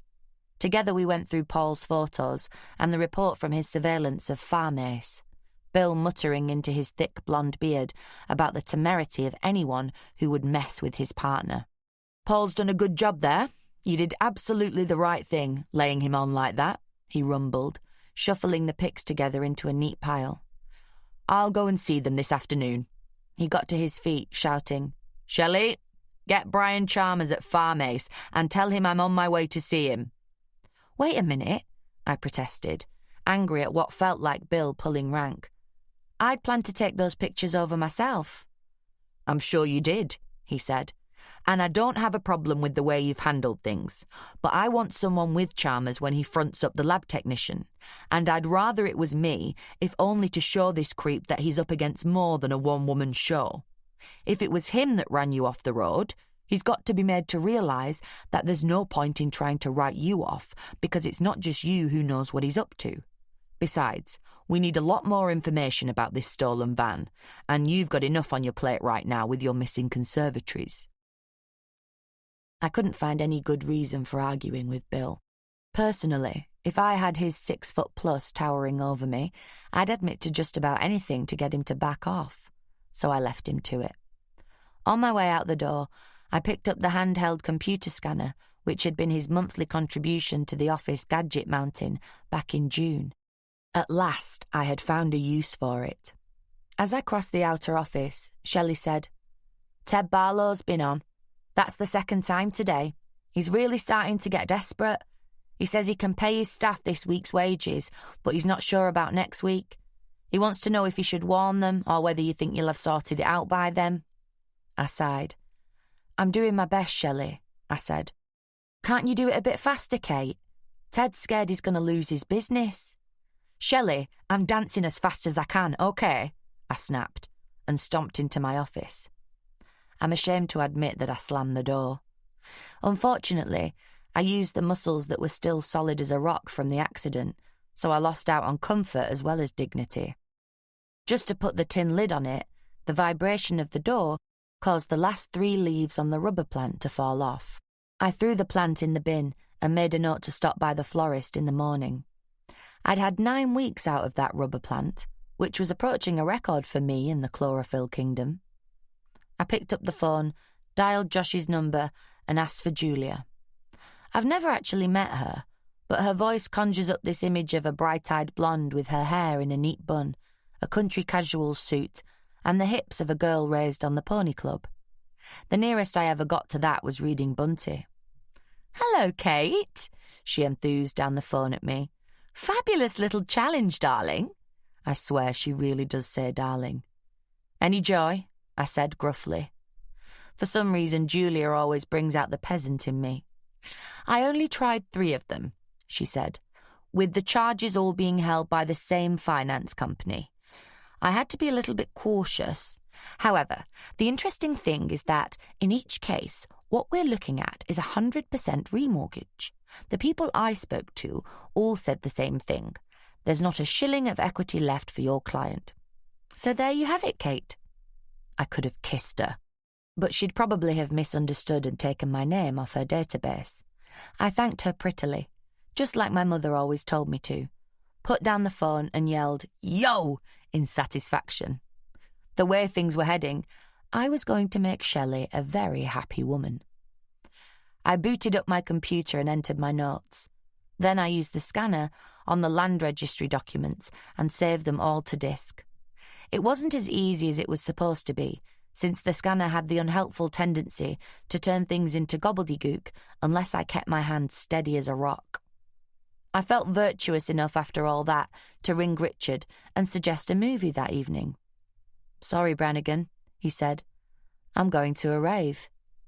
Richard may be 4 years older than me, but at times he makes me feel like my Granny Brannigan. Except that my Irish Granny B would probably love the idea of an all-night party where you can dance as much as you want. She'd even feel at home with the smell of the Vicks vapor rub that the ravers massage each other with in their bizarre search to improve the high of the designer drug cocktails they swallow. "Why?" I asked.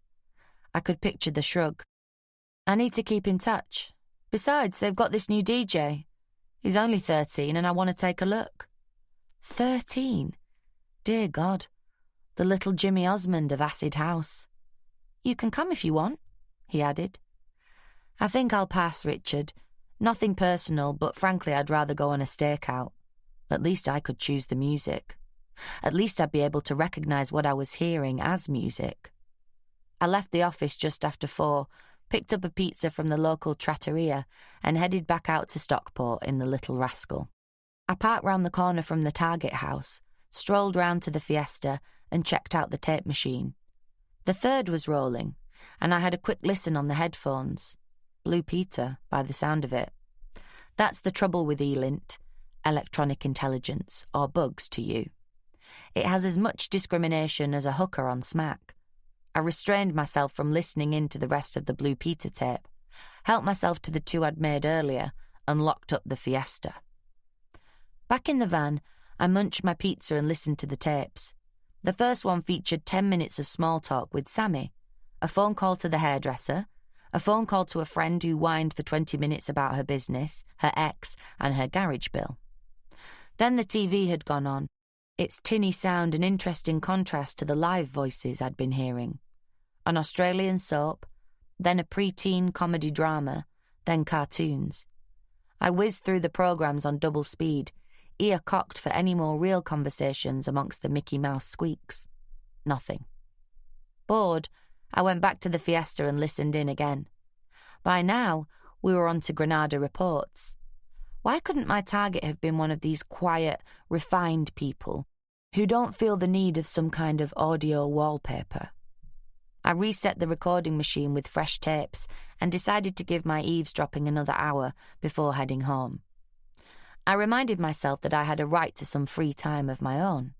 Besides, I was feeling cold and stiff, and I was longing to get to grips with my latest computer game purchase. Civilization promised to be the most enthralling strategy game I'd played for a long time, taking the player from the dawn of man to the space age. So far, I hadn't been able to get much further than settlements of tent dwellers who'd just discovered the wheel before the barbarians came along and clobbered us. I was trying to work out an approach that would be more fruitful when everything changed. The noise in my ears suddenly stopped altogether. For a few heart-stopping seconds, I thought she'd discovered the bug. Then I heard a dialing tone and the click of numbers being keyed in. Maybe I'd be able to identify the number when I had the chance to analyse the tape at more length. The phone at the other end rang 3 times before it was picked up.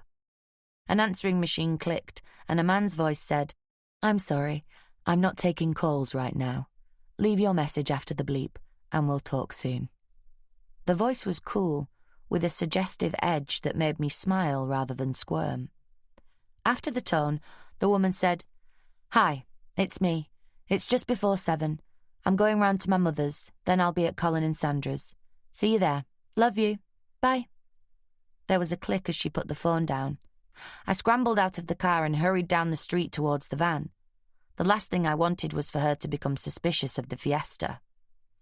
I had just shut myself into an atmosphere of stale pizza when a square of light from the front door spilt over the drive of my target's house. The light disappeared as she shut the door and opened the garage. I concentrated on the features. The hair might change, the clothes might change, the height might change with the shoes, but the face wasn't going to, especially the profile. I registered small, neat features, sharp chin, face wider across the eyes. Just like Diane Shipley's sketch. A couple of minutes later, a white Metro emerged and drove past me, heading south towards Hazel Grove. I'd gambled when I parked that if she was going to drive off anywhere, she'd be heading north into Manchester. Wrong again. I did as quick a 3-point turn as I could manage, which wasn't fast enough. By the time I reached the end of the road, she was gone. There was just enough traffic around to make it impossible to guess which set of distant tail lights were hers. There was nothing else for it. I'd just have to go home and bring my own unique blend of civilization to some unsuspecting barbarian tribe. Maybe this time I should develop map-making ahead of ceremonial burial. When I got home, my answering machine was flashing. I pressed the playback button. "Kate, Bill here. I've just got back from Farm Ace. We need to talk. This is the number where you can reach me this evening after 7. He rattled off a Didsbury number, which I failed to recognise. Hardly surprising. Bill changes his girlfriends as often as Rod Stewart in his bachelor days. When I dialed the number, true to form, a woman's voice answered. While I waited for her to fetch Bill, I conjured up the image her voice generated. 25, home counties, graduate, blonde, smokes, I said when Bill answered. "Well done, Sherlock. You're 2 years too generous, though," he said. "You said we need to talk. Will the phone do, or shall I come over and meet you for a drink?" I asked maliciously. "The phone will do nicely," he said. "First, the good news. Brian Chalmers is delighted and has sacked the senior technician on the spot with no reference. And tomorrow I'm meeting someone from Knutsford CID to see if they'd like to pursue the company receiving the stolen goods." "Fine," I said. "And the bad news?" "It wasn't a Farm Ace van that drove you off the road. They had a call today from the police in Devon. The van that was stolen from Farm Ace was written off in some village on Dartmoor on Friday morning after being used in a supermarket robbery down there. So it couldn't have rammed you on Friday night. Kate, whoever had a go at you on Barton Bridge is still out there." Chapter 15. I could get used to being waited on hand and foot at breakfast. What I couldn't handle is the early rising that seems to go hand in hand with business briefings over the bacon butties. The following morning, I was back in the dining room of the Portland at Josh's invitation. "I've got someone I want you to meet," he'd said mysteriously on the phone, refusing to be drawn further. I approached with caution, since I could see Josh's companion was a woman. I hoped he hadn't dragged me out of bed to tell me he was getting married. That was news I couldn't handle on an empty stomach. I saw Josh spot me and say something to his companion, who glanced over her shoulder at me. She didn't look Josh's type. For a start, she looked in her middle 30s, which made her at least 10 years too old. The most striking thing about her was her hair, the colour of polished conkers, hanging down her back in a thick plait. When I reached the table, Josh half stood and said, "Kate, I'm glad you could make it. Della, this is Kate Brannigan, the private investigator I told you about." A potential client then, I thought. I smiled. Josh continued, Kate, this is Detective Chief Inspector Della Prentice. She's just been transferred to the Regional Crime Squad. We were at Cambridge together, and I thought the pair of you ought to meet. I tried not to look as gobsmacked as I felt. There aren't a lot of women who make it to the rank of DCI, especially not at the sharp end of crime. Della Prentice smiled and extended her hand. Pleased to meet you, Kate, she said. At the risk of making your heart sink, Josh has told me a lot about you. I wish I could say the same about you, I replied, shaking a dry, firm hand. I sat down with a bit of a bump. I didn't expect to be dragged out of bed at Sparrowfart to meet a copper, especially not a ranking woman officer. I gave her the quick once-over. Deep-set greenish eyes, good skin, the kind of strong bones that look lumpy in teenagers but become more attractive with every year that passes after the age of 30. He tries to keep me under wraps because I know where the bodies are buried, she said, as she gave me the same scrutiny. I could tell you a tale. Josh cleared his throat and said hastily, Della's something of an expert in the kind of fraud you seem to be dealing with in your conservatory case, he said. I rather thought she might be of some help to you. I've just done 18 months with the West Yorkshire Fraud Squad, Della said. Now I've been transferred to the RCS to be the operational head of a fraud task force. How are you finding it? I asked. It's always a bit of an uphill struggle, learning to work with a new team. Of course. She wouldn't have climbed that far up the ladder if she hadn't been something of a diplomat. Made 5 times worse because you're a woman? I asked. Something like that. I can imagine. Plenty of that dumb insolence, literal interpretation of orders, and no respect till they decide you've earned it. Della's twisted smile said it all. What we're doing is working with banks and other financial institutions on the kind of small-scale fraud that doesn't warrant the attentions of the serious fraud office. Usually, it involves forgery, or the kind of deception where people assume someone else's identity for the purposes of obtaining goods or cash. At the risk of sounding like the punters I meet at parties, that must be fascinating, I said. She smiled. It can be very satisfying to put together the pieces of the jigsaw. Yes, you get a better class of villain in your line of work than your colleagues who get lumbered with the ram raiders and the drug dealers, I said. For me, it's a little out of the usual run of things. I'm more accustomed to poking about in computers' memories than fronting people up. Della leaned back in her chair. Now that really must be fascinating. No, I mean it. I'd love to have the time to learn more about computers. Mind if I smoke? I shook my head. She took out a pack of silk cut and a Zippo lighter. As she lit up, she said, Josh tells me you've got a problem with defaulting mortgagees. Maybe we could do each other a bit of good here. I might be able to shed some light for you, and frankly, if you can stand it up, I could really use the collar. I liked Della Prentice's candour, and she came vouched for by Josh, which in my book was the seal of professionalism. So I took a deep breath and said, This is off the record. Agreed? I had no authority from Ted to involve the police, added to which, as yet, I had no real evidence that a crime had been committed, only a lot of circumstantial coincidences.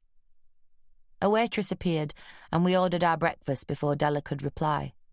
When she'd gone, she said, Off the record. I gave Della the bare bones. To her credit, she heard me out in silence. Most of the questions she asked afterwards were sensible and to the point, just as I'd expected. The banks have got their own investigators, you know, she said at last. I'm surprised they haven't been digging around in this one themselves. I don't know that they haven't been, I said. But if they have, they've been going at it from a different angle. They're probably trying to prove Ted Barlow is bent, whereas I'm trying to establish the exact opposite. She nodded. I don't mean to sound like I'm teaching you to suck eggs, but I suppose you have considered that your client might be at it. It was the first thing I thought of. But people who know him say he lacks the imagination or the inclination to be that bent. Besides, he's telling the truth about the missing conservatories. Even I can see they were installed originally. And if he was behind it himself, he wouldn't have to bother with that, I explained. Della considered while she lit another cigarette. Then she said, "He might have been doing that to cover his own back when it all came on top. And who better than him to find a new home for the conservatories? After all, he could just recycle them. And he could simply be employing you to make it look good to the bank. And to us, if we're called in eventually by the bank security crew." I shook my head. "It's not Ted. I know it's possible to find an explanation that points the finger at him, but the clincher for me is that he just doesn't match the descriptions I've got of the man who spends the night at these houses." "It's an unusual one, Kate," she said. "Very unusual. But if it really is a scam that's being pulled by one or two people rather than a string of coincidences, then they must have cleared a lot of cash by now." "Over $500,000 after expenses, by my estimates," I said calmly. "They probably can't believe their luck. If I was them, I'd be planning to pull out before the shit hit the fan." "How do you know they haven't?" Della asked. "I don't. I'm banking on the fact that they haven't. That way, the next time they pull one, I can get on their tail while the trail's still warm." Much as I liked Della, I wasn't about to tell her that I thought I'd spotted the next target. I was perfectly happy for her to think I was playing a waiting game. It would keep the regional crime squad off my back. Besides, I didn't want to get into a discussion on the subject of illegal phone taps. I hate the sound of people in glass houses throwing stones. I scooped the last mouthful of scrambled egg onto a triangle of toast and managed to savour it, Della being between cigarettes. "Let me know how you get on. I'm really fascinated by the sound of this one. I'm sure we could help." She took a card out of the jacket of her charcoal grey suit. "And if they do seem to have done a runner, get in touch anyway. You never know. We might be able to put something together with what you've got." "I appreciate that. Soon as I've something concrete, I'll call you." "Josh, thanks for introducing us. It's the first time I've met someone you actually shut up for," I said. "You don't deserve me, Kate," he said sadly. "Thank God for that. Now, if you'll both excuse me, I've got to run," I said. I stood up and shook Della Prentice's hand. "I'll be in touch. Oh, and Josh, thank Julia for that information she dug out for me." I gave him a peck on the cheek. My guilty conscience over talking to DCI Della Prentice about Ted's problem gave me a severe prick when I walked into the office to find the conservatory builder and the love-struck secretary with their heads together. Ted Barlow was perched on the edge of Shelley's desk, while she ignored her computer screen and stared instead into his eyes. Before I'd even got my duffel coat off, Ted was apologising for bothering me, and Shelley was twittering about interim reports and mobile phones. I invited Ted into my office and brought him as up-to-date as I dared. I didn't trust him entirely with full knowledge of my current surveillance. He may have been footing the bill, but he was far too transparent for me to feel comfortable with him knowing my every move. Besides, he was so obviously one of life's honest guys that he might be uncomfortable at the thought of me bending the law on his behalf. So I told him that I was making progress and that I was close to working out how it all came together. He seemed satisfied with that. Maybe all he was looking for was some reassurance. When I emerged from my office a couple of minutes after he'd left me, he was still hanging round Shelley's desk looking nervous. I couldn't stand it, so I grabbed my coat and the mobile phone that had arrived that morning and headed for the door. First stop was the hired Fiesta with the receiving equipment. At first, when I checked the cassettes, my heart sank. Nothing seemed to have been recorded at all since I'd left it the previous evening. When I reset it, I must have made a mistake, I decided. Then I noticed that the first tape wasn't quite empty. I pulled it out of the machine and smacked it in the car cassette. There was the unmistakable sound of a door slamming, then a phone ringing, unanswered.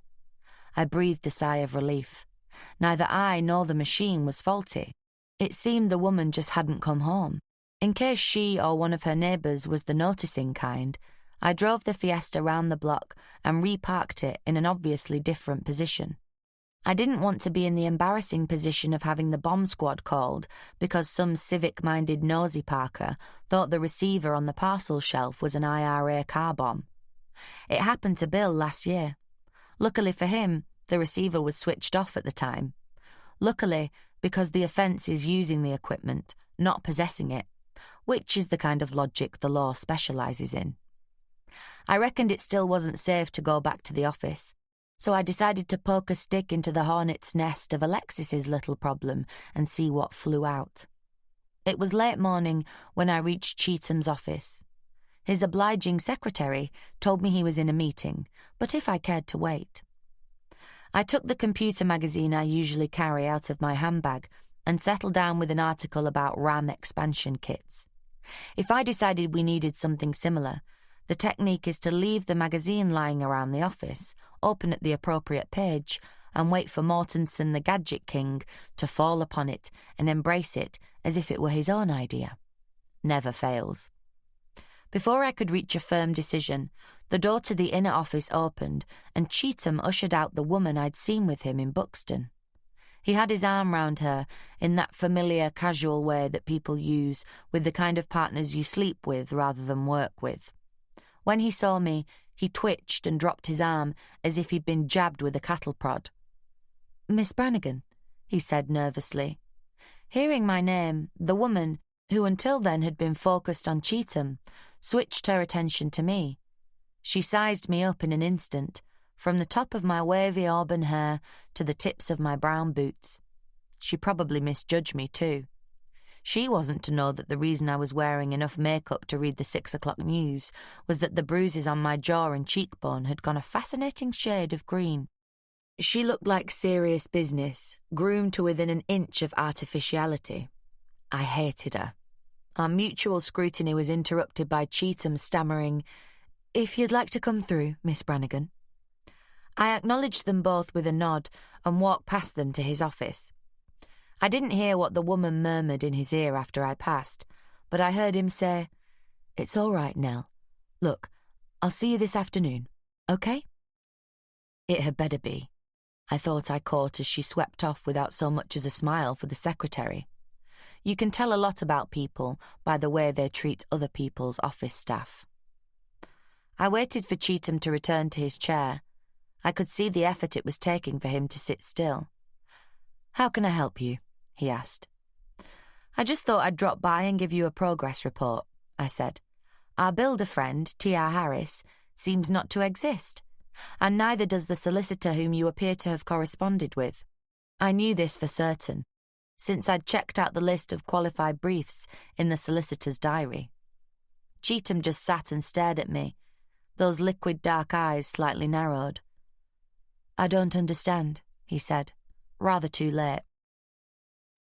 "Well, it seems as if Harris used a false name and made up a non-existent solicitor for the purpose of conning your clients out of their money. It was lucky that Miss Appleby happened to discover the land had already been sold. Otherwise they'd all have lost a lot more money," I tried. If he was straight, he'd be at great pains to point out to me that they couldn't have lost another shilling, since he, their diligent solicitor, would have discovered from the land registry that the land in question had already been sold, or was at least the subject of other inquiries. He said none of that. What he did say was how sorry he was that it had happened. But now I seemed to have cleared it all up. It was obvious that he had been taken for a ride as much as his clients. "Except that, unlike you, they're all out of pocket to the tune of £5,000 each," I observed mildly. He didn't even blush. Cheatham got to his feet and said, "I appreciate you letting me know all this. They might even have to take the matter to the Law Society. They have indemnity insurance to cover this sort of negligence and malpractice, don't they?" "But I haven't been negligent," he protested weakly. "I told you before, the searches came back clear. And the letters from Harris's solicitor assured me that, although he'd had other inquiries, no one else was in a position to pursue a possible purchase at that point in time. How was I to know the letters were fakes?" "It's a pity you solicitors always have to put everything in writing," I said. "Just one phone call to the so-called Mr. Graves' office would have stopped this business stone dead." "What do you mean?" he asked hesitantly. "The number on the letterhead is the number of a payphone in a pub in Ramsbottom. But I suppose you didn't know that either," I said. He sat down again in a hurry. "Of course I didn't," he said. He was as convincing as a cabinet minister. There was one other thing, I said. I'd rattled his cage. Now it was time for a bluff. When I was here the other day, I saw a guy come into your office after me. I had some other business in the building, and when I left, I saw him getting into his van. Some company called Renovations or something like that. Looked a bit like your friend from Buxton, which, of course, is why I thought he was a builder. Cheatham's eyes widened, though he kept the rest of his face under control. Clearly, he was one of those people whose eyes really are the windows of the soul. "What about him?" he asked nervously. "Well, my boyfriend and I have just bought an old house out in Heaton Chapel, and it needs a lot of work doing, and I noticed the van had a Stockport number on the side. I wondered if they specialised in that kind of job, and if they did, maybe you could give me their number. I tried Yellow Pages, but I couldn't find them," I said. Cheatham's mouth opened and closed. I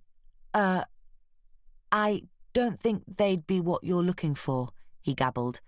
"No, not for your problem at all. Old barns, that's what they do. Conversions, that sort of thing. Sorry. Satisfied that I'd put the cat among the pigeons, as well as establishing Cheatham's guilt firmly in my own mind, I gave him a regretful smile and said, "Oh well, when we do buy ourselves an old barn, I'll know where to come. Thanks for your time, Mr. Cheatham." An hour later, I was lurking behind a fruit and veg stall in the indoor market at Stockport. The bright autumn sunlight poured in through the high windows of this recently restored cathedral to commerce. It illuminated a fascinating scene. Across the crowded aisles of the market, in a little cafe, Martin Cheatham was in earnest conversation with none other than Brian Lomax, alias T.R. Harris. Now I knew all I needed to know. All that remained was some proof. Chapter 16. I bought a couple of russet apples and half a pound of grapes from the fruit and veg stall to keep my mouth occupied while I watched Cheatham and Lomax talk. Cheatham appeared to be both worried and angry, while Lomax seemed not so much tense as impatient. Cheatham was doing most of the talking, with Lomax nodding or shaking his head in response as he munched his way through a couple of barm cakes and a bowl of chips. Eventually, Lomax wiped his mouth with the back of his hand, leaned across the table, and spoke earnestly to Cheatham. There are times when I wish I'd learned to lip read, or to predict the future. That way, I'd have been able to plant a radio mic under the table in advance. As it was, I was stuck in my less than blissful ignorance. All I could do was keep on Martin Cheatham's tail as he left the cafe and pushed his way through the shopping crowds back to the supermarket car park where he'd left his black BMW. A black BMW which I'd last seen parked outside Brian Lomax's house on Saturday night. It wasn't hard to keep tabs on him. He drove back to Manchester like a man who's preoccupied with something other than the road and traffic conditions. Expecting him to go straight back to his office, I hung back a little as we neared the city centre, and that's when I almost lost him. At the bottom of Fennell Street, instead of turning left towards the Blackfriars car park where he'd been parked that morning, he turned right. I was 3 cars behind him, and I barely made it to the junction in time to see him turn left by the railway arches, heading for the East Lancs Road. "Oh, shit," I groaned, stamping on the accelerator and skidding across 4 lanes of traffic in his wake. The little rascal really wasn't my vehicle of choice for a car chase. I only hoped the cacophony of horns wouldn't penetrate Cheatham's apparent reverie. He wasn't in sight when I got to the next set of lights. I had to gamble after he'd gone straight on, out past Salford Cathedral and the university, past the museum with its matchstick men Lowrys, as reproduced on 1,000 middle-class walls. I stayed in the middle lane, on the alert for a glimpse of his gleaming black bodywork. I was beginning to sweat by the time I passed the grimy monolith of Salford Tech. It looked like I'd lost him, but I stuck with it, and 2 miles down the East Lancs I spotted him up ahead, turning left at the next lights. By the time I hit the lights, they'd just turned red, something I chose to ignore, to the horror of the woman whose Volvo I cut across as I swept round the corner. I gave her a cheery wave, then put my foot down. I picked Cheetham up a quarter of a mile down the road. He turned right, then second left into Tamarind Grove, a quiet street of between-the-walls semis, not unlike Alexis and Chris's. The BMW swung into the drive of a trim example of the type, about halfway down on the left. I drew up sharply in the little red van, keeping my engine running in case he was merely dropping something off or picking something up. Cheetham got out of the car, locking it carefully behind him and setting the alarm, then let himself in the front door with a key. I drove slowly past the house and parked. I stationed myself by the rear door, keeping watch through the one-way glass of the window. I wasn't even sure why I was doing it. This had started off as a search for hard evidence of what Cheetham and Lomax had done to my friends. But I couldn't help feeling there was a lot more going on. What was Renuvations up to that sent Cheetham running down the road like a scalded cat to front up his partner in crime? And what was happening now? I have the kind of natural curiosity that hates to give in till the last stone is turned over and the last creepy crawly firmly ground into the dirt. I kept coming back to the thought that whatever was going down here, Cheetham was the key. He knew I was poking my nose into his business. And Cheetham's partner in crime drove a white transit van. Admittedly, the van in his drive at the weekend had been unscathed, but I figured it was a strong possibility that his business ran to more than one van. If there's a more boring job than staking out someone who's enjoying the comforts of their own home, I've yet to discover it. To relieve the monotony, I used my new toy to call the Central Reference Library and asked them to check the electoral roll for this address. Cheetham was the only person listed. Then I rang Richard to tell him my new number. This week, his answering machine featured him rapping over a hectic backing track. "Hi, it's Richard here. Sorry, but I'm out. Leave your name and number and I'll give you a shout." At least it was an improvement on the throaty, sensuous one he'd had running the month before. I mean, you don't expect to find yourself in the middle of a dirty phone call when it's you who's done the dialing, do you? Then I settled down to listen to the play on Radio 4. Inevitably, 5 minutes before the denouement, things started happening. A white convertible Golf GTI pulled up outside Cheetham's house. A brown coat shoe appeared round the driver's door, followed by an elegant leg. The woman Cheetham had called Nell emerged, wearing a Burberry. Her choice of car came as no surprise, though I've never understood the fascination the Golf convertible holds for supposedly classy women. It looks like a pram to me, especially with the top down. Nell followed Cheetham's path to the door and also let herself in with a key. Then, about 20 minutes later, a white transit van turned into the street and parked a couple of doors away from Cheetham's house. Lomax got out, wearing a set of overalls like a garage mechanic, a knitted cap covering his wavy brown hair. He didn't give my van a second glance as he marched straight up to Cheetham's front door and pressed the bell. He only had moments to wait before the door opened to admit him. From where I was parked, I couldn't actually see who opened the door, but I assumed it was Cheetham. I thought about sneaking round the back of the house to see if there was any way of hearing or seeing what was going on, but it was way too risky to be anything other than one of those tantalizing fantasies. So I waited. The plot was thickening, and I was powerless to do anything about it. I phoned the office, on the off chance that Bill would have some emergency that required me to abandon my boring vigil. No such luck. So I baited Shelley about Ted Barlow. "Has he asked you out then?" "I don't know what you mean," she said huffily. "He's just a client. Why should he ask me out?" "You'll never make a detective if you're that unobservant," I teased.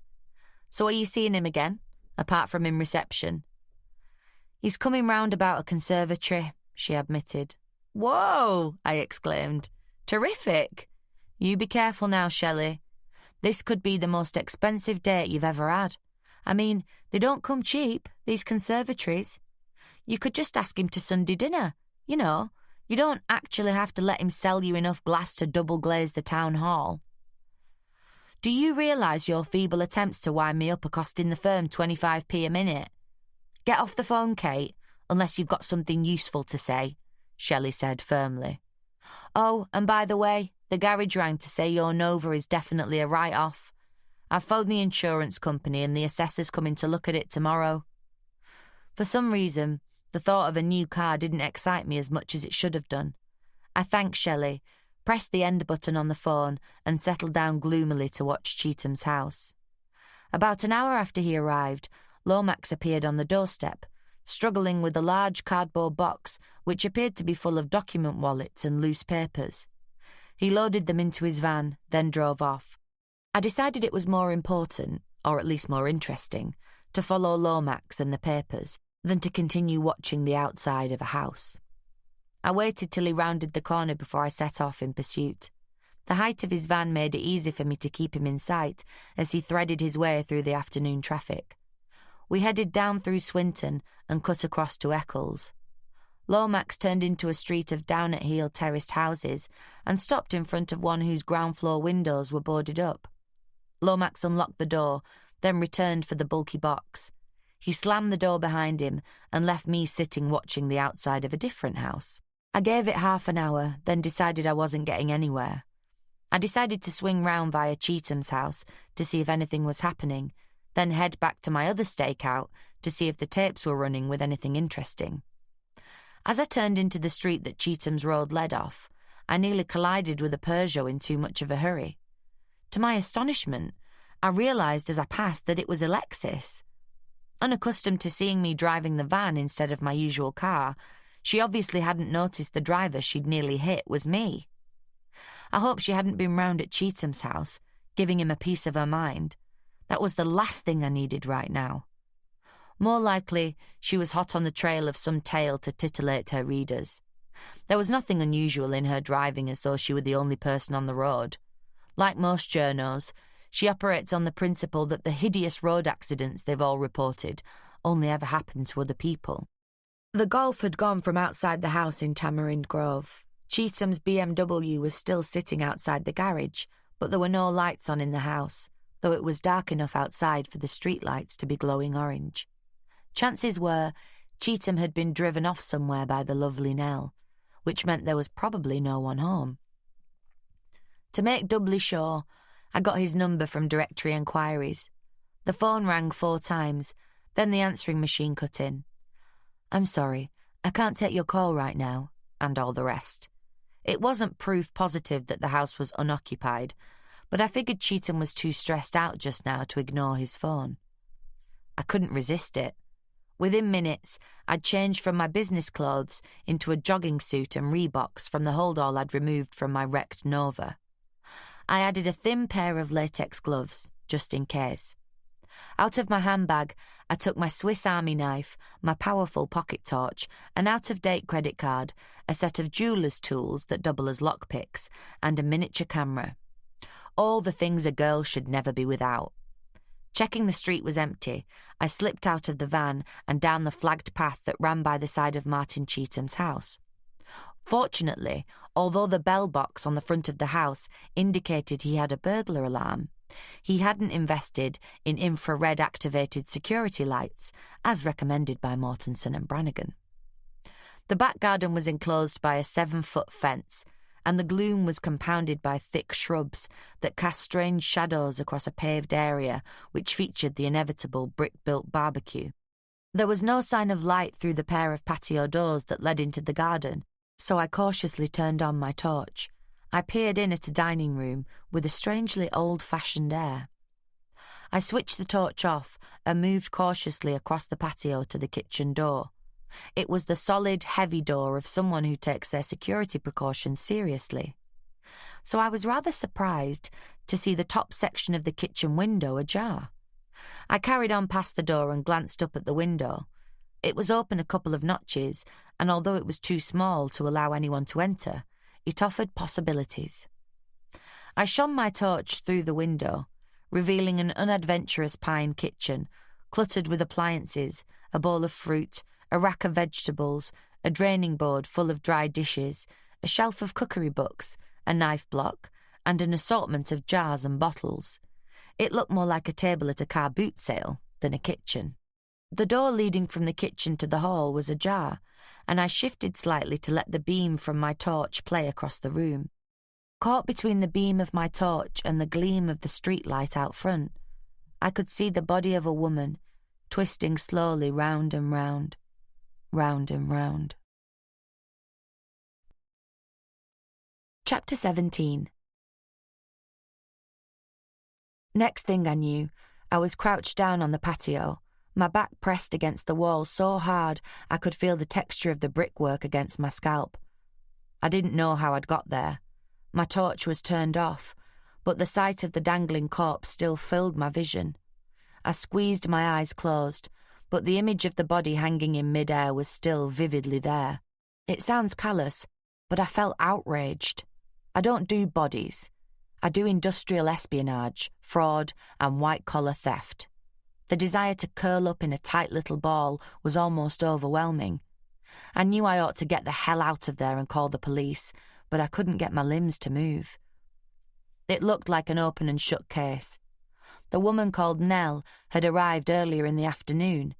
Now there was a woman's corpse in the house, and her car was missing.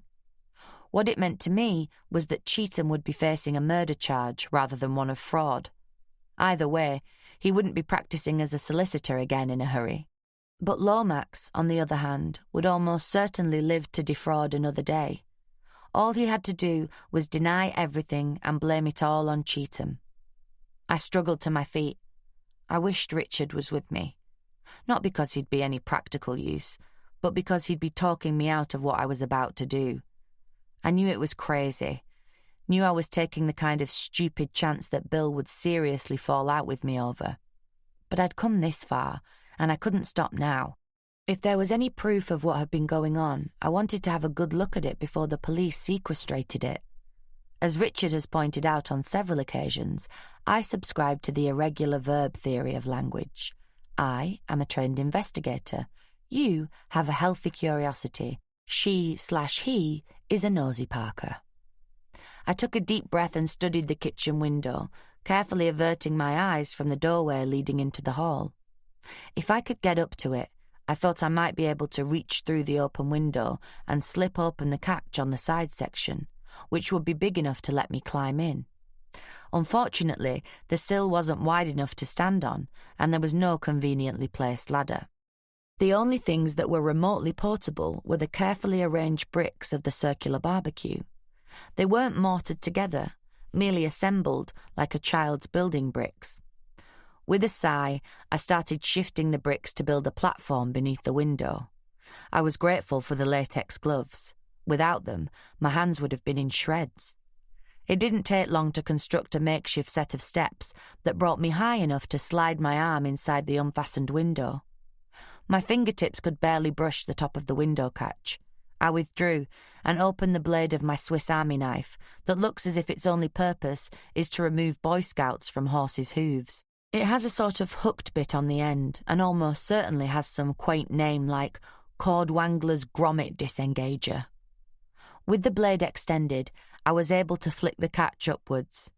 I pushed the window towards me, and it swung open. I stepped into the kitchen sink and closed both windows behind me. I searched the draining board for a cloth, then carefully wiped the sill and the sink to remove any obvious traces of my entry. The last thing I wanted was to be lifted for murder. What I was really doing was putting off the moment when I'd have to confront Nell's dangling body. She must be suspended from the banister, I realised, as I braced myself to go through the doorway. I emerged into the hall, gritted my teeth, and switched on my torch. The body was still twisting languorously in some faint draught. Steeling myself, I started at the floor and worked upwards. A brown court shoe like the one I'd seen emerging from the golf a couple of hours ago lay on its side on the plain oatmeal Berber carpet, as if it had been idly kicked off. Its partner was on the left foot of the body.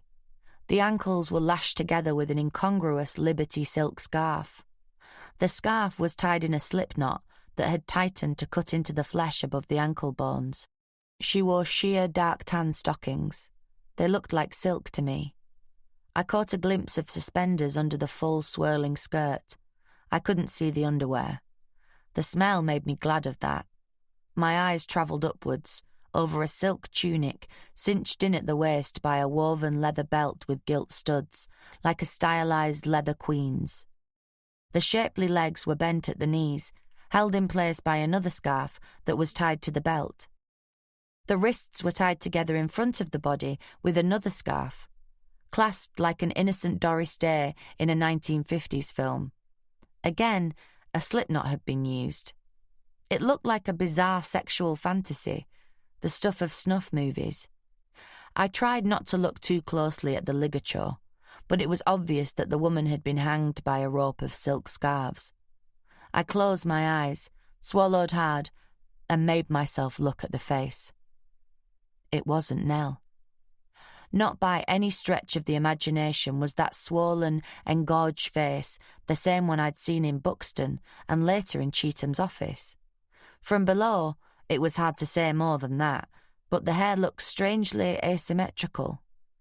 The one ear I could see was an ominous bluish purple, and the skin of the face was an odd colour. Horrified, but oddly fascinated, I skirted the body to climb the stairs for a better vantage point. 5 steps from the top of the flight, I was almost level with the staring eyes. Dots of blood peppered the whites of the eyes. I tried not to think of this as a human being, but simply as a piece of evidence. Close to, it was clear that the brown hair was a wig. What was also clear, in spite of the hideous distortion of the features and the heavy makeup, was the identity of the corpse. That was when I lost it. I splashed cold water over my face, drawing my breath in sharply as it hit. I dried myself on toilet paper, then flushed it down the loo. Then I flushed the loo again, the 6th time since I'd lost my lunch. Just because you're paranoid doesn't mean the forensic scientists aren't out to get you. I gave the toilet bowl a last wipe down, then flushed again, praying the U-bend was now free from any traces of my reaction to discovering Martin Cheatham hanging from a banister, dressed in women's clothing. I closed the toilet lid and sat down on it. It was only my 2nd corpse ever, and the discovery seemed to be taking a bit of getting used to. The voice of wisdom and self-preservation was telling me to get out of there as fast as possible and wait till I was in another county before calling the police. The bloody-minded voice from the other side of my brain reminded me that I'd never get another chance like this to get to the bottom of whatever had brought matters to this pass. I couldn't believe Cheatham had killed himself because he thought I'd uncovered his dishonesty in the land sale. There had to be more. I forced myself out of the bathroom and back onto the landing. It's not a person, I kept saying out loud to myself, as if that could convince me. I stood on the landing, above the banister where Cheatham's body was suspended by the rope of silk scarves. From here, it didn't look quite so terrible, though at this angle I could see what had been obscured from below, that he had an erection. I forced myself to reach down and touch the skin of the face. There was no perceptible difference in temperature between my hand and the corpse. I didn't know enough about forensic medicine to understand the significance of that. I turned my back on the body and started my search. The first room I entered was obviously the spare room. It was lit dimly by the glow of the street lamps. The room was clean and neat, but again, curiously old-fashioned, like a room in my parents' house. The wardrobe was empty except for a white tuxedo, dress trousers, and a couple of frilly evening shirts. The chest of drawers was empty except for towels in the bottom drawer. On the off chance, I lifted an insipid watercolour of the Lake District away from the wall. I couldn't think of any reason for keeping it, except to obscure a safe. No such luck. The next bedroom appeared more promising. It overlooked the garden, so I took the risk of drawing the heavy, floor-length chintz drapes and switching on the light. Mirrored wardrobes the length of the far wall doubled the apparent size of the room. A king-size bed dominated the other wall.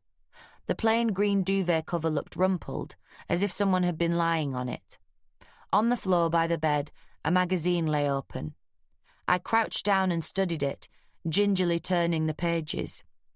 It was sadomasochistic pornography, of the kind that makes me feel like joining Mary Whitehouse and the moral majority. The key pages came just before the one that lay open on the floor. They featured an illustrated story about a man who got his satisfaction from pretending to hang himself. As I crouched there, feeling soiled just looking at the porn, by a strange contrast, I noticed the bed linen still smelled fresh and clean. I looked carefully at the pillows, then moved round the bed to the undisturbed side, where I lifted the duvet. No stray hairs, no wrinkles in the sheet, no depression in the pillows. I may not have had much experience of suicide, but I couldn't see someone changing the bedding before they topped themselves. On a hunch, I walked across the room to the wicker linen basket. It contained 2 shirts, 2 pairs of socks, 2 pairs of boxer shorts, and a bath towel, but no sheets, pillowcases, or duvet cover. Curiouser and curiouser. I started on the wardrobes. The first revealed half a dozen business suits and a couple of dozen shirts, all from Marks & Spencer. A shoe rack along the bottom held a mixture of formal and casual footwear. A tie rack was fixed to the inside of the door, revealing a taste in ties as exotic as an undertaker's. The next section contained leisure wear, polo shirts, rugby shirts, jeans, all carefully pressed and hung. The next unit disguised a tower of drawers. T-shirts, underwear, socks, sweaters, jogging pants, all neatly folded in piles. The last 2 sections appeared to be a double wardrobe, and it was locked. The lock was different from the flimsy ones on the other doors, and their keys didn't fit. I wondered where Cheatham's key ring was, and doubled back to the drawer in the bedside table. It held a wallet and a bunch of keys, but not the key to the wardrobe. Oh, joy. Oh, rapture. There was nothing else for it. I'd have to try picking the lock, and be careful not to leave it looking like someone had had a go at it. I took out the slender tools and gently began to probe the inside of the lock with a narrow, flexible strip of metal. Just the thought of picking the lock had my hands sweating inside the thin gloves. I started to poke about in what I hoped was a reasonable approximation of what my friend Dennis had taught me. After a few minutes that felt like hours, my probe met the kind of resistance that shows a bit of give. Praying the strip I was using was strong enough, I twisted it. There was a click, and the doors slowly opened out towards me. I could see why Martin Cheatham didn't want any casual snoopers to open them. It was the last thing you'd expect to find in a conveyancing specialist wardrobe. There were a dozen chic outfits on hangers, each covered with a transparent plastic sheath. They ranged from a cocktail dress, with a froth of multicoloured tulle and sequins, to an elegant business suit with pencil skirt. There was also a mac and a camel wraparound coat. On a rack on the door was an exotic collection of silk scarves ranging from Hermes to hippie-style Indian. A chest of drawers occupied the lower section of half the wardrobe. The top drawer was filled with an astonishing and luxurious collection of ladies' underwear in both silk and leather.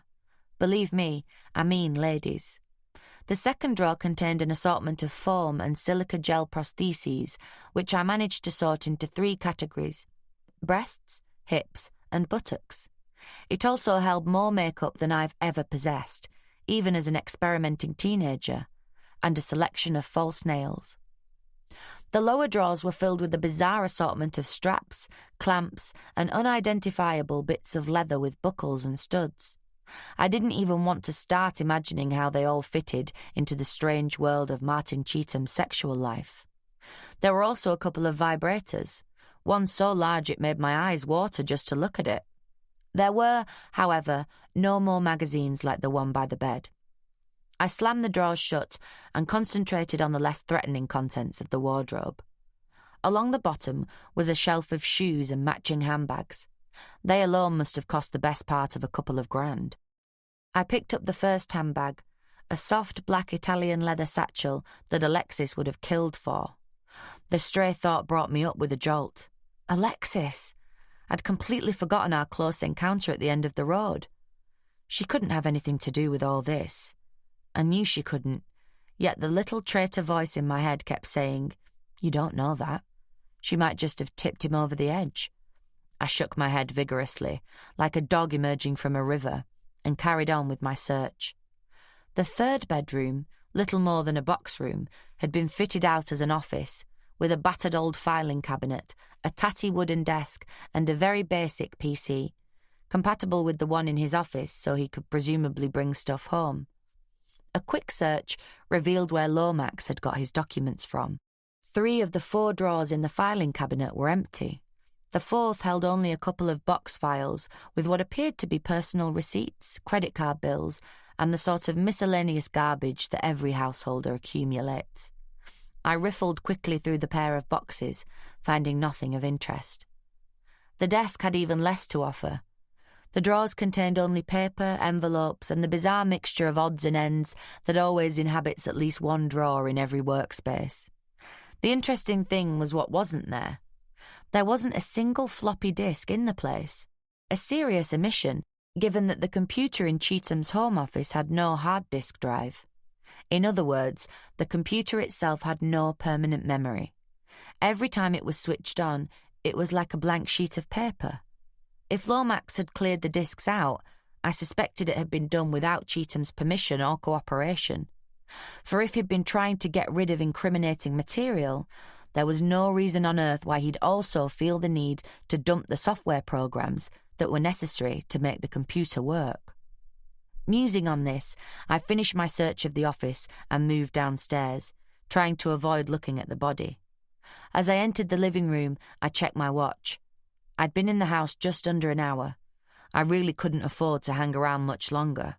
All it needed was for Nell or Lomax to come back and find me here.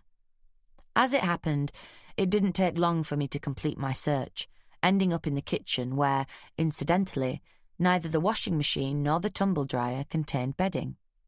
The most useful thing I'd found was a spare set of keys in the cutlery drawer. As I let myself out of the back door, I felt an enormous sense of anticlimax. The tension that had been holding me together suddenly dissipated, and I felt weak at the knees.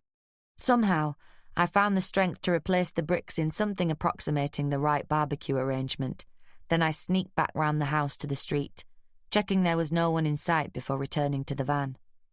I could only hope that when the neighbours heard about Cheatham's death, none of them would remember any details about the strange van parked a few doors away from his house. I drove home at a law-abiding speed for once. It was the traffic that was my downfall. I had to pass the corn exchange on my way home, and as I drove up Cateaton Street, everything ground to a complete halt. The lights at the bottom of Shude Hill had died, and the resulting rush-hour chaos brought the city centre to a standstill. It seemed like a sign from the gods, so I pulled off the main drag onto Hanging Ditch and parked the van. 5 minutes later, I was inside Martin Cheatham's office. Chapter 18. Kate Brannigan's burglary tip number 3. Always burgle offices in daylight hours. People notice lights in offices at night, and people who notice lights in offices that shouldn't be lit up have a nasty habit of being security staff. However, rules are made to be broken, and besides, I wasn't the first unauthorised visitor to Martin Cheatham's office. That much was obvious from the safe. The reproduction of Monet's water lilies that had covered it on my previous visit lay on the floor, while the door of the safe stood ajar. With a frustrated sigh, I took a look inside. I found exactly what I expected. Nothing. I looked round the room in something approaching despair. There was enough paper in here to keep the least popular detective constable on the force busy for a month. Besides, I wasn't convinced that I would find anything enlightening. I was still pinning my hopes on Cheatham's computer files, particularly since he had the kind of scanner that would have allowed him to import a copy of any document straight into his computer. A quick check of the desk revealed the same absence of disks that I'd noted back at the house. But there was one difference here. The PC sitting on the desk had a hard disk. In other words, the chances were that the master copy of the material on the disks that had been stolen was permanently stored in the machine in front of me. It was last resort time, so I did the obvious. I switched on the machine. It automatically loaded the system files. Then a prompt appeared, demanding input. I asked the machine to show me the headings under which it was storing stuff. In the following list, I spotted a couple of familiar software names: a word processing package, a spreadsheet, and an accounts program. The rest of the list were probably data files. First, I loaded the word processing package which would allow me to read the data files. Then I tried a directory called work.c. It seemed to be all the correspondence plus details of deeds on the properties currently being handled. The files were subdivided according to whether Cheetham was acting for vendor or buyer and what stage he was up to. It was incredibly boring. The next directory I tried was called work.l. When I attempted to access it, nothing happened. I tried again, and nothing happened. I tried one or two other ways of getting into the directory, but there was clearly some kind of access block on it. Desperately, I searched Cheetham's drawers again, looking for a single word scribbled somewhere that might be a password for the directory, but without success. I knew that, given time, Bill or I could hack our way into the hidden files of the locked directory, but time was the one thing I wasn't sure I had. What the hell? I'd taken so many chances already. What was one more? Closing the door on the latch behind me, I left Cheetham's office and returned to the van. I unlocked the security box welded to the floor and took out our office laptop PC. It's a portable machine, more compatible with its desktop equivalents than any married couple I know. It can store the equivalent of 60 novels. I walked back into the corn exchange with the fat briefcase, trying hard to look nonchalant, and returned undetected to Cheetham's office by some miracle. Amongst the resident software on our portable's hard disk was a program that could have been designed for situations like this. It's a special file transfer kit that is used to move data at high speed between portables and desktop machines. I uncoiled the lead that would form the physical link between the two machines and plugged it in at both ends. I switched on my machine and booted up the software. The program sends over a highly sophisticated communications program, which is then used to steal the files from the target machine. The big advantage of using these kits is that you leave no trace on the machine you've raided. The very process itself also often bypasses any security package that the target PC's operator has installed. The final advantage is that it's extremely fast. 10 minutes after returning to Cheetham's office, I was ready to walk out of the door with the contents of work.c and work.l firmly ensconced on my own hard disk. There were just a couple of things I had to do first. I picked up the phone and dialed my favourite Chinese restaurant for a takeaway. Then I called Greater Manchester Police's switchboard.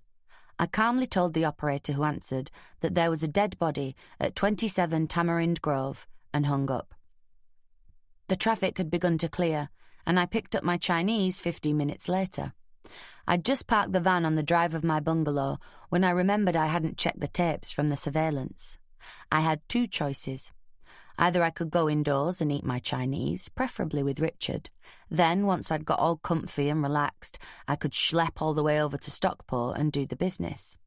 Or I could go now, and hope that there was nothing that would require my presence there all night. Being what Richard would describe as a boring old fart, I decided to finish the day's work before I settled down. Besides, my bruises were aching, and I knew that if I sank into the comfort of my own sofa, I might never get up again unless it was to crawl into a hot bath. The drive to Stockport was the Chinese aroma torture. There's nothing worse than the smell of hot and sour soup and salt and pepper ribs when nothing's stayed in your stomach since breakfast and you can't have them.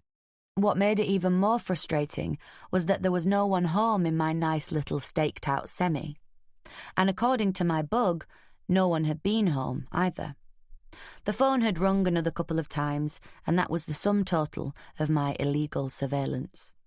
When I finally got home, the offer of a share in my Chinese distracted Richard from a pirate radio Bangor station he'd been listening to in the course of duty. Sometimes I think his job's even worse than mine. I brought him up to date with my adventures, which added a spice to dinner that even the Chinese had never thought of. So he topped himself then? Or was it one of those sleazy deaths by sexual misadventure? He asked, doing his impersonation of a tabloid journo as he poked through the char siu pork to get at the bean sprouts below. It looks like it, but I don't think he did, I said. Why is that, super sleuth? A collection of little things that individually are insignificant, but taken together make me feel very uneasy, I replied. Want to run it past me? See if it's just your imagination? Richard offered. I knew he really meant, because you're too well brought up to talk with your mouth full, that means there will be more for me. I gave in gracefully, because he was quite right. I did want to check that my suspicions had some genuine foundation. Okay, I said. Point 1. I take Nell to be Martin Cheatham's girlfriend, judging by the body language on the 2 occasions I saw them together. She was in the house for about 20 minutes, 30 max, before Lomax arrived. Now, if she and Cheatham were getting it on together, that might explain why he was in his drag. But if they were busy having a little loving, what was going down with Lomax and the files? Maybe he just sneaked in and helped himself, Richard suggested. No, he didn't have a key. Someone let him in, but I couldn't see who. I'm convinced Lomax cleared the files out without Cheatham's cooperation. Why? Richard asked. Because if Cheatham had simply been trying to get incriminating evidence off the premises, he'd only have dumped discs with data on. He wouldn't have ditched the discs with the software programs, because he'd have known enough to realise that a computer with no discs at all is a hell of a lot more suspicious than one with only software and no data, I explained. Richard nodded in agreement. Also, the bedding was clean. It had been changed since the last time the bed had been slept in or bonked on, and there was no bedding in the linen basket or the washing machine or the tumble dryer either. So where are the dirty sheets? Now, if Cheatham and Nell had been having a cuddle, or whatever it is that transvestite sadomasochists do in bed, there would be forensic traces of her on the bedding. These days, every television viewer knows about things like that.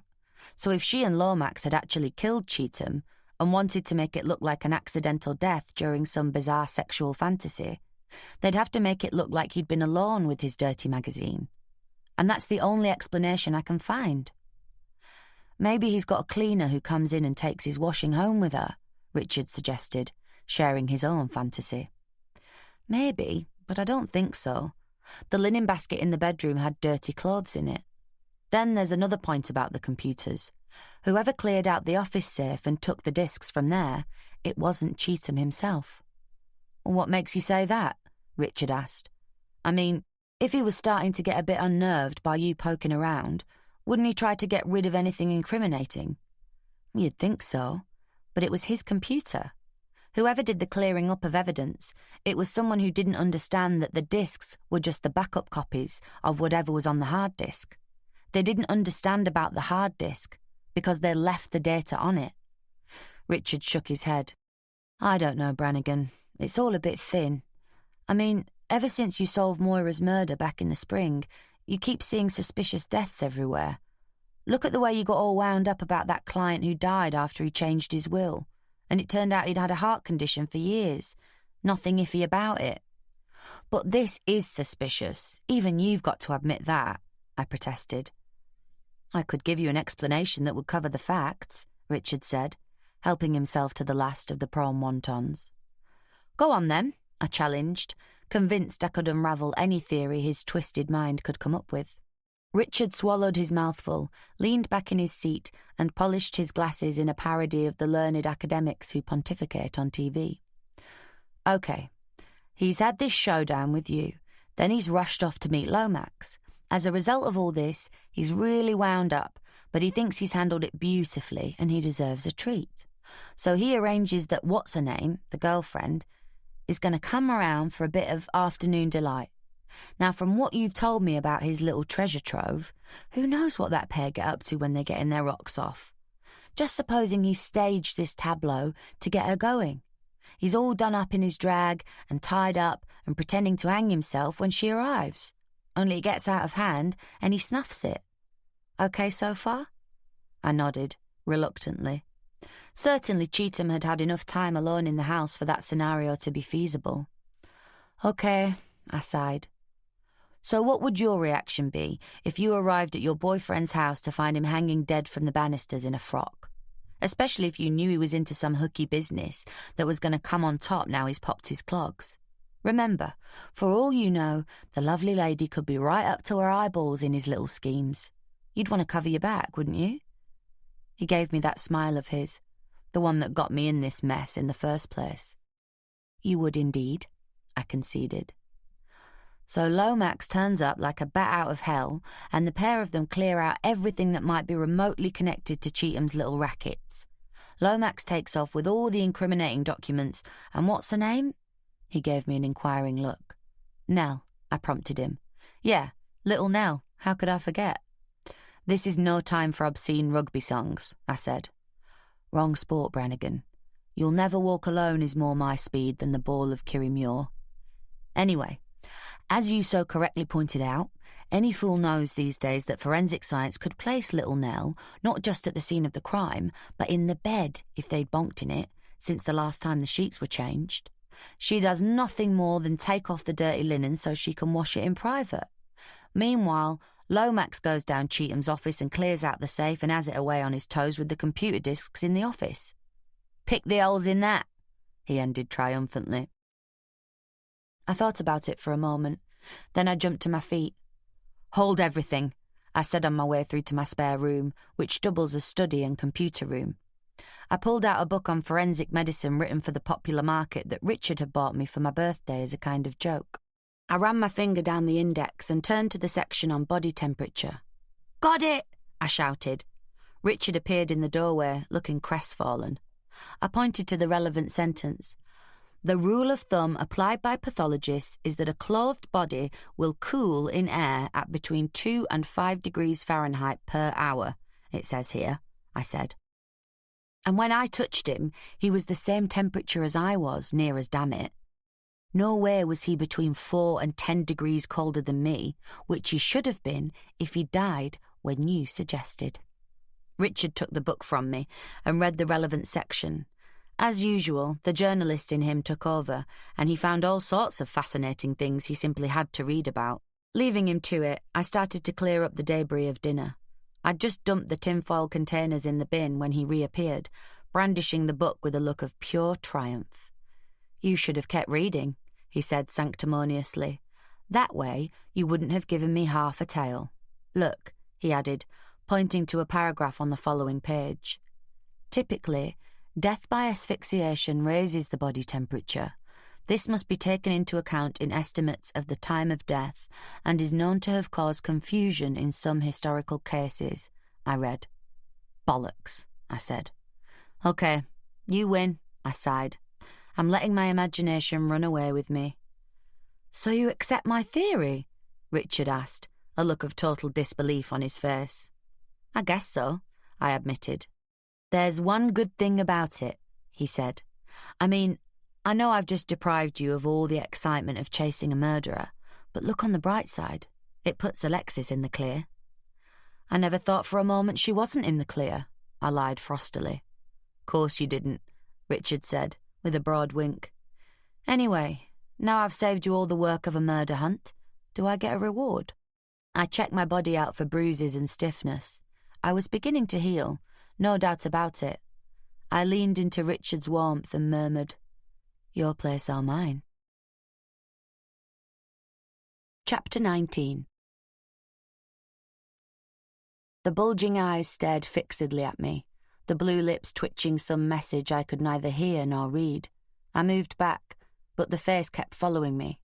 I shouted at it, and the sound of my voice woke me up with the kind of staring-eyed shock that sets the adrenaline racing through the veins. The clock said 6. Richard was lying on his stomach, breathing not quite heavily enough to be called snoring, and I was wide awake, with Martin Cheatham's face accusing me. Even if he hadn't been murdered, Nell and Lomax had behaved unforgivably, always supposing there was anyone still around to forgive them. Nell's actions in particular sickened me. I know I couldn't behave like that if someone I'd been lovers with was hanging dead in the hall. There must have been a lot at stake for Nell and Lomax to have had the nerve to carry off their cover-up, and although the voice of reason said it was none of my business, I wanted to get to the bottom of it. Since I was awake anyway, I decided to do something useful. I slipped out of Richard's bed and cut through the conservatory to my house. A steaming shower banished the morning stiffness that still lingered in my muscles, and a strong cup of coffee kick-started my brain. I chose a pair of bottle-green trousers and a matching sweater to go under the russet-padded silk blouson that I'd picked up for a song on Strangeways Market. It was 6:45 when I parked outside Alexis's house. As I'd expected, her car was still in the drive. I knew her routine of old.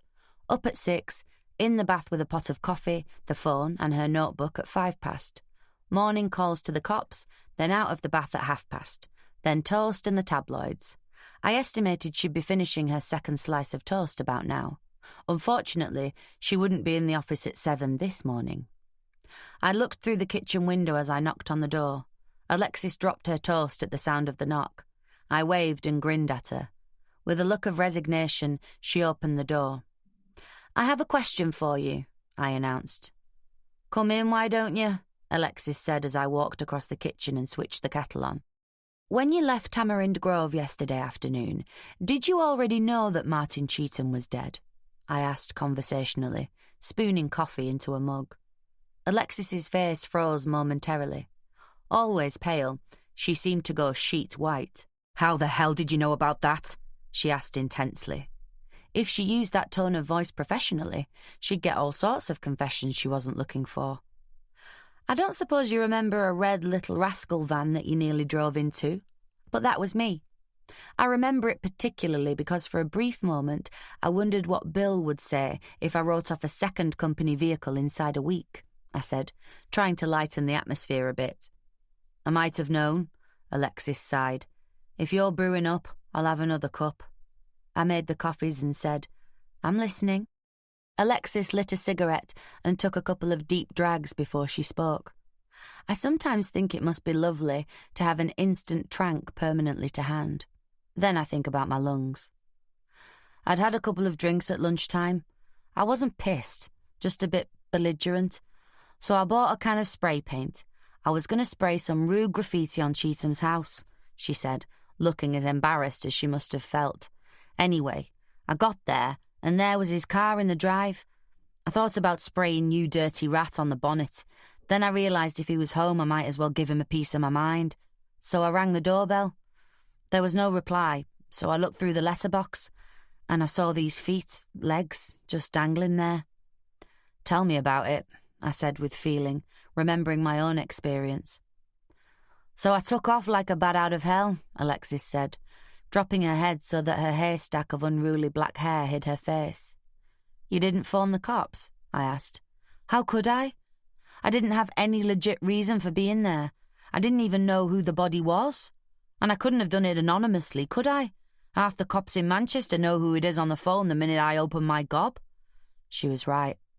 Anyone who'd ever spoken to Alexis would remember that smoky Liverpudlian voice. "I'm sorry," I said. "I should have rung you about it last night. I was just too wiped out." "So when did you realise it was Cheetham?" "When I did my calls this morning. They told me about it as a routine, non-suspicious death. If he hadn't been a solicitor, I doubt they'd even have mentioned it. It made my stomach turn over, I can tell you." "Any details?" I asked. "Not a lot. Unattributed. I got that he was wearing women's clothing and playing bondage games. According to the DI at the scene, he had a proper little torture chamber in his wardrobe. They reckon he died sometime yesterday afternoon. He didn't have any form for sexual offences, not so much as a caution. He's not even on their list of people they know get up to naughties in their spare time. They don't think there was anyone else involved, and they're not treating it as a suspicious death. They don't even think it was suicide, just an accident. All I can say is thank God he didn't have any nosy neighbours, or else the lads might be asking me what exactly I was doing kicking his door in yesterday afternoon." Alexis managed a faint smile, especially if they knew I had a private eye working on how to recover the $5,000 he helped to con me out of. "You weren't the only person who was there yesterday," I said, and went on to fill her in on the events of the afternoon. "I was convinced they'd killed him," I added, but Richard persuaded me that I was just seeing dragons in the flames. "So what happens now?" Alexis asked. "Well, theoretically we could just ignore the whole thing, and I could still follow Lomax like you asked me to and try to get some money back from him. The problem is that now Cheetham's dead, I'm afraid Lomax might try to deny any criminal involvement in the whole thing and blame it all on Cheetham." "You don't really think he'd get away with that, do you?" Alexis demanded, lighting up another cigarette. "I don't honestly know," I admitted. Personally, I think there's been a lot more going down between Lomax and Cheetham than we know about. And if there's any proof of a connection other than the fact that I know I've seen them together, it could be buried in the other stuff. So I want to keep digging. Alexis nodded. So how can I help? There are parts of Greater Manchester where it wouldn't be too big a shock to encounter a shop catering for the needs of transsexuals and transvestites. A back street in Oldham isn't one of them. I find it hard to imagine anyone in Oldham doing anything more sexually radical than the missionary position, which only goes to show what a limited imagination I have. The locals clearly didn't have a problem with trances, since there was nothing discreet about the shopfront, sandwiched rather unfortunately as it was between a butcher's and a junk shop. On the way over, Alexis had told me about the shop and its owner. Cassandra Cliff had enjoyed a brief spell of notoriety in the gutter press a few years previously when some muckraking journal had discovered that the actress who was one of the regulars in the country's favourite soap opera was in fact a male-to-female transsexual. In the flurry of sex-swap soap star stories that followed, it emerged that Cassandra, previously Kevin, had been living as a woman for a dozen years, and that no one among cast or production team had a clue that she wasn't biologically of the same gender as the gossipy chip shop owner she played. Of course, the production company of Northerners denied that the uncovering of Cassandra's secret would make any difference whatsoever to their attitude to her. 2 months later, Cassandra's character perished in a tragic accident when the extension her husband was building to their terraced house collapsed on her. The production company blandly denied they had dumped her because of her sex change, but that didn't much help Cassandra, on the scrap heap at 37. She didn't let them get away with it, Alexis said. She sold her own inside story to one of the Sunday tabloids, dishing the dirt on all the nation's idols. Then with the money, she set up Trances and a monthly magazine for transvestites and transsexuals. She's got so much bottle, Kate. You can't help respecting Cassie. Alexis skirted the one-way system and cut round the back of the magistrate's court.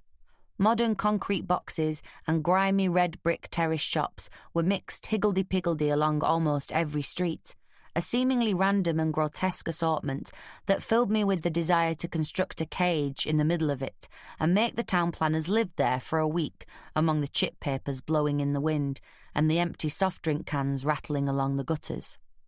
I tried to ignore the depressing townscape and asked, "So how come you know her so well? What's she got to do with the crime beat?" I interviewed her a couple of times for features when she was still playing Margie Grimshaw in Northerners. We got on really well. Then after the dust settled and she set up Trances, I gave her a call and asked if we could do a piece about the shop. She wasn't keen, but I let her have copy approval and she liked what I wrote. Now we do lunch about once a month. She's got such a different grapevine from any of my other contacts. It's amazing what she picks up, Alexis said, parking in a quiet side street of terraced houses. It could have been the set for Northerners. And she passes stuff on to you, does she? I asked. I suspect she's highly selective. I know that after what happened to her, she's desperately protective of other people in the same boat. But if she can help, she will. I followed Alexis round the corner into one of those streets that isn't quite part of the town centre, but would like to think it is. I glanced in the window as we entered. The only clue that Trances was any different from 100 other boutiques was the prominent sign that said, "We specialise in large sizes, shoes up to size 12. The door itself provided the warning for the uninitiated. Specialists in supplies for transvestites and transsexuals was painted on the glass in neat red letters at the eye level of the average woman. I followed Alexis in. The shop was large and had an indefinable air of seediness. The decor was cream and pink, the pink tending slightly too far to the candy floss end of the spectrum. The dresses and suits that were suspended from racks that ran the full length of the shop had the cumulative effect of being over the top, both in style and colour. I suspect that the seediness came from the glass cases that lined the wall behind the counter. They contained the kind of prostheses and lingerie I remembered only too well from Martin Cheetham's secret collection. In one corner, there was a rack of magazines. Without examining them too closely, The ones that weren't copies of Cassandra's magazine Trances had that combination of garishness and coyness on the cover that marks soft porn. The person behind the counter was also clearly a client. The size of the hands and the Adam's apple were the giveaways. Apart from that, it would have been hard to tell. The makeup was a little on the heavy side, but I could think of plenty of pubs in the area where that wouldn't even earn a second glance. "Is Cassie in?" Alexis asked. The assistant gave a slight frown, sizing us up and clearly wondering if we were tourists. "Are you a friend of Miss Cliff, madam?" she asked. "Would you tell her Alexis would like a word if she's got a few minutes?" Alexis said, responding in the same slightly camp vein. I hoped the conversation with Cassie wasn't going to run along those lines. I can do pompous, I can do threatening, I can even do okay, yeah, but the one style I can't keep up without exploding into giggles is high camp. The assistant picked up a phone and pressed an intercom button. "Cassandra, I have a lady with me called Alexis who would like a moment of your time, if it's convenient," she said. Then she nodded. "I'll tell her. Bye for now," she added. She replaced the handset and said decorously, "Miss Cliff will see you now, if you'd care to take the door at the back of the shop and follow the stairs." "It's all right, I know the way," Alexis said, heading past the clothes racks. "Thanks for your help." Cassandra Cliff's office looked like something out of Interiors. It could have been a blueprint for the career woman who wants to remind people that as well as being successful, she is still feminine. The office furniture, a row of filing cabinets, a low coffee table and 2 desks, one complete with Apple Mac, was limed ash, stained grey. A pair of grey leather 2-seater sofas occupied one corner. The carpet was a dusty pink, a colour echoed in the Austrian blinds that softened the lines of the room. The walls were decorated with black and white stills of the sets and stars of Northerners. A tall vase of burgundy carnations provided a vivid splash of colour. The overall effect was stylish and relaxed, the 2 adjectives that sprang into my mind when I first met Cassandra Cliff. She wore a linen suit with a straight skirt and no lapels. It was the colour of an egg yolk. Her mandarin-collared blouse was a bright, clear sapphire blue. I know it sounds hideous, but on her it was glorious. Her ash-blonde hair was cut short but full on top, shaped, gelled and lacquered till it resembled something out of the Museum of Modern Art. The makeup was the kind of discreet job that looks completely natural. As Alexis introduced us, Cassie caught me studying her, and the corners of her mouth twitched in a knowing smile. I could feel my ears going red, and I returned her smile sheepishly. "I know," she said. "You can't help it. You have to ask yourself, if I didn't know, would I have guessed? Everyone does it, Kate. Don't feel embarrassed about it." Completely disarmed, I allowed myself to be settled on one of the sofas with Alexis, while Cassie ordered coffee, then sat down opposite us, crossing a pair of elegant legs that certain women of my acquaintance would cheerfully have killed for. "So," Cassie said, "a private investigator and a crime reporter. It can't be me you're after. The jackals that Alexis hangs out with left me not so much as a vertebra in my cupboard, never mind a skeleton." So, I asked myself, who? "Does the name Martin Cheetham mean anything to you?" Alexis asked. Cassie uncrossed her legs, then recrossed them in the opposite direction. "In what context?" she said. "In a business context. Your business, not his." Cassie shrugged elegantly. "Not everyone who uses our services likes to be known by the real name. You could say that the real name is what they're trying to escape from." "He died yesterday," Alex said bluntly. Before Cassie could respond, a teenage girl came in with coffee. At least, I'm pretty certain it was a girl. The process of pouring our coffee gave Cassie plenty of time to recover from the news. "How did he die?"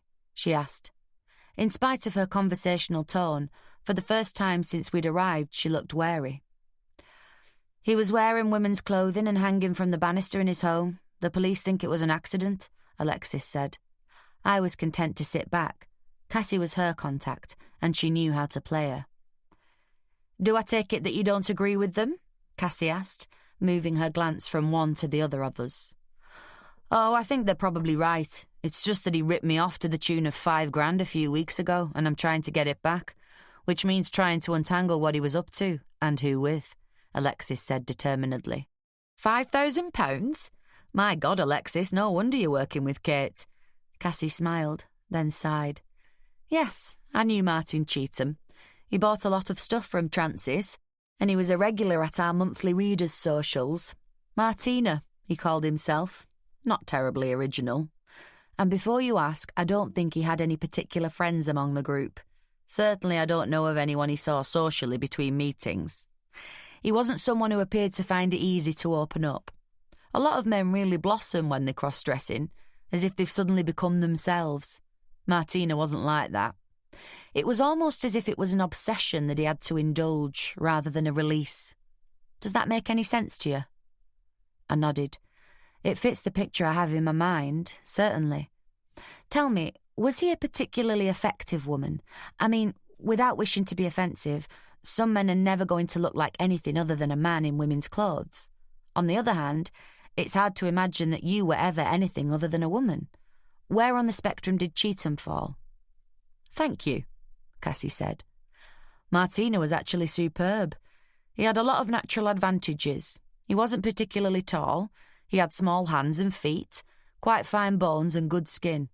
But the real clincher was his clothes. He could get into a standard size 16, and he didn't seem to care how much he spent on clothes. In fact, Cassie got up and went over to one of the filing cabinets. She returned a moment later with a photograph album. She started flicking through the pages. I'm sure he's on a couple of these. I took a couple of rolls of film at the Christmas social. She stopped at a photograph of a couple of women leaning against a bar, laughing. There, on the left. That's Martina. I studied the picture and realised where I'd seen Martina Cheetham before. Chapter 20. I sat in the Ford Fiesta listening to Coronation Street on headphones. Mary Wright had returned to the house I was bugging, her appetite for soap opera unabated. The mysterious Brian was still nowhere to be seen or heard, however. Perhaps he didn't exist. At least his absence freed me from having to listen to domestic chit-chat, which meant I could concentrate on trying to crack the password that would let me into Martin Cheetham's secret directory. Alexis had been as puzzled as me when I revealed where I'd seen Martin Cheetham in his drag before. The photograph had jogged my memory, as the distorted face of the corpse could never have done. But there was no mistaking it. The elegant woman who'd been looking at cheap terraced houses in DKL estates was Martin Cheetham. No wonder he'd taken off like a bat out of hell at the sight of me. Whatever their little game was, he must have thought I was onto him, which also explained why he'd gone into panic mode when I paid my second visit to his office. If I'd needed proof that Cheetham and Lomax were up to something a lot more significant than the land fiddle, I had it now. The only question was, what? As the familiar theme music from Coronation Street died away, a Vauxhall Cavalier drove slowly past me and pulled up outside my target. When I saw Ted's favourite salesman was driving it, I couldn't help myself. I punched the air and shouted, "Yo!" just like some zitty adolescent watching the American football on Channel 4. Luckily, Jack McCafferty wasn't interested in anything other than the house where he intended to sell a state-of-the-art colonial conservatory. I'd been right. The pattern was working out, just as I'd anticipated. What I hadn't expected was Jack's passenger. Unfolding himself from the passenger seat came a sight to quicken Shelley's pulse. Ted Barlow stretched himself to his full height, then held a quick conference with his ace salesman. Tonight, Jack McCafferty's designer suit looked almost black under the streetlights, his flamboyant silk tie like a flag of success. His brown curls had the glossy sheen of a well-groomed setter. Beside him, Ted looked more like the assistant than the boss. He wore the only suit I'd ever seen him in, and the tight knot of his striped tie was askew. Shelley would never have let one of her kids out of the door looking like that. I didn't need to be Gypsy Rose Lee to predict big changes for Ted Barlow in the months to come. The two men marched up the path. As Jack's hand reached out for the bell, I experienced the strange sensation of hearing it ring in my ears. The television was abruptly turned off, just as I was getting interested in the latest episode in the steamy series of instant coffee adverts. Unfortunately, because there was a wall between the bug and the door, all I could hear of the doorstep exchange was the murmur of voices. But it became clear as the three of them entered the living room. "What a delightful room!" I heard Jack exclaim. "Isn't it?" Ted echoed, with as much conviction as a famous actress endorsing the rejuvenating powers of a brand of soap. "We like it," the woman's voice said. "Well, Mrs. Wright, if I might introduce ourselves to you, my name is Jack McCafferty, and I'm the Chief Sales Executive of Colonial Conservatories, which is why your telephone inquiry about our range was passed on to me. And you are very privileged tonight to have with you my colleague Ted Barlow, who is the Managing Director of our company. Ted likes to take a personal interest in selected customers, so he can keep his finger on the pulse of what you, the public, actually want from a conservatory, so that Colonial Conservatories can maintain its position as a market leader in the field." It flowed virtually without a pause. In spite of myself, I was impressed. I could picture Ted standing there, awkwardly shifting from foot to foot, failing dismally in his attempt to look like a colossus of commerce. "I see," said Mary Wright. "Won't you sit down, gentlemen?" As soon as his backside hit the chair, Jack was off and running, his pitch fluent and flawless as he sucked Mary Wright into the purchase of a conservatory she didn't need at a price she couldn't afford for a house that wasn't hers. Every now and again he sought a response from her, and she chimed in as obediently as the triangle player in the orchestra, counting the bars till the next tinkling note. They established that her husband was working abroad, what kind of conservatory she favoured, her monthly incomings and outgoings. Jack conducted the whole exposition as if it were a symphony. Eventually, Ted was dispatched out the back with a tape measure and notebook. That was when it really got interesting. "Slight problem," Jack said in a low voice. "Ted's having aggravation with the bank." "You mean because of us?" Mary Wright asked. "Probably. Anyway, bottom line is, I can't get a finance deal through the usual channels. We're going to have to arrange the finance ourselves, but that shouldn't be too hard. I've got the names of a couple of brokerages where they don't ask too many questions. The only thing we'll lose out on is the finance company kickback to me, but we'll just have to live with that. I'm only warning you because the close will be a bit different." "Okay," he said, as laid back as if he was asking for a second cup of tea. "Sure, I'll busk it. But listen, Jack, if the bank's being difficult, maybe we should pack it in before it starts getting dangerous," the woman said. "Look, Liz, there's no way they could trace it back to us. We've covered our tracks perfectly. I agree, we should quit while we're ahead. But we've already got the next two up and running. Let's see them through, then we'll take a break, okay? Go off to the Zone and spend some of the loot," Jack said reassuringly. If I'd have been her, I'd probably have fallen for it too. He had the real salesman's voice, all honey and reassurance. If he'd become a surgeon, he'd have had sacks of mail every Christmas from adoring patients. "Okay, are you coming back here tonight?" she asked. "How could I stay away?" he parried. "Then we'll talk about it later." Whatever else she was going to say was cut off by the return of Ted. "If you'll just give me a minute with the old pocket calculator, I'll give you a price on the unit you'd decided on," Ted said. The presumptive close. The price Ted quoted made my eyes cross. Of course, Liz/Mary didn't turn a hair. "I see," she said. "Normally we could offer you our own financial package, sponsored by one of the major clearing banks," Jack said. "Unfortunately, we at Colonial Conservatories are the victims of our own success, and we have surpassed our target figures for this quarter.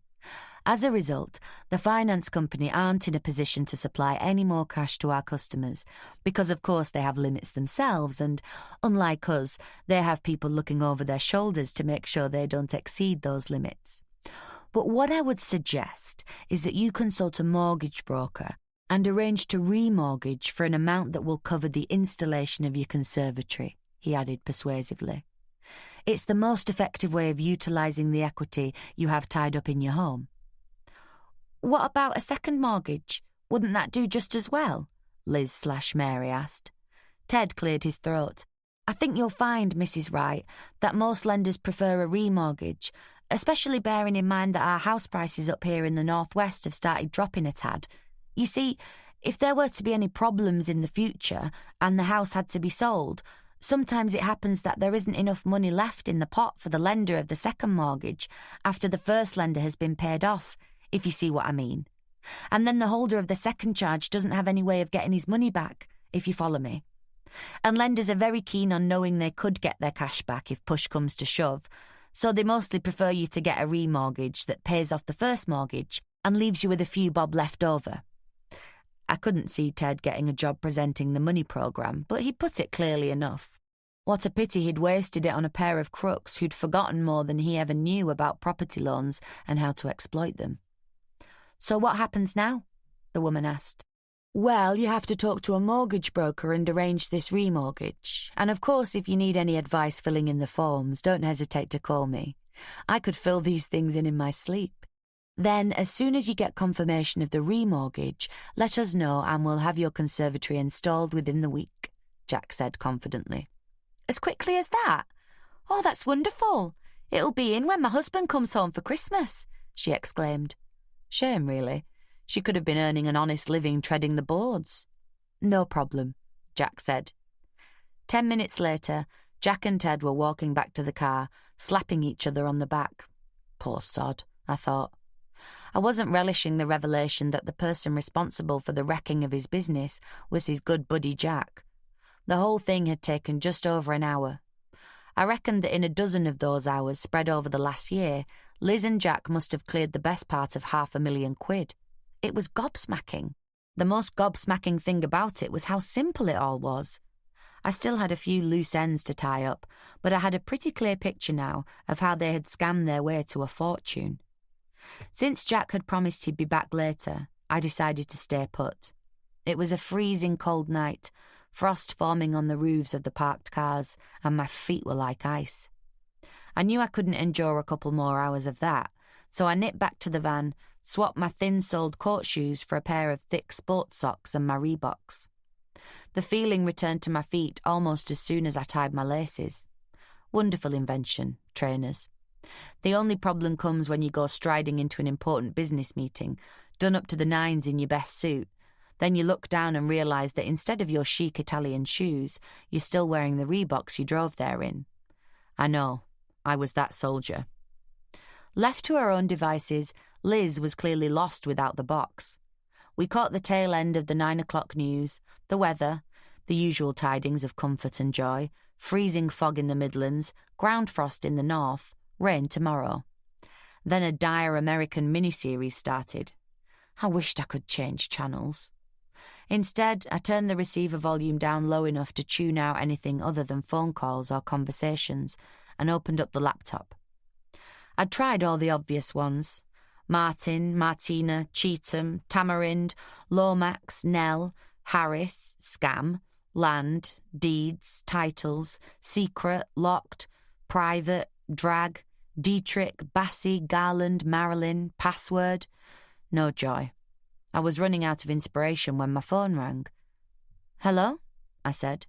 Kate, Alexis, as if she needed to tell me. Listen, I had a brainwave. My heart sank. What? I asked. I remembered that the Sunday Star's got a reporter called Jerry Carter who lives in Buxton. Now, I've never actually met the guy on account of the Sundays don't usually hang out with the pack, but I dug his number out of a mate of his and gave him a call, hack to hack. I was interested now I realised her brainwave didn't involve me in anything illegal or life-threatening. And did he have anything useful to say? He knows Brian Lomax. In fact, he lives about 5 houses down from Lomax. Alexis paused to let that sink in. And? I asked. I think I know who the mystery woman is. Alexis, you already have 100% of my attention. Stop tantalising me as if I was a bloody-minded news editor. Cough it, I demanded, frustrated. Right. You remember we saw 2 names on the electoral roll, and we assumed the other one was his wife? Well, it's not. According to Jerry, Lomax's wife left him a couple of years ago. In his words, once she'd installed flounced Austrian blinds at every window and redecorated the place from top to bottom, there was nothing else for her to do, so she shagged Lomax's brickie and ran off to some Greek island with him, unquote, Alexis chuckled, where presumably she is complaining about the shortage of windows to clothe in frilly chintz, always assuming Laura Ashley's opened a branch on Lesbos. Anyway, once the pair of them had done their disappearing act, Lomax's sister moved in with him, on account of it's a bloody big house for one bloke on his own, and she'd just sold her own house to raise the capital to start her own business. I could hear the sound of Alexis dragging smoke into her long-suffering respiratory tract. "Carry on, I'm fascinated," I said. "Do you remember the second name on the electoral roll?" "Not off the top of my head," I confessed. Embarrassing, isn't it? The short-term memory's going already, and me only 27. "Eleanor. And what's Nell short for?" "Lomax's sister," I breathed. "Of course. Which would explain how they met in the first place. It would even explain why Martin Cheetham needed more money. She's an expensive-looking woman. I can't see her settling for suburbia with a fortnight on the Costa Brava once a year. This business of hers, did your mate say what it was?" "He did. She owns one of those small, select boutiques where the assistants sneer at you if you're more than a size 8 and you've got less than £500 to spend. It's in the main shopping arcade, apparently. Called Enchantments, would you believe?" "I would. Great work, Alexis. If they ever get round to firing you, I'm sure Mortensen and Brannigan could put the odd day's work your way," I said. "So what now?" she demanded. I sighed. "Can you leave it with me? I know that doesn't sound very helpful, but something I've been working on for a week now is about to come on top. With a bit of luck, I'll have it all wrapped up by tomorrow afternoon, and I promise that as soon as I'm clear, I'll follow this up. How's that?" "I suppose it'll have to do," Alexis said. "It's okay, Kate. I knew you were tight for time when I asked you to take this on. I can't start complaining now. You get to it when you can, and I'll try to be patient." That I really wanted to see. We chatted for a few minutes about the stories Alexis was currently working on, then she signed off for the night. I turned my attention back to the computer. At least Alexis had given me a couple of fresh ideas. I typed in Eleanor, and the screen filled magically with a list of file names. Some days you eat the bear. I'd only just started working through the files when the Cavalier returned. Jack drove straight into the garage and closed the door behind him. I turned up the volume control, and a couple of minutes later he and Liz were doing the kind of kissing, fondling and greeting that brings a blush to the cheeks of even the most hard-nosed private eye. Unless, of course, you're the kind who gets off on oral sex. However, it soon became clear that Jack and Liz had different things on their minds. While he seemed intent on making the earth move, she was more concerned about where the next 50 grand was coming from. "Jack, cut it out, wait a minute, I want to talk to you," she said, and all the rest. Eventually, it sounded like she broke free from the clinch, judging by the fact that her voice was noticeably fainter than his. "Listen, we need to talk about this finance problem. What's gone wrong?" "I don't know exactly. All I know is that when I came into work tonight, Ted told me to stop writing finance proposals. He said the finance company were having problems processing applications and that there was a temporary block on new business. But he was about as convincing as the Labour Party manifesto. I think what's really happened is that they've had enough of defaulting remortgages," he said. His tone so casual, I had to remind myself he was the man behind the problem.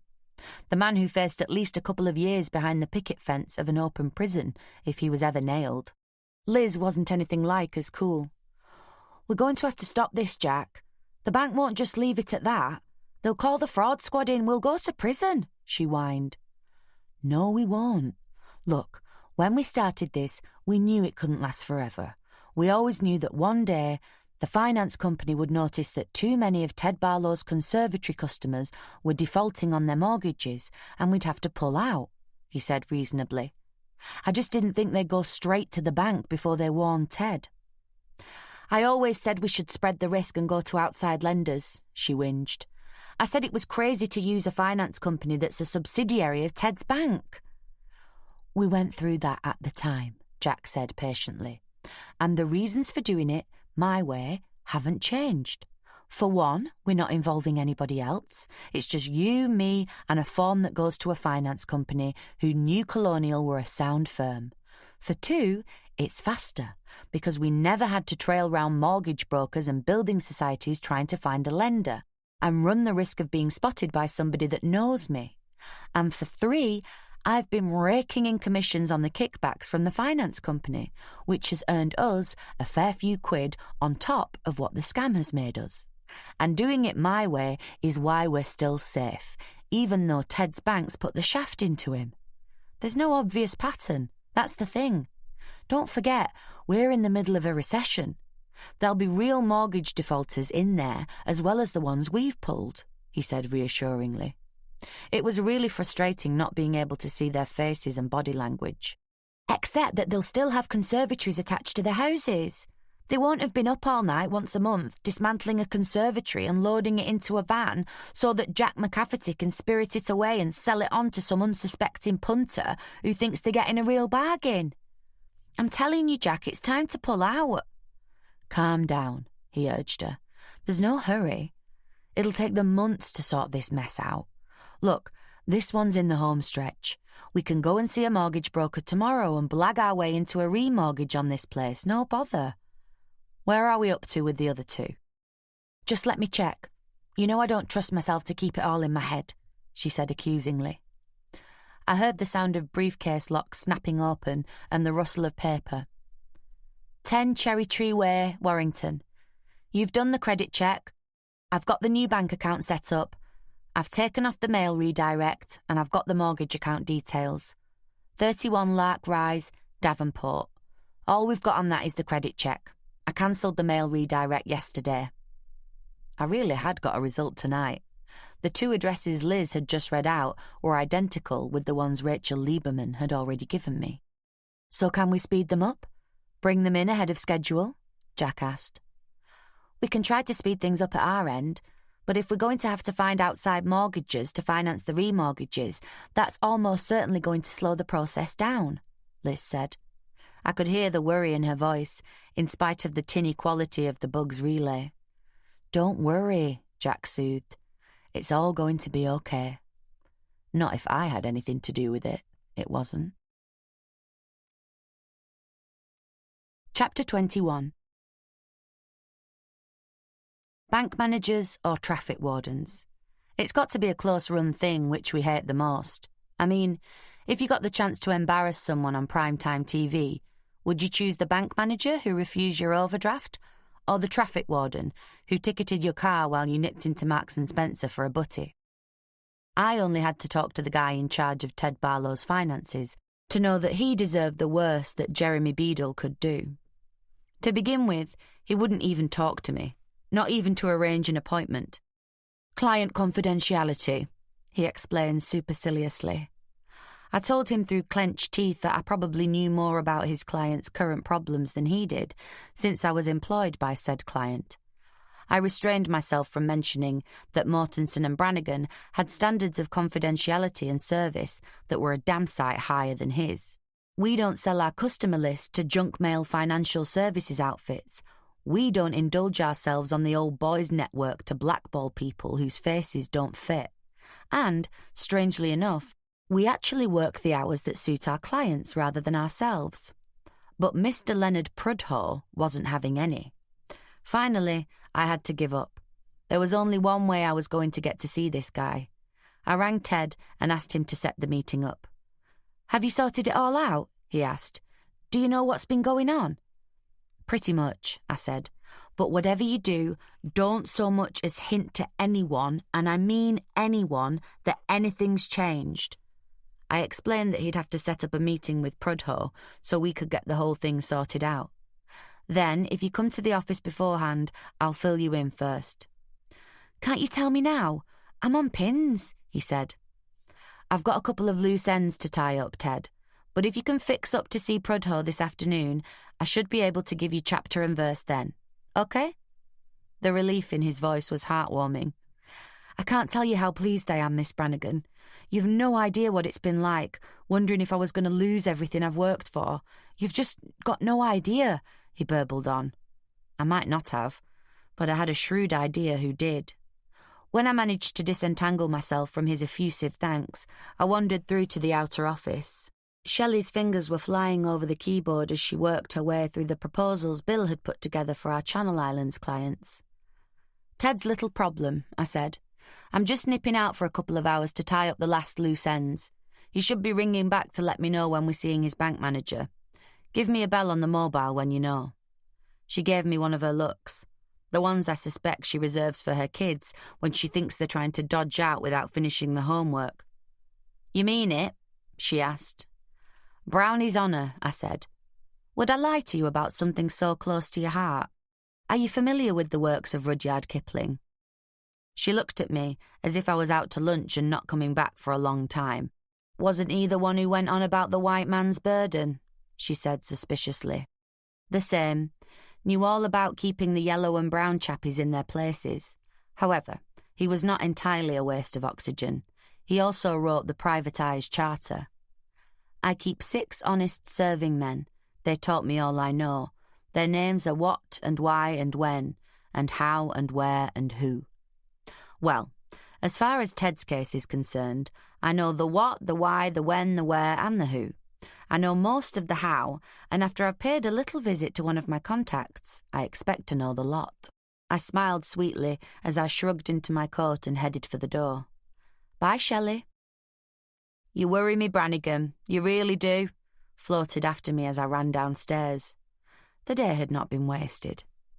Rachel Lieberman was doing front of house at DKL Estates when I walked through the door. The suit she was wearing looked as if it was worth about the same as the deposit on any one of her first-time buyer properties.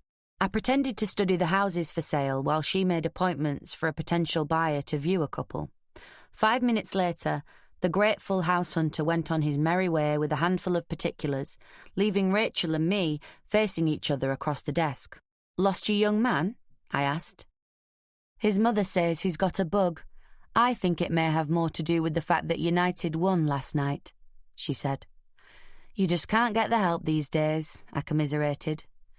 You can say that again. Anyway, what can I do for you? Still hunting for your mysterious con artists? I'd already decided that whoever was supplying Jack McCafferty and Liz with the information they needed, it wasn't Rachel Lieberman. I hadn't made that decision purely on women's intuition. I reckon she'd have found a way politely to show me the door if she'd been involved. So I smiled and said, Nearly at the end of the road. I was hoping you could help me out with a couple of loose ends. Fire away, she said. You've got me quite intrigued.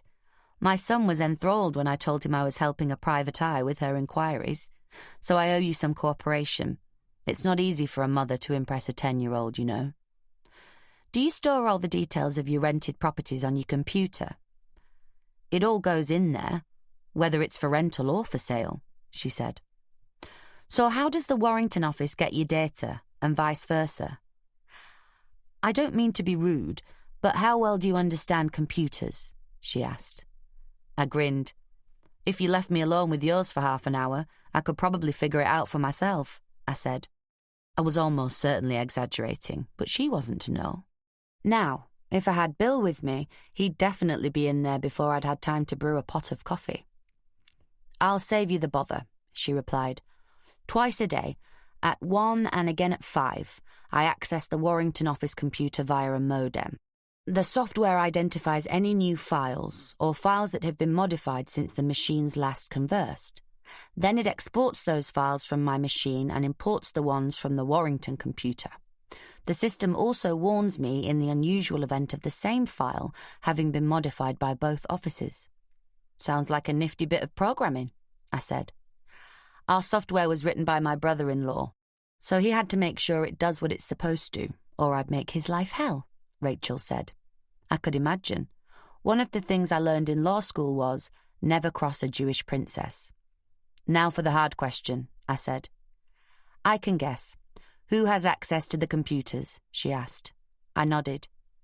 Is this really necessary? I nodded again. And I suppose you won't be satisfied if I tell you that they're only accessible to members of my staff. I began to feel like I was following the bouncing ball. "You want names, do you?" she said. "Photographs would be even better," I said. Her eyebrows arched, then she snorted with laughter. "Have you ever considered a career in estate agency? With cheek like yours, you could stand in the middle of a decaying slum with rising damp, dry rot and subsidence and persuade the clients that the property has unique potential that only they are capable of exploiting." "Kind of you, but I prefer catching crooks to becoming one," I said. "It's flattery that's supposed to get results, not insults," she retorted. "All the same, would you mind terribly keeping an eye on the shop while I attempt to meet your demands?" I even went so far as to sit behind the desk while Rachel disappeared into the back office. I suppose she could have been phoning the baddies to tip them off, but I didn't think so. Luckily, no one came in during the few minutes she was gone. Thursday morning obviously isn't the busy time for estate agents. Rachel returned with an envelope of photographs. "Here we are," she said. "We had a staff Christmas dinner last year. The only person who's new since then is Jason, and you've already met him." Rachel handed me the bundle of snaps. They'd celebrated in one of the Greek tavernas, and the pictures had obviously been put back in reverse order, for the first few showed one of those organised riots that the Greeks, like the Scots, call dancing. There was no one that I recognised. I carried on. Then, on the 7th photograph, shot from the opposite end of the table, there she was. Small, neat features, sharp chin, face wider across the red eyes. Just like Diane Shipley's sketch, except that her natural hair was dark blonde, cut short in a feathered, elfin style. I pointed to the woman. "Who's that?" Rachel's face seemed to close down on me. "Why? What makes you ask?" "I don't think you want me to answer that," I said gently. "Who is she?" "Her name is Liz Lawrence. She works 2 afternoons a week in our Warrington office. She has done for nearly 3 years. I think you must be making a mistake, Miss Brannigan. She's a nice woman. She works hard," Rachel insisted. I sighed. Sometimes this job makes me feel like the bad fairy who tells children there's no Santa Claus. The worst of it was that I had another sackload of disillusion to dump on someone before the day was over. Ted's suit was having yet another outing. When I got back to the office, he was perched on the edge of Shelley's desk, looking as cheerful as a bloodhound whose quarry has just disappeared into the river. "And you know what garages are," I heard him say as I came in. "They don't know when they'll have either van back on the road." "More problems?" I asked. "You're not kidding. 2 of my 3 vans are off the road, which means my installations have slowed right down. It's a disaster," Ted said mournfully. "Are you sure it's just a coincidence?" Shelley demanded. "On top of everything else, it's beginning to sound as if somebody's got it in for you." Ted managed to look both wounded and baffled. "I don't think so, Shelley, love," he said. "It's just been bad luck. I mean, the first one was parked up when it happened. Somebody's obviously smacked into it in the pub car park while Jack was busy inside." "Jack McCafferty? What was he doing with one of the vans? Surely he's got nothing to do with installations," I asked, too sharply. They both gave me odd looks. "He borrows it now and again. He runs a little disco business with his brother-in-law, and sometimes they double book, so he borrows one of my vans overnight to run the disco gear around in," Ted said. The final piece slotted into place. Then I remembered what kind of vans colonial conservatories use. My stomach felt like I'd eaten too much ice cream too fast. "What night was it that he had the accident, Ted?" I asked. Ted frowned and cast his eyes upwards. "Let me see. It must have been Monday night. Yes, Monday, because we were running round like lunatics Tuesday trying to fit everything in. And that's why Pete was going too fast to stop at the roundabout. And now with 2 vans down and no sign of either of them back till next week at the very earliest." Out of the corner of my eye, I noticed a flicker of movement as Shelley's hand sneaked out to pat Ted's. Oh well, at least it hadn't been Ted's white transit van that had tried to push me off Barton Bridge. "I wish I had some good news for you, Ted," I said, "but I'm afraid it's a bit mixed. We're not due at the bank for another half hour yet." Do you want to come into my office and I'll run it past you before we go and see Prudhoe? I thought I wasn't going to be able to get Ted to the bank. When I unfolded the tale of Jack's treachery, he went white round the mouth and headed for the door.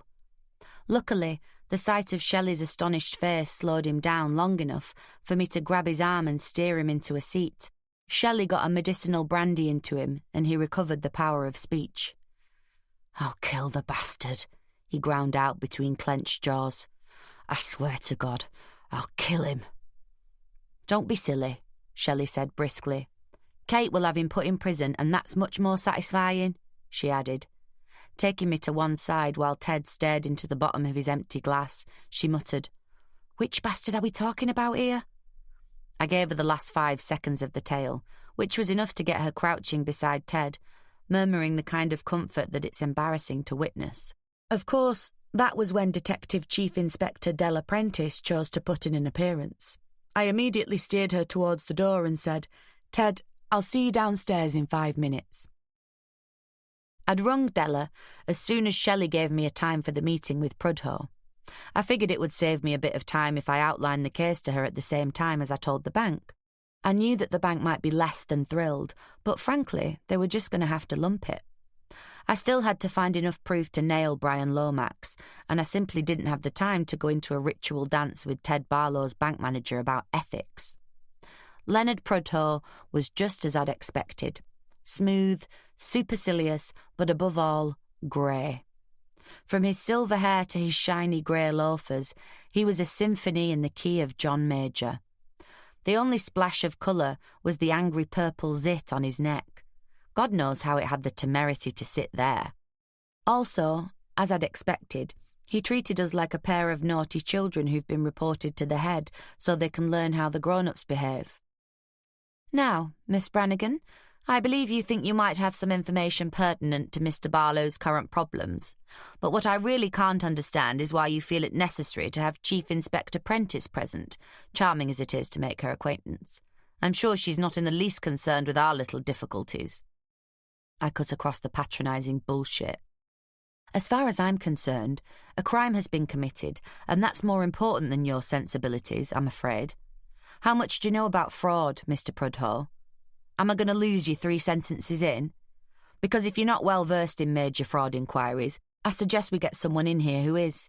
I'm a very busy woman, and I haven't the time to go through this twice, which is why DCI Prentice is here," I said briskly. He couldn't have looked more shocked if I'd jumped on the desk and gone into a kissogram routine. "Young woman," he stuttered, "I'll have you know that I'm an expert in financial defalcations of all sorts." "Fine. Pin your ears back and take notes then," I retorted. There's something about pomposity that brings out the toe rag in me. It must be the Irish quarter of my ancestry. Prudhoe looked affronted, but out of the corner of my eye, I noticed Ted looked a fraction less miserable. Della Prentice seemed to have developed a nasty cough. "There's really no need to take this attitude," Prudhoe said frostily. "Listen, Mr. Prudhoe," Ted interrupted. "You people tried to take my business away from me. Kate's been trying to sort it out, and as far as I'm concerned, that entitles her to take any attitude she damn well pleases." The turning worm shut Prudhoe up long enough for me to get started. On the surface, it looks as if what has happened to Ted is a sequence of unfortunate coincidences, culminating in you cutting off his line of credit. But the truth is, Ted is the victim of a very clever fraud. And if the perpetrators hadn't got so greedy that they decided to go for a second bite of the cherry, no one would have ever cottoned on, because the frauds would have looked all of a piece with genuine mortgage defaulters. In spite of himself, I could see Prudhoe's interest quicken. Perhaps, under his patronising pomposity, there was a brain after all. I outlined the reasons why Ted had come to us in the first place. Della Prentice had her notebook out and was scribbling furiously. When I got to the missing conservatories, Prudhoe actually sat forward in his seat. "This is how it works," I said, thoroughly into my stride. "You need a bent salesman, and you need an insider in the office of an estate agency that specialises in decent quality rental property. In this case, they used a firm called DKL Estates, who are as innocent of any criminal involvement as Ted is. The insider, let's call her Liz, picks houses that are to let, where the owners have fairly common names and, preferably, where they are abroad, either working or in the services. Ideally, they want a couple who have been paying the mortgage for a fair few years, so that there's a substantial chunk of equity in the house. Liz then tells the office computer that she has found someone who wants to rent the place and whose references check out. The surname of the couple renting the house is identical with that of the real owners. But because they've chosen common names, if anyone in the office other than Liz notices the coincidence, they can all stand around going, "Well, storm me, isn't that incredible, what a small world," etc. Of course, because Liz has access to all the original paperwork from the owners, they've got copies of the signatures and possibly info on bank accounts, mortgage accounts, service contracts, and everything else. With me so far? "Fascinating," Prudhoe said. "Do go on, Miss Brannigan." The salesman, who has access to credit-checking agencies via your financial services company, runs a check to see what other information about the owners it throws up. Then Liz opens a false bank account in the renter's name at that address and stops any post office redirect on mail for the real owners. She spends a minimal amount of time in the house and pays rent for a while. Incidentally, they have 3 operations in the planning stage at any one time, so she never spends long enough in any of the houses for the neighbours to get close. They all think she works away or works nights or has a boyfriend she stays with a lot. She also changed her appearance with wigs, glasses and makeup to cover their tracks. Next, Jack McCafferty, Ted's top salesman, says he's had a call from her asking for an estimate for a conservatory. The following day he comes in with an order, financed by a remortgage with this bank. And if it was one of those periodic nights where Ted goes out on the call with him, then Jack and Liz would just pretend they'd never met before, and he'd pitch her just like any other punter. After all, remortgaging would be a perfectly legitimate way of doing it, and wouldn't ring any alarm bells with Ted or anyone else, since everybody who can't sell their house right now is desperately trying to liberate some capital. I tracked all this down via the land registry's records, but I'm sure you can verify the remortgage details with your own records. I suspect they used your finance people all the time because they'd also earn the finance company's commission that way too, I added. But wouldn't there be a problem with the original mortgage? Della asked. Surely, once that had been paid off, either the building society would be alerted because payments were still continuing from the real owners, or else the real owners would notice that their mortgage was no longer being taken out of their bank account. I hadn't thought of that. But then I remembered an experience Alexis and Chris had had when they first sold their separate homes to move in together. Alexis, being a fiscal incompetent, had carried on blithely paying her old mortgage for 6 months before she'd noticed. I shook my head. It would have taken ages for the building society to spot what was happening, and then they'd send a letter, and the letter would drop into a black hole because of the mail redirect being cancelled. It could drift on for ages before anyone at the building society got seriously exercised enough to do anything about it. Della nodded, satisfied. Thanks. Sorry, do carry on. This is fascinating. Right, so when the bank checks the remortgage application, because the names are the same, all the information they get relates to the real owners, so there's never any problem. And the money is handed over.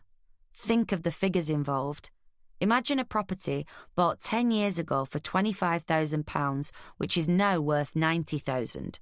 The outstanding mortgage is only about £17,000.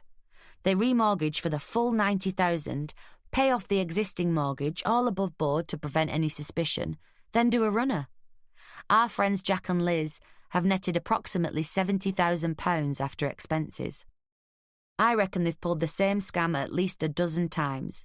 And the only reason I was able to catch on is that they got so greedy they decided to dismantle the conservatories after they'd been installed and sell them on to another punter with an identical house at a rock-bottom price of a couple of grand.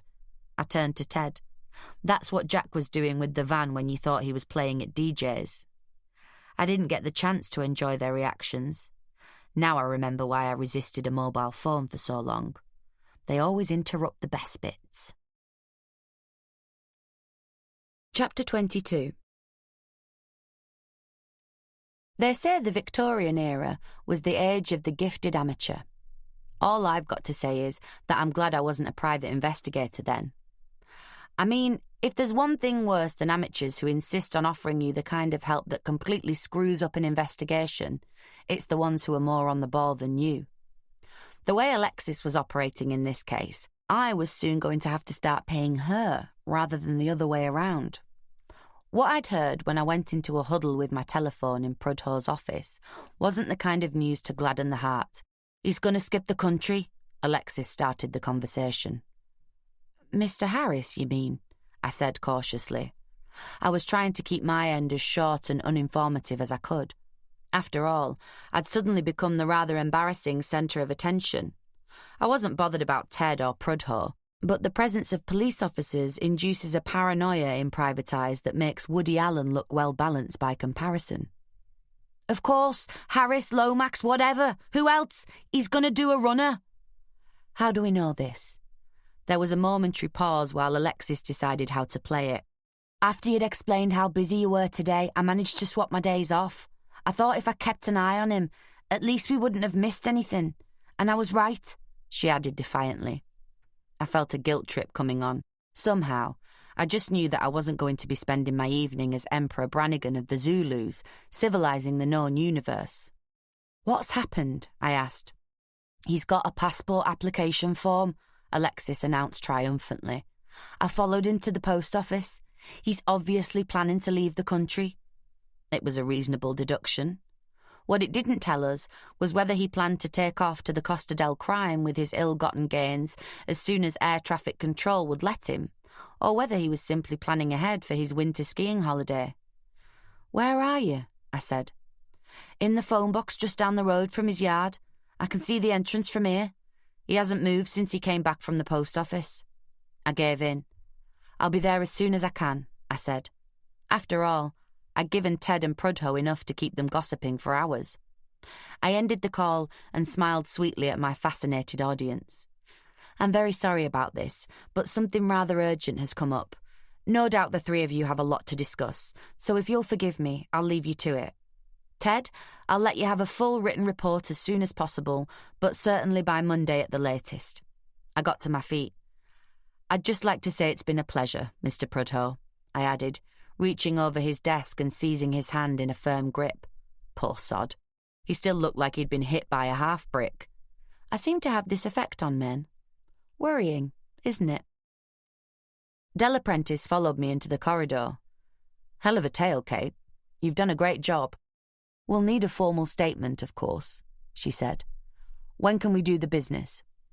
I glanced at my watch. It was getting on for 3. "I don't know, Della. I can't see me being able to sit down with you until the weekend at the very earliest. Surely you've got enough to get a search warrant on the addresses they're using for the scam." I opened my bag and took out my notebook and copied down the addresses as I spoke. "Look, talk to Rachel Lieberman at DKL Estates. The woman you're after is called Liz Lawrence, and she works part-time in their Warrington office. And Ted can tell you all he knows about Jack McCafferty. I don't mean to be difficult, but I'm really up against it." "Okay, I can see you've got problems. Let me know when you've got the time to sit down and put it all together. And give me your mobile number so I can reach you if I need some background," she said. I added my number to the sheet of paper and thrust it at her as I rushed off. I know that technically there was no desperate hurry for me to link up with Alexis, but if I hadn't got my adrenaline going, I might never have managed to drag myself back down the traffic-choked A6 and across that switchback road over the hills to Buxton. The locals must have amazing wrists. I was back behind the wheel of the Fiesta. I'd got a taxi to drop me off there that morning, since there was no need to keep up my surveillance now. I swung round via the office to pick up the laptop with Cheatham's files and a couple of my legal textbooks. I still hadn't had the chance to plough through the files, so I had no idea what twisted little schemes the dead lawyer had been up to. But I had a shrewd suspicion that they might need a bit more knowledge of the ins and outs of conveyancing than I had in my head. Better to have it at my fingertips instead. It was nearly 5 by the time I overtook the last quarry wagon and dropped down the hill into Buxton. I cruised past Lomax's yard and clocked Alexis in her car. I had to admit I couldn't have picked a better spot myself. She was tucked in between two parked cars, with an uninterrupted view through the windows of the car in front to Lomax's yard. I parked round the corner and walked back. I climbed into the Peugeot, shoving a pile of newspapers and sandwich wrappers onto the floor. "Better be careful the bin men don't come round and claim you," I said. "Any action?" Alexis shook her head. "There are 2 vans. The one that Lomax drives and an identical one. The other one's been in and out a couple of times, but he hasn't shifted.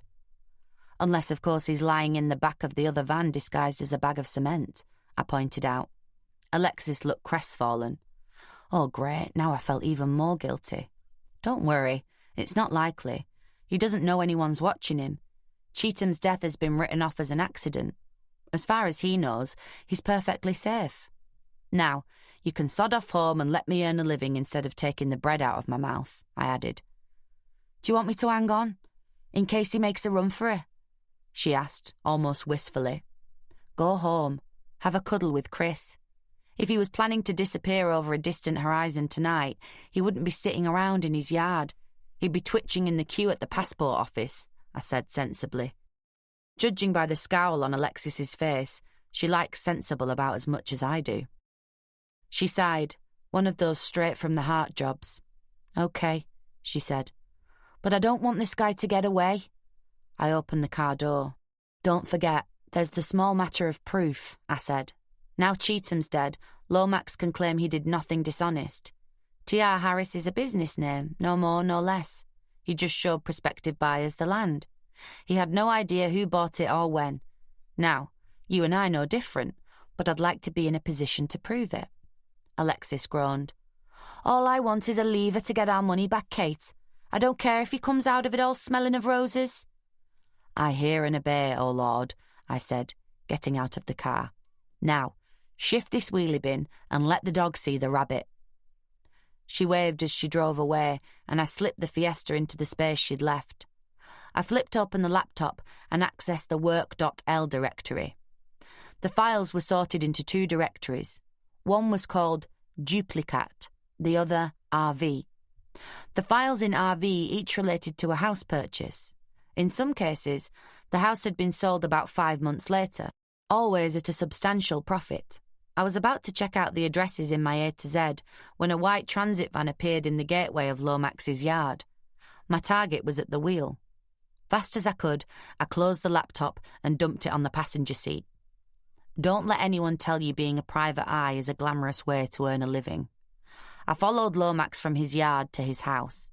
Then I sat in the car for 2 hours, plodding wearily through Martin Cheatham's files. The houses in RV were all in the seedier areas south and east of Manchester city centre: Gorton, Longsight, Levenshume. The kind of terrace streets where you can buy run-down property cheap, tart it up and make a modest killing. Or at least you could do until the bottom started to drop out of the northwest property market a few months ago. Looking at these files, it seemed that Lomax and Cheatham had been doing this on a pretty substantial scale. I did a quick mental calculation and reckoned they'd turned over getting on for £2 million in the previous year. Since my mental arithmetic is on a par with my quantum mechanics, I decided I'd got it wrong and scribbled the sums out in my notebook. I got the same answer. Suddenly, we were in a whole new ballgame.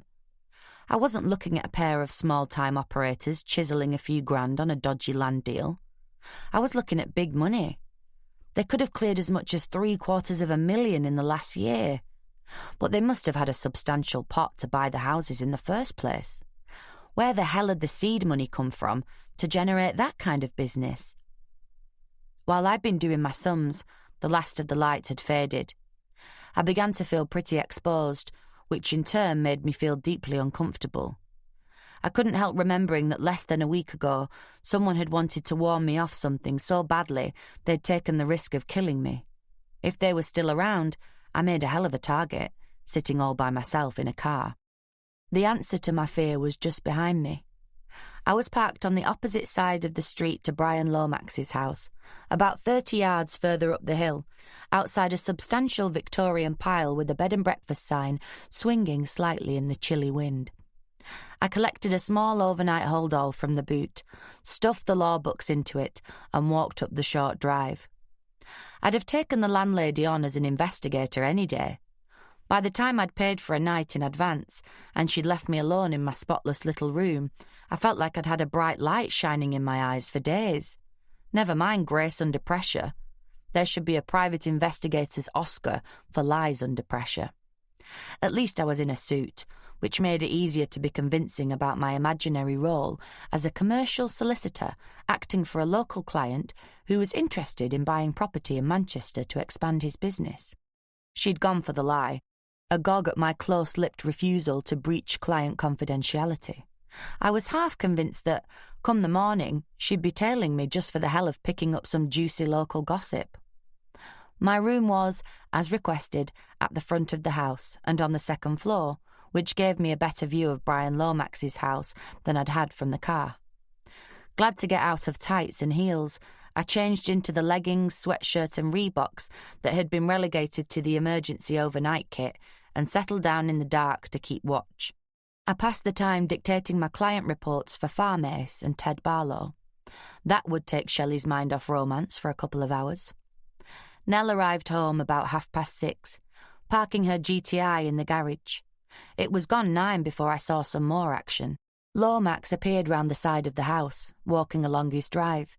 He turned right and started towards town. I was out of the room and down the stairs a hell of a lot more quickly than I'd have been able to manage just a couple of days before.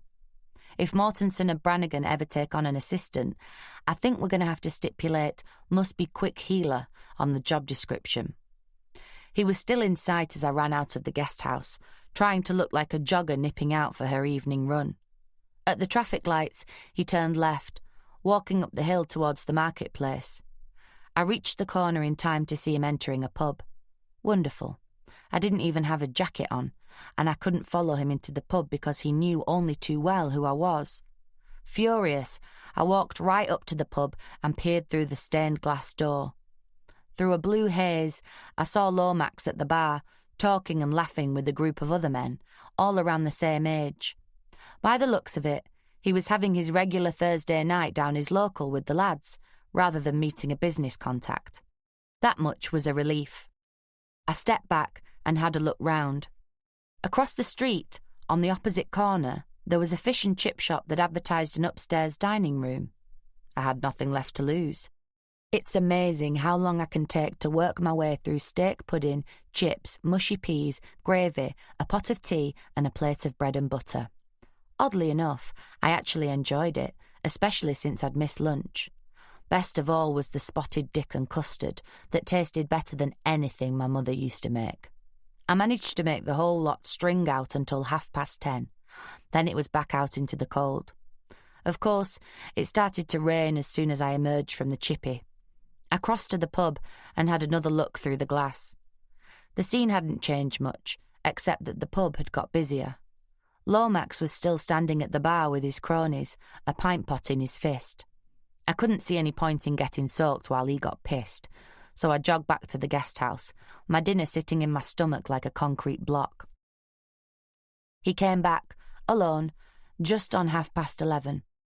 5 minutes later, a light went on in an upstairs room, and he appeared at the window to close the curtains. 10 minutes after that, another light went on, and Nell did the same thing in her room. I didn't bother waiting for their lights to go out. I bet I was asleep before they were. I bet I was up before them too. I'd set my alarm for 6, and I was out of the shower by 15:15. Lomax's curtains opened at 6:45, and my heart sank. My landlady didn't start serving breakfast till 8, and it looked like he'd be out of the house by then. I consoled myself with the individually wrapped digestive biscuits supplied with the tea and coffee-making facilities. Fine if you like sterilised milk, tea bags filled with house dust, and powdered instant coffee that tastes like I imagine strychnine does. Wearily, I packed my bag and returned to the car. I was beginning to wonder if there was any point to this surveillance. I sometimes think my boredom threshold's too low for this job. 20 minutes later, the nose of a white E-Type appeared in his gateway. I'd seen the Jag sitting next to Nell's GTI in the garage the night I'd spotted the T.R. Harris signboard. The classic car's long bonnet emerged cautiously, until I could see Lomax himself was at the wheel. He drove past me without so much as a glance. I watched him round the bend in my rearview mirror, then quickly reversed out of the guest house drive and sped after him. I'd thought the road from Manchester had been bad enough. The one we took out of Buxton was that nightmare you wake up from in a clammy sweat. The road corkscrewed up through a series of tight bends with sheer drops on the other side, just like in the Alps. Then it became a narrow, bucking switchback that made me grateful for missing breakfast. The visibility was appalling. I couldn't decide if it was fog or cloud I was driving through, but either way I was glad there weren't too many side turnings for the E-Type to disappear into. What left me gasping with disbelief was the amount of traffic on this track from hell. Lorries, vans, cars by the dozen, all bucketing along as if they were in the fast lane of the M6. Eventually, we left the grey-green moors behind and dropped into the red brick of Macclesfield. I felt like an explorer emerging from the jungle after a close encounter with the cannibals. These were proper roads, with traffic lights, roundabouts, and white lines up the middle. Through Macclesfield, we emerged into the country again, but this was more my idea of what countryside should be. None of those dreadful moors, heather stretching to infinity, dilapidated dry stone walls with holes in where someone failed to make the bend, grim pubs stranded in the middle of nowhere, and trees that grow at an angle of 45 degrees to the prevailing wind. No, this was much more like it. Neat fields, pretty farmhouses, little chefs and garden centres, notices nailed to trees announcing craft fairs and car boot sales. The kind of country you might just be tempted to take a little run out to in the car. We rode down the slip road of the M6 at 8:14, according to my dashboard clock. I began to feel excited. Whatever Lomax was up to, it was more interesting than repairing guttering. As the speedo hit 90, I really began to miss my Nova. It may not have looked much, but it was a car that only really ever seemed to get into its stride over 80. Unlike the Fiesta, which had an interesting shake in the steering wheel between 82 and 88. As we changed lanes to head west down the M62, I remembered the phone call from Alexis that had started this latest phase of the operation. A passport application form. To obtain a full British passport, you have to fill in a complicated form, have your photographic identity attested by a supposedly reputable member of the community who's known you for at least 2 years, and send it off to the passport office. Then you sit back and wait for a few weeks while the wheels of bureaucracy grind exceedingly slow. If you're in a hurry, you take yourself off to one of the 5 passport offices on the UK mainland: London, Liverpool, Newport, Peterborough or Glasgow. I remember the performance well. Richard and I booked a fortnight's holiday in July driving round California in a Winnebago. 2 days before we were due to leave, he materialised in my office mid-morning to announce his passport was out of date. Of course, he was too busy to sort it out himself. Could I possibly? If you get there on the stroke of 9, they deign to take your paperwork off you and tell you to come back in 4 hours' time. If you're late, you have to wait in the queue and pray they get round to you before closing time. If that was where Brian Lomax was headed, he was clearly determined to avoid queuing all day. He headed straight for the centre of Liverpool and parked his car in the multi-storey nearest the passport office at 10 to 9. I stayed in my car and watched him through the door of India buildings. He might well have been headed for any of the offices on any floor, except the 5th, but I doubted it. He was out within 20 minutes, but instead of going straight back to his car, he headed off towards the city centre. I swore steadily under my breath as I tried to keep him in sight. As long as he didn't turn into a pedestrian precinct, I might just be okay. I was, and I wasn't. About a mile from the passport office, Brian Lomax marched purposefully into a travel agency.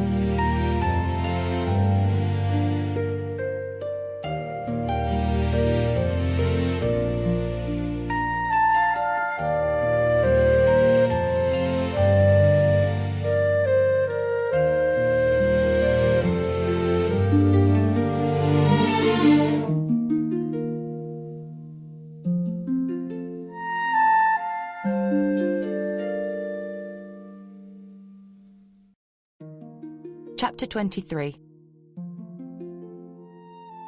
I burst through the door, fighting back the tears, rushed up to the assistant and wailed, "Where's he taking her? Tell me. I've got a right to know where he's going with the bitch." Then I burst into tears and collapsed into the chair that Brian Lomax had just vacated. "I know it's stupid, but I still love him," I sobbed. "Whatever he might have done with that cow, he's still my husband." Through the tears, I could see the travel agent looking completely stricken. Her mouth was opening and closing. "For God's sake, put me out of my misery. Let me know the worst. You're a woman, you should understand," I added accusingly. Another woman pushed the younger assistant out of the way. "What is it, Queen?" she said soothingly. My husband," I hiccuped. "He's got a girlfriend, I just know it. So I've been following him. When he came in here, I thought, he's taking her away. Never mind that me and the kids haven't had a holiday for 2 years. And something just snapped. You've got to tell me," I added on a rising note. Then I gulped noisily. "Sharon," the older woman said. "The gentleman who was just in." "Lomax," I said. "That's his name. Brian Lomax." "Mr. Lomax," the woman echoed. "What was he after, Sharon?" "I thought we weren't supposed to discuss clients," the younger girl muttered. "Have you got no heart, girl? That could be you one day. Us girls have got to stick together," the woman said. Then to me she said, "Men, they're all the same, eh, girl?" Thank God for the legendary hearts of gold of Liverpudlians. I nodded and made a great show of trying to get myself under control while Sharon nervously jabbed the keys of her computer with nails that would have had Cruella de Vil looking to her laurels. "There, Dot," she said, pointing at the screen. The older woman nodded sagely and swung the screen round so I could see it for myself. "Whatever he might be up to, he's not going off with her," she said. "Look, he's only booked for one person. Fly/drive to Florida. Flight, car hire and accommodation vouchers, including single-person supplement." As she spoke, I was taking it all in. Airline, flight number, price. Flying out of Manchester on Monday night. "He paid in cash and all," Dot added. "Now that's something we don't see a lot of in here these days." "What about his tickets?" I demanded. "I bet he's not having them sent to the house." "No," Dot said. "With him going on Monday, he'll get them off the ticket agent at the airport." "Selfish bastard," I spat. "You're not kidding, girl," Dot said. "Still, look on the bright side. At least he's not got the cow with him, has he?" I got to my feet. "By the time I finish with him, he won't be fathering any more kids in a hurry," I said. "Atta girl," Dot called after me as I stormed out of the travel agency. By the time I rounded the corner and climbed into the Fiesta, which had miraculously escaped a parking ticket, the reaction to my performance had set in. My legs felt like jelly and my hands were shaking. Thank God for the solidarity of women whose men done them wrong. So Alexis had been right, I thought, as I drove back more sedately along the M62. Brian Lomax was about to do a runner, and the only thing that could stop him was me finding out what exactly he'd been up to. I decided to spend the rest of the day ignoring all distractions and getting to the bottom of Martin Cheatham's files. But before I did that, I reckoned I deserved the breakfast I'd missed out on earlier. On the horizon, I could see the Burton Wood Motorway Services building, a dead ringer for the Roman Catholic Cathedral in Liverpool. If I tell you that the locals call the House of God the Concrete Wigwam, maybe you'll get the picture.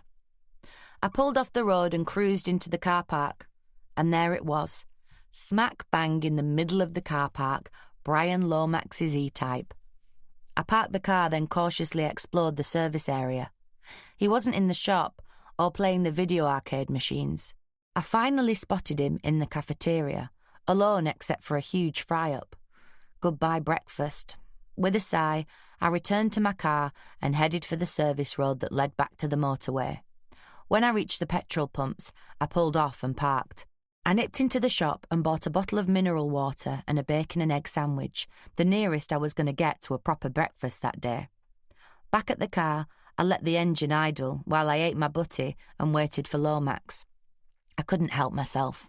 Since the gods had handed him back to me on a plate, I just had to see what he was up to. quarter of an hour later, we were heading back towards Manchester. The traffic was heavy by now, but the E-type was so distinctive it was easy to tail. On the outskirts, he took the M63 towards Stockport. He turned off at the cheaper end of Cheadle, where you don't have to be able to play bridge or golf to be allowed to buy a house, and cut across to the terrace streets that huddle round Stockport County's football ground. Tailing him through the tight grid of narrow streets was a lot trickier, but luckily I didn't have to do it for long, and Lomax acted like the idea of being followed hadn't even crossed his mind. He pulled up outside a house where a couple of workmen seemed to be removing the windows, and a youth up a ladder was clearing moss out of the guttering. A sign on the ladder had the familiar Renovations logo, as did the scruffy van parked with 2 wheels on the curb. Lomax had a few words with the workman, then went inside. 10 minutes later, he re-emerged, gave them the thumbs-up sign, then drove off. We went through the same routine a couple more times, in Reddish, then in Levenshulme. All the houses were elderly terrace properties, in streets that looked as if they were struggling upwards rather than plunging further downhill. On the third house, it clicked. These were some of the most recent purchases in the RV directory. I was actually looking at the houses Cheetham and Lomax had bought cheap to do up and sell dear.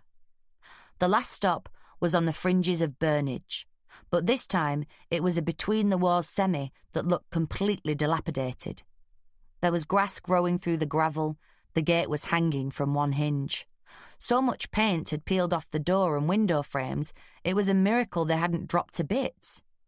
2 men were working on the roof, replacing broken slates and pointing the chimney stack. Lomax got out of the Jag and shouted something to the men. Then he took a pair of overalls out of the boot, put them on over his jeans and sweatshirt, and walked into the house. A few minutes later, I heard the high whine of a power drill. I decided I could use my time more fruitfully back in the office with the computer files. Shelley was on the phone making new client noises when I walked in, but judging by the speed with which the coffee appeared on my desk, she'd already had the rundown on my success with Ted's conservatories. "Good news travels fast, huh?" I said. "I don't know what you mean," she said haughtily. "Have you done the client reports for Farm Ace and Ted Barlow yet?" I took the cassettes out of my handbag. "Voila," I said, handing them over with a flourish. God forbid we should keep Ted waiting. "How is he, by the way? Happy as a sandboy? As if it isn't bad enough spending my days with someone who thinks she's a genius, and now I have to listen to Ted Barlow telling me you're a genius." The bank's agreed to restore his loan and his access to their financial services division, and he's got an advert in Monday's Evening Chronicle for a new salesperson. The police raided the 3 houses last night and got enough evidence to arrest Jack McCafferty and Liz Lawrence. They should both be charged later today, and Ted's completely in the clear, Shelley said, unable to keep the smile out of her eyes. "Great news. Tell me, Shelley, how come you know all this?" "Because it's my job to answer the phone, Kate," she replied sweetly. "Also, I've had calls from a DCI apprentice, a woman called Rachel Lieberman, Alexis Lee, and 4 calls from Richard, who says he doesn't want to trouble you, but have you charged the battery on your mobile because it's not responding?" I knew there had to be a reason why I'd had peace all morning. I'd remembered to charge the phone up overnight. I'd just omitted to make sure it was switched on this morning. Feeling like a fool, I smiled sweetly at Shelley. "I must have been in one of those black holes when he tried me," I said. Shelley gave me the look my mother used to when I swore blind I'd not eaten the last biscuit. "If you're having that much of a problem, maybe we should send it back," she said. I bared my teeth. "I'll manage, thanks. So now he's got that load off his mind, how's Ted?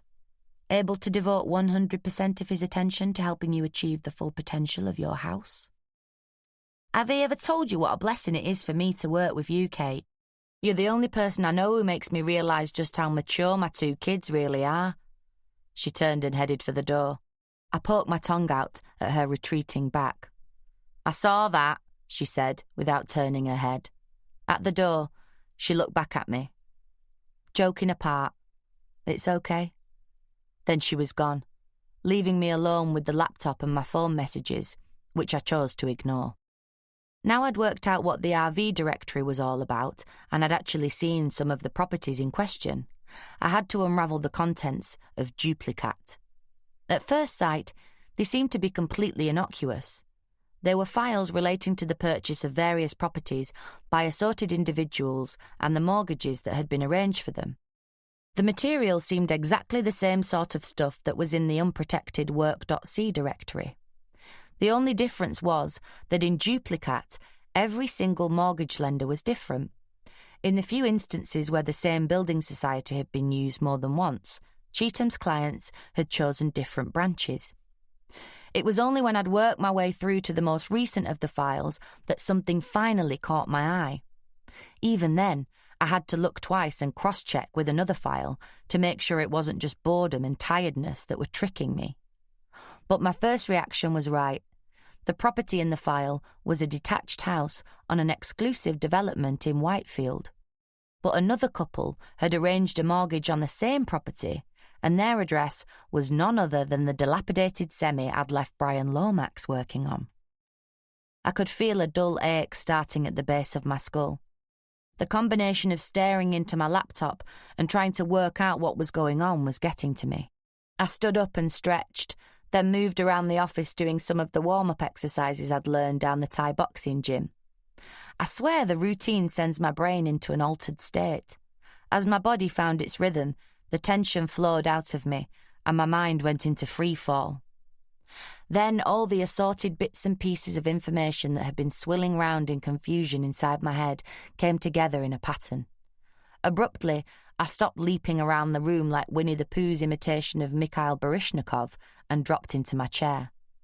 I didn't have a split-screen facility on the laptop, so I hastily scribbled down half a dozen of the addresses of the houses that had been mortgaged according to Duplicate, along with the names of their buyers.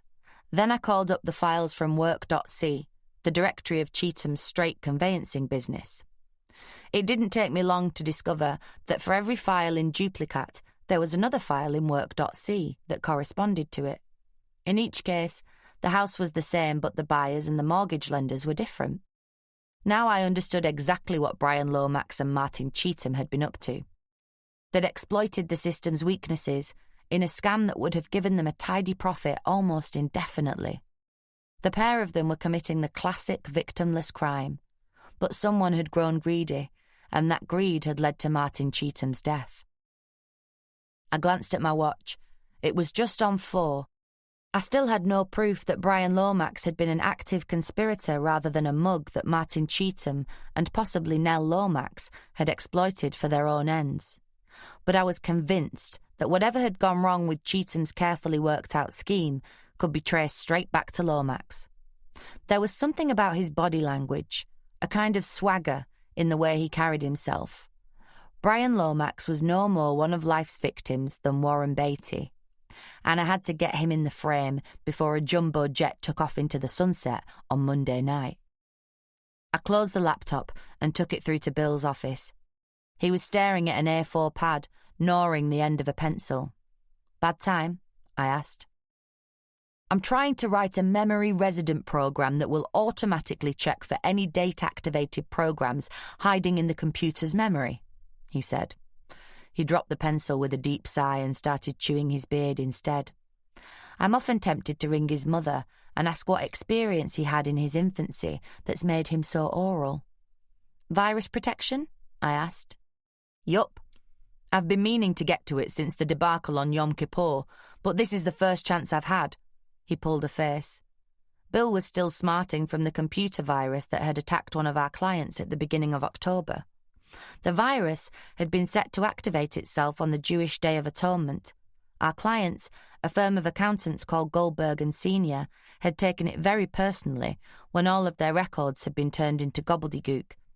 They didn't find it a consolation when Bill told them it was a one-off that wouldn't recur in other years, unlike the really vicious Friday the 13th and Michelangelo viruses that attack again and again till they're cleansed for good.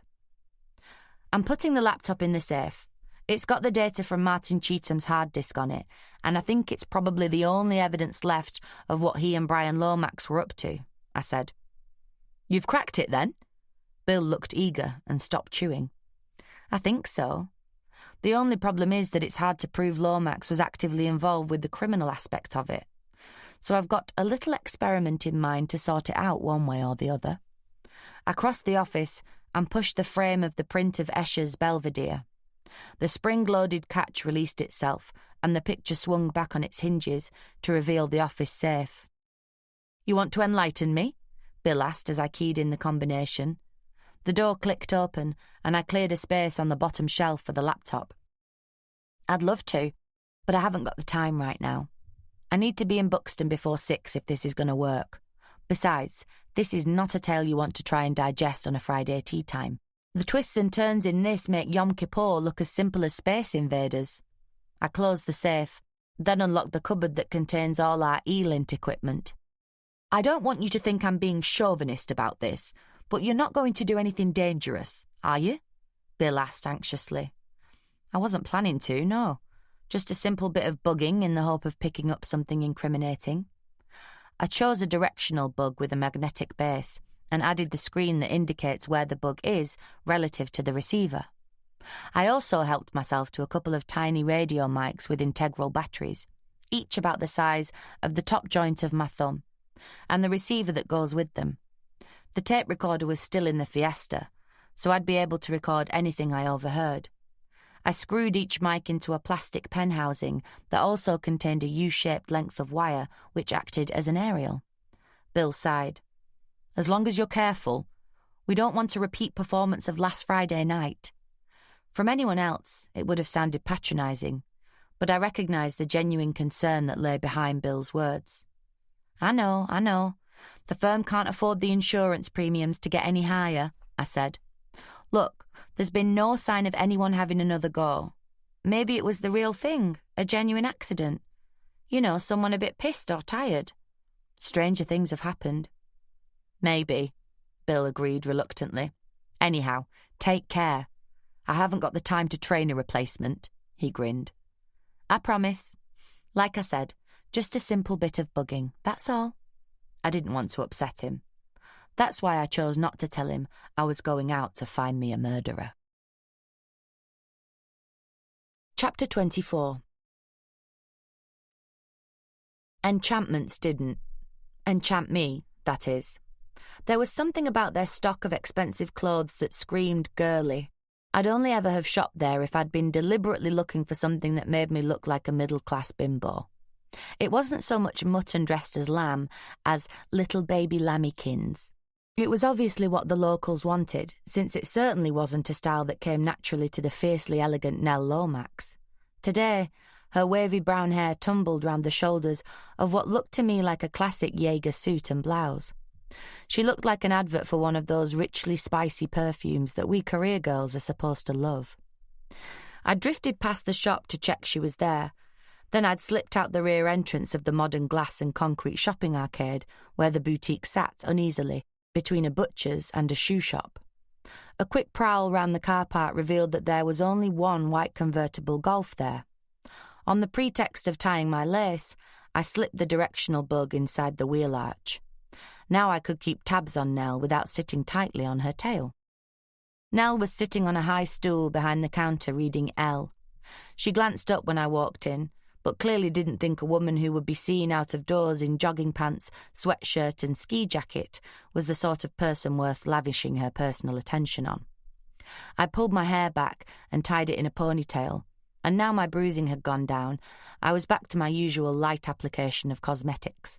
So it's not really surprising she didn't recognise me as the smartly dressed, over-made-up private eye she'd come face to face with a few days before. Besides, a lot had happened since then to take her mind off my face. As she read on, I browsed among the racks of overpriced merchandise, trying to imagine anyone I respected wearing any of these clothes. I did find one skirt my mother would probably have liked, but she'd have wanted to pay about a third of the price for it, and I can't say I'd have blamed her. Keeping half an eye on Nell, I worked my way around the shop.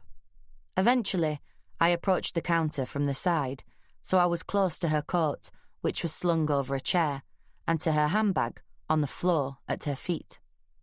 "We need to talk, Ms. Lomax," I said, dropping onto the chair with the coat and letting my bag slide onto the floor next to hers. She looked startled, as she was meant to. "I'm sorry, I don't think she said. "We haven't been introduced," I said, leaning forward to open my bag. I took out a business card and handed it to her. While she was frowning at it, under the pretext of closing my bag, I slipped one of the radio mics into her handbag. "I still have no idea who you are, Miss Brannigan," she said uneasily. Not a good actress. I could see the nervous flicker of her eyes as she lied. "We met in Martin Cheatham's office. The day he died," I said. I leaned back and casually draped my arm over the back of the chair.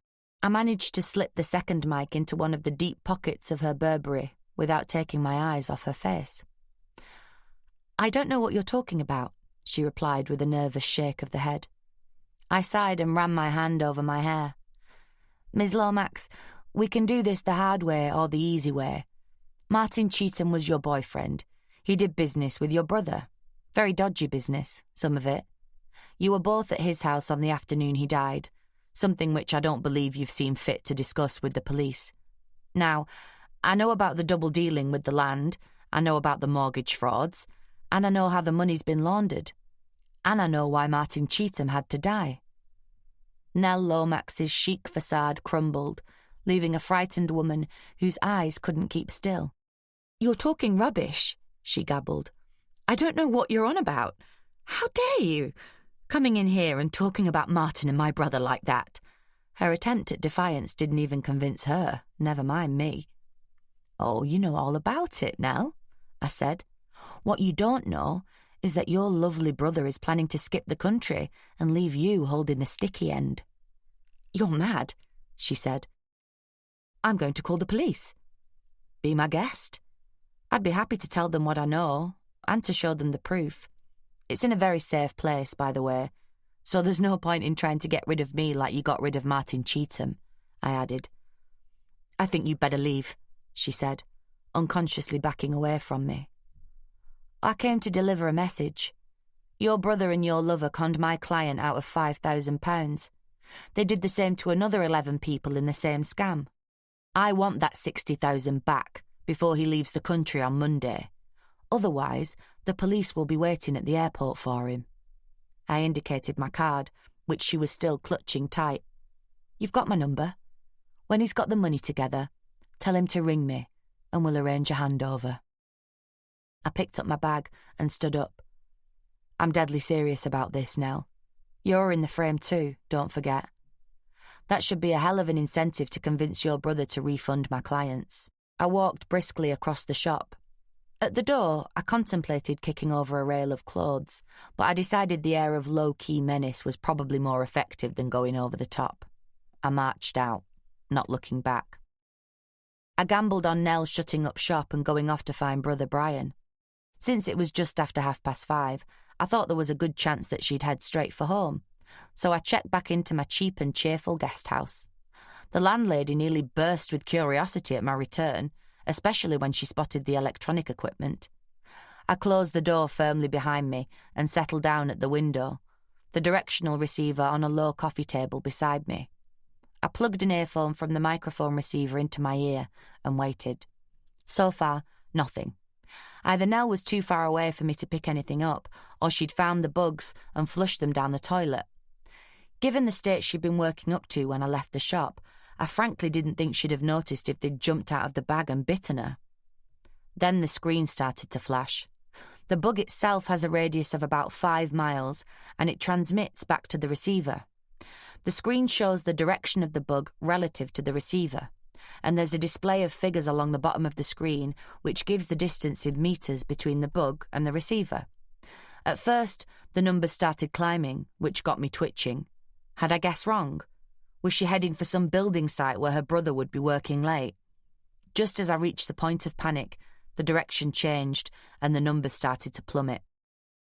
When it showed 157, I could actually see the white Golf racing up the hill towards the house. Then the earphone came alive, and I could hear engine noise. She was driving like a woman who'd lost control. It was a miracle she didn't leave her front bumper on the gatepost as she shot into the drive. As it was, I heard a harsh scraping as she pulled off the road. She didn't even bother garaging the car, simply abandoning it on the tarmac in front of the house.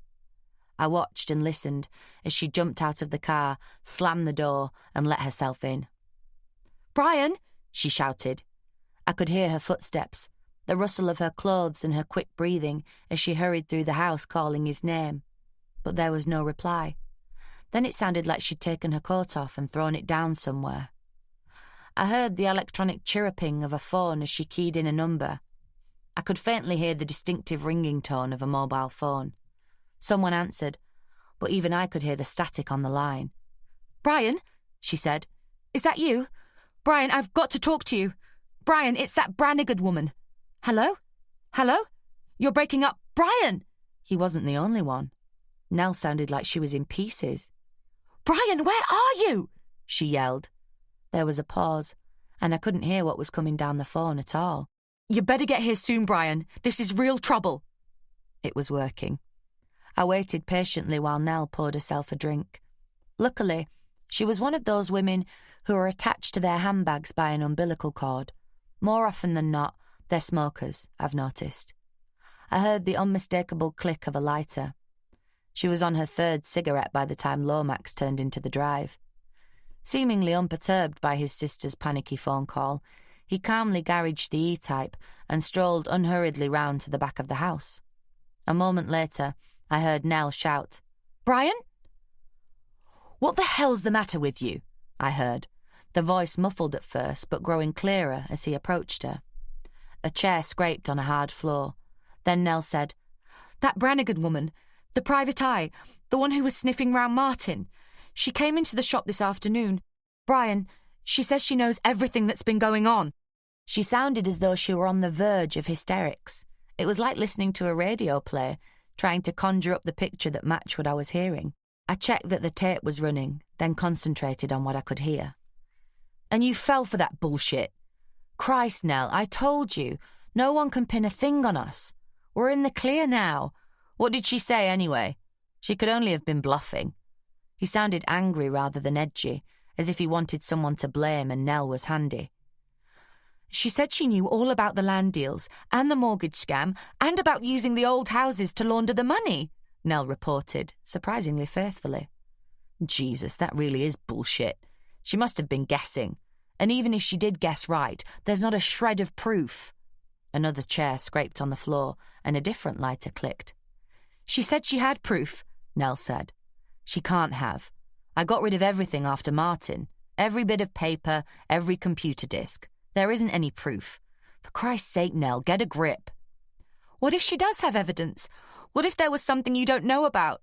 I'm telling you, Brian, she knows, and she knows Martin's death wasn't an accident." "Oh, now you're really on Fantasy Island," Lomax snapped. "Look, the cops think it was an accident. The inquest is going to say it was an accident. You and me are the only ones who know any different. How the fuck could this private eye know anything? She wasn't there, was she? Or did I miss her?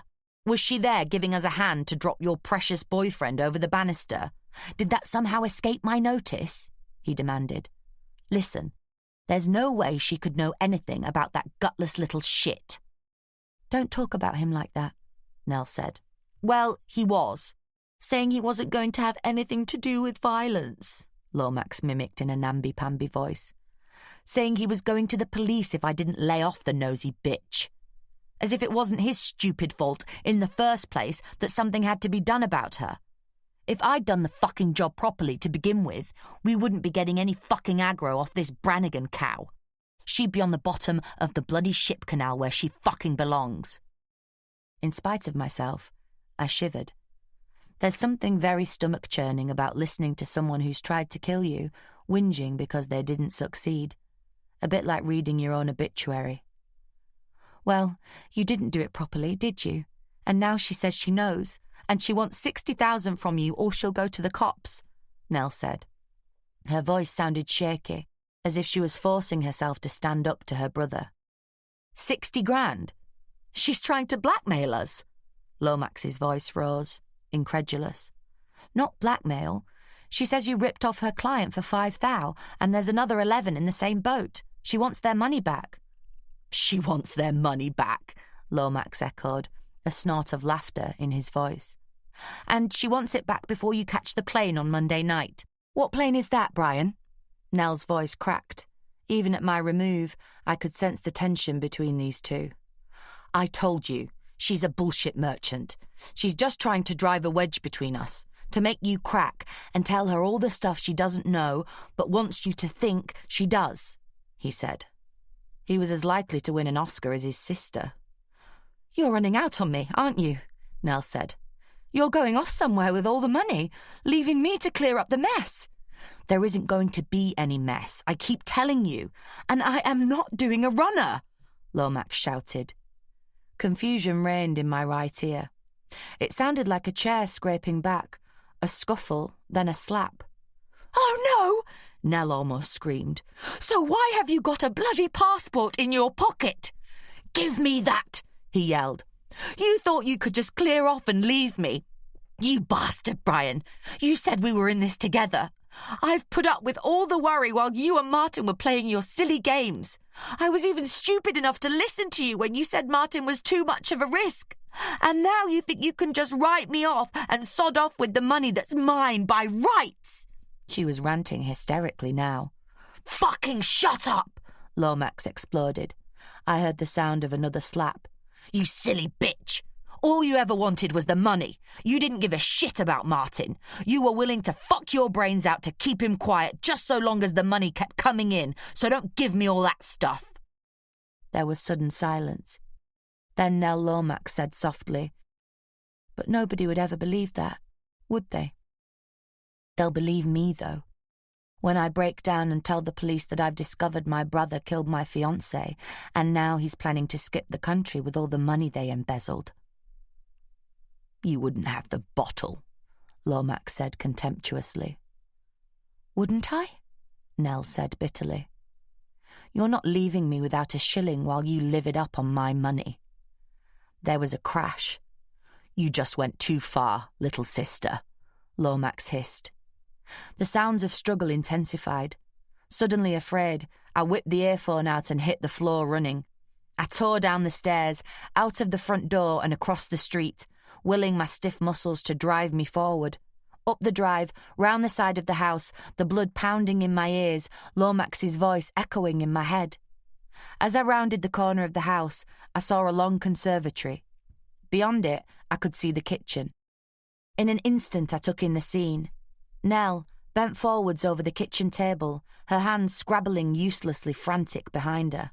Masking her body with his, Lomax leaned forward, bearing down on her with his superior weight, his hands round her throat.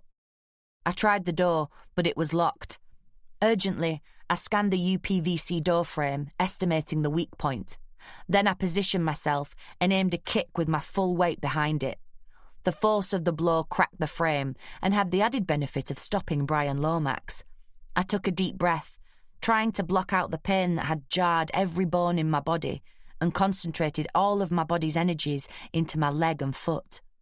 The second kick jerked the door out of the frame, leaving it swinging inwards. My momentum carried me forward into the conservatory. Lomax had abandoned Nell and was coming for me. He was bigger, heavier, stronger and fitter. I knew I'd only get one chance. I balanced myself and twisted round so I was side onto him. I feinted on one foot, then as he dived towards me, I brought the other foot round in a fast, short arc. The crack of bone as his femur snapped was sickeningly loud. He crashed to the floor like a felled tree. His scream of pain made the hairs on the back of my neck stand on end. Hanging in space over Barton Bridge wasn't a whole lot of fun either, I said, as I stepped over him towards Nell. Bitch, he gasped. I could hardly bring myself to talk to him, but, mindful that the tape was still running, I said, You brought it on yourself. You got greedy. You didn't have to kill Martin Cheetham. What's it to you? He was a no-mark. I should have killed you when I had the chance, I heard him say, as I stooped over the slumped body of his sister. I felt her neck for a pulse. There was a faint fluttering beneath my fingers. Gently, I raised her body and eased her to the floor.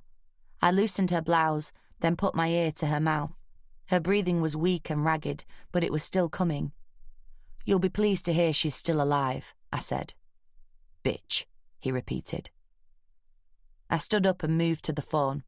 I was beginning to feel shaky, my muscles protesting at such a heavy workout after no activity for a week. I picked up the phone and dialed 999. "Emergency operator, which service do you require?" The words were music to my ears. I looked round at the shambles I'd helped to create. This kitchen show wasn't going to make this month's Homes and Gardens. "You'd better make it the police," I said, "and throw in a couple of ambulances for good measure." Chapter 25. I pulled up in a side street in Bolton. "What are we doing here, Brannigan?" Richard asked. I got out of the car and he followed. "After that Chinese in Buxton, I thought we deserved something a bit special," I said, turning the corner and pulling one of the double doors open.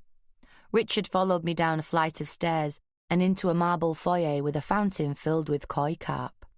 "They do a 10-course imperial banquet," I told him, as we walked into the restaurant proper. His face lit up. His eyes even twinkled. I doubt I'd have got that strong a response if I'd jumped on one of the tables and stripped off. I gave the waiter my name, and we followed obediently to a table shut off from the main body of diners by tall lacquered screens. By the table, as ordered, was an ice bucket filled with Chinese beer and a bottle of Apollinary's mineral water for me. "Times like this, I'm tempted to make you an offer you couldn't refuse," Richard said as the waiter opened a beer.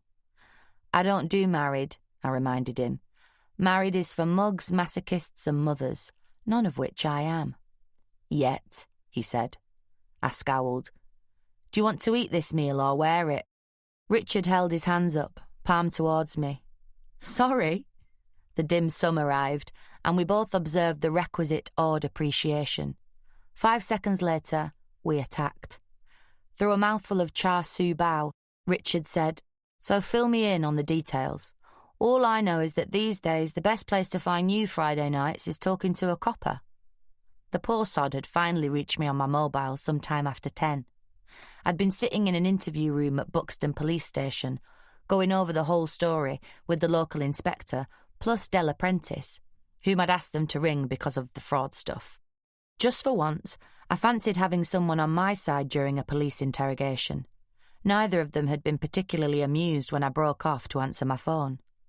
I'd finally got home in the small hours, posted the "Do not disturb on pain of castration" notice on my bedroom door, and slept till mid-afternoon. By then, of course, Richard was at the match. Sometimes it's like being married anyway. "Cutting a long and boring story short," I said, "when I put all the computer files together, the picture emerged. You have to remember that Martin Cheetham was an expert in arranging the sale and purchase of houses. What happened was that when he acted for the buyers of a property, he just omitted to forward all the paperwork to the land registry." "Sweetheart, you might as well be talking Mandarin," Richard said. "Let's have it from the top. Mortgage fraud for beginners." I sighed. "This is how to get 2 mortgages on one property. Mr. and Mrs. X buy a house. They go to Martin Cheetham, solicitor. The mortgage is arranged and granted. Then Cheetham should send the paperwork to the land registry, who issue what's called a charge certificate, which shows that there is a mortgage outstanding on the property and who carries the mortgage. But Cheetham used to delay a few weeks before he sent the documentation off to the land registry. He would then apply for a second repayment mortgage with another lender, as if it had never been bought by Mr. and Mrs. X. According to Nell, who couldn't stop talking once her throat started working again, she used to front up with Cheetham at the mortgage interviews and pretend to be his wife. As the first charge certificate hasn't been issued yet, there is therefore no official record of it when the lender checks it out with the land registry, so there's no problem and the mortgage is granted. You with me so far?" Richard nodded. "I think so." I scoffed a couple of prawn wontons and some tiny spring rolls before all the dim sum disappeared down Richard's throat. A more suspicious soul than me might wonder why it is I always seem to end up explaining the intricacies of my cases when there's food on the table. "That second lot of paperwork never goes anywhere," I said. "It sits in a safe in Cheetham's office. It would take the Building Society at least a year even to notice that they hadn't received the appropriate charge certificate, never mind do anything about it. Cheetham and Lomax have meanwhile got a, say, £100,000 cheque, because the building society paid the money to Cheetham on behalf of the second fictitious buyers. As long as the mortgage instalments were made each month, there'd be no problem. No one would be any the wiser for at least a year. Multiply that by 10, and a completely uncreditworthy person has $1 million. Shit, Richard breathed. Now, you can go for a short-term fraud and do a runner with the money, in which case you have the police looking for you. Or you can do what Cheetham and Lomax had been doing very successfully until a few months ago. What they did with the money was buy up derelict property. Lomax would send in his labourers and do it up, and then they'd sell at a huge profit, thus laundering the money as well. They could have carried on with this indefinitely if the bottom hadn't dropped out of the housing market, since they were paying off the bent mortgages within a year of taking them out. You mean, before the lender noticed they hadn't got this charge certificate for the loan, Cheetham paid all the money back? Richard asked. Correct. And in the meantime, he and Lomax had made about 50% profit with the capital. It's a victimless crime. The lenders lose nothing. They don't even know anything dodgy's happened. Richard laughed. That's brilliant. And hey, they even did their own conveyancing, so they didn't have to fork out those exorbitant lawyers' fees. So why did it all come on top? Like I said, the bottom dropped out of the market. Property stopped moving. They were lumbered with houses they couldn't sell. That's why they tried that hooky land scheme that caught Alexis and Chris. They were getting desperate for cash flow. So Lomax persuaded Cheetham to get a dozen new mortgages to keep them afloat. He'd no intention of ever paying a shilling on those mortgages. According to Nell, he reckoned that if they did that, they could have $1 million in capital. The three of them could flee the country to somewhere like Spain. Then when the market picked up, they could offload the rest of the houses and cash in on them too. We're talking 27 houses, with an average value of £37,000, by the way, which is another cool $1 million. Shit, Richard said again. That is serious money, Brannigan. Why didn't you finish your law degree? I ignored him and concentrated on the aromatic crispy duck that had just arrived, piling shredded duck and spring onion onto a pancake covered in plum sauce. Some things are too important to be distracted from. So why did they kill Cheetham? I mean, everything seems to have been going okay. Why get rid of the only guy who knew how to work the scam? I fiddled with my food. According to Nell, that was my fault. How'd she work that one out then? Doesn't sound like she's got a degree in logic, Richard said. Cheetham panicked when I started sniffing around, I explained. Then when he was tarted up in his drag in DKL Estates and I turned up, he was convinced I was onto their major scam. So he told Lomax to warn me off. Apparently he meant just that. Lomax or one of his labourers was supposed to threaten me in a dark alley. Instead, Lomax must have picked me up outside DKL, then followed me over to Ted's factory, and then, on the way home, he got a bit carried away and tried to run me off Barton Bridge. He must have completely freaked out when I turned up the very next day on his home turf, especially since he was actually with Cheetham. So why kill Cheetham? Why not just finish the job they'd started on you? He asked. Thank you, Richard. You don't have to sound quite so eager. The reason I'm still here is that they didn't know how much I knew or how many people knew what I knew. But the Lomaxes figured Cheetham was the weak link in the chain, the one who'd crack under pressure. They also figured that with him out of the way, they could destroy the evidence and leave themselves in the clear. So Nell arranged to meet Cheetham for one of their little games sessions. Then, when she'd got him all tied up, Brian arrived and smothered him. The pair of them tipped him over the balcony, so it looked like a nasty sex game that had gone horribly wrong. And I thought my ex-wife was a bitch. Jesus, what kind of a woman does that to her lover? One who's more in love with money than she is with him, I guess, I said. They thought they'd got rid of all the evidence, but neither of them knew anything about computers. They thought all the data was on the floppies. And will Alexis get her money back? She'll probably have to take Brian Lomax to court, but at least she knows where he's going to be for the foreseeable future. She won't have any trouble filing the papers. Her money should be safe as houses. The end. You've been listening to Kickback by Val McDermid, narrated by Chloe Massey. Published by Avid Audiobooks, an imprint of W.F. Howes Limited.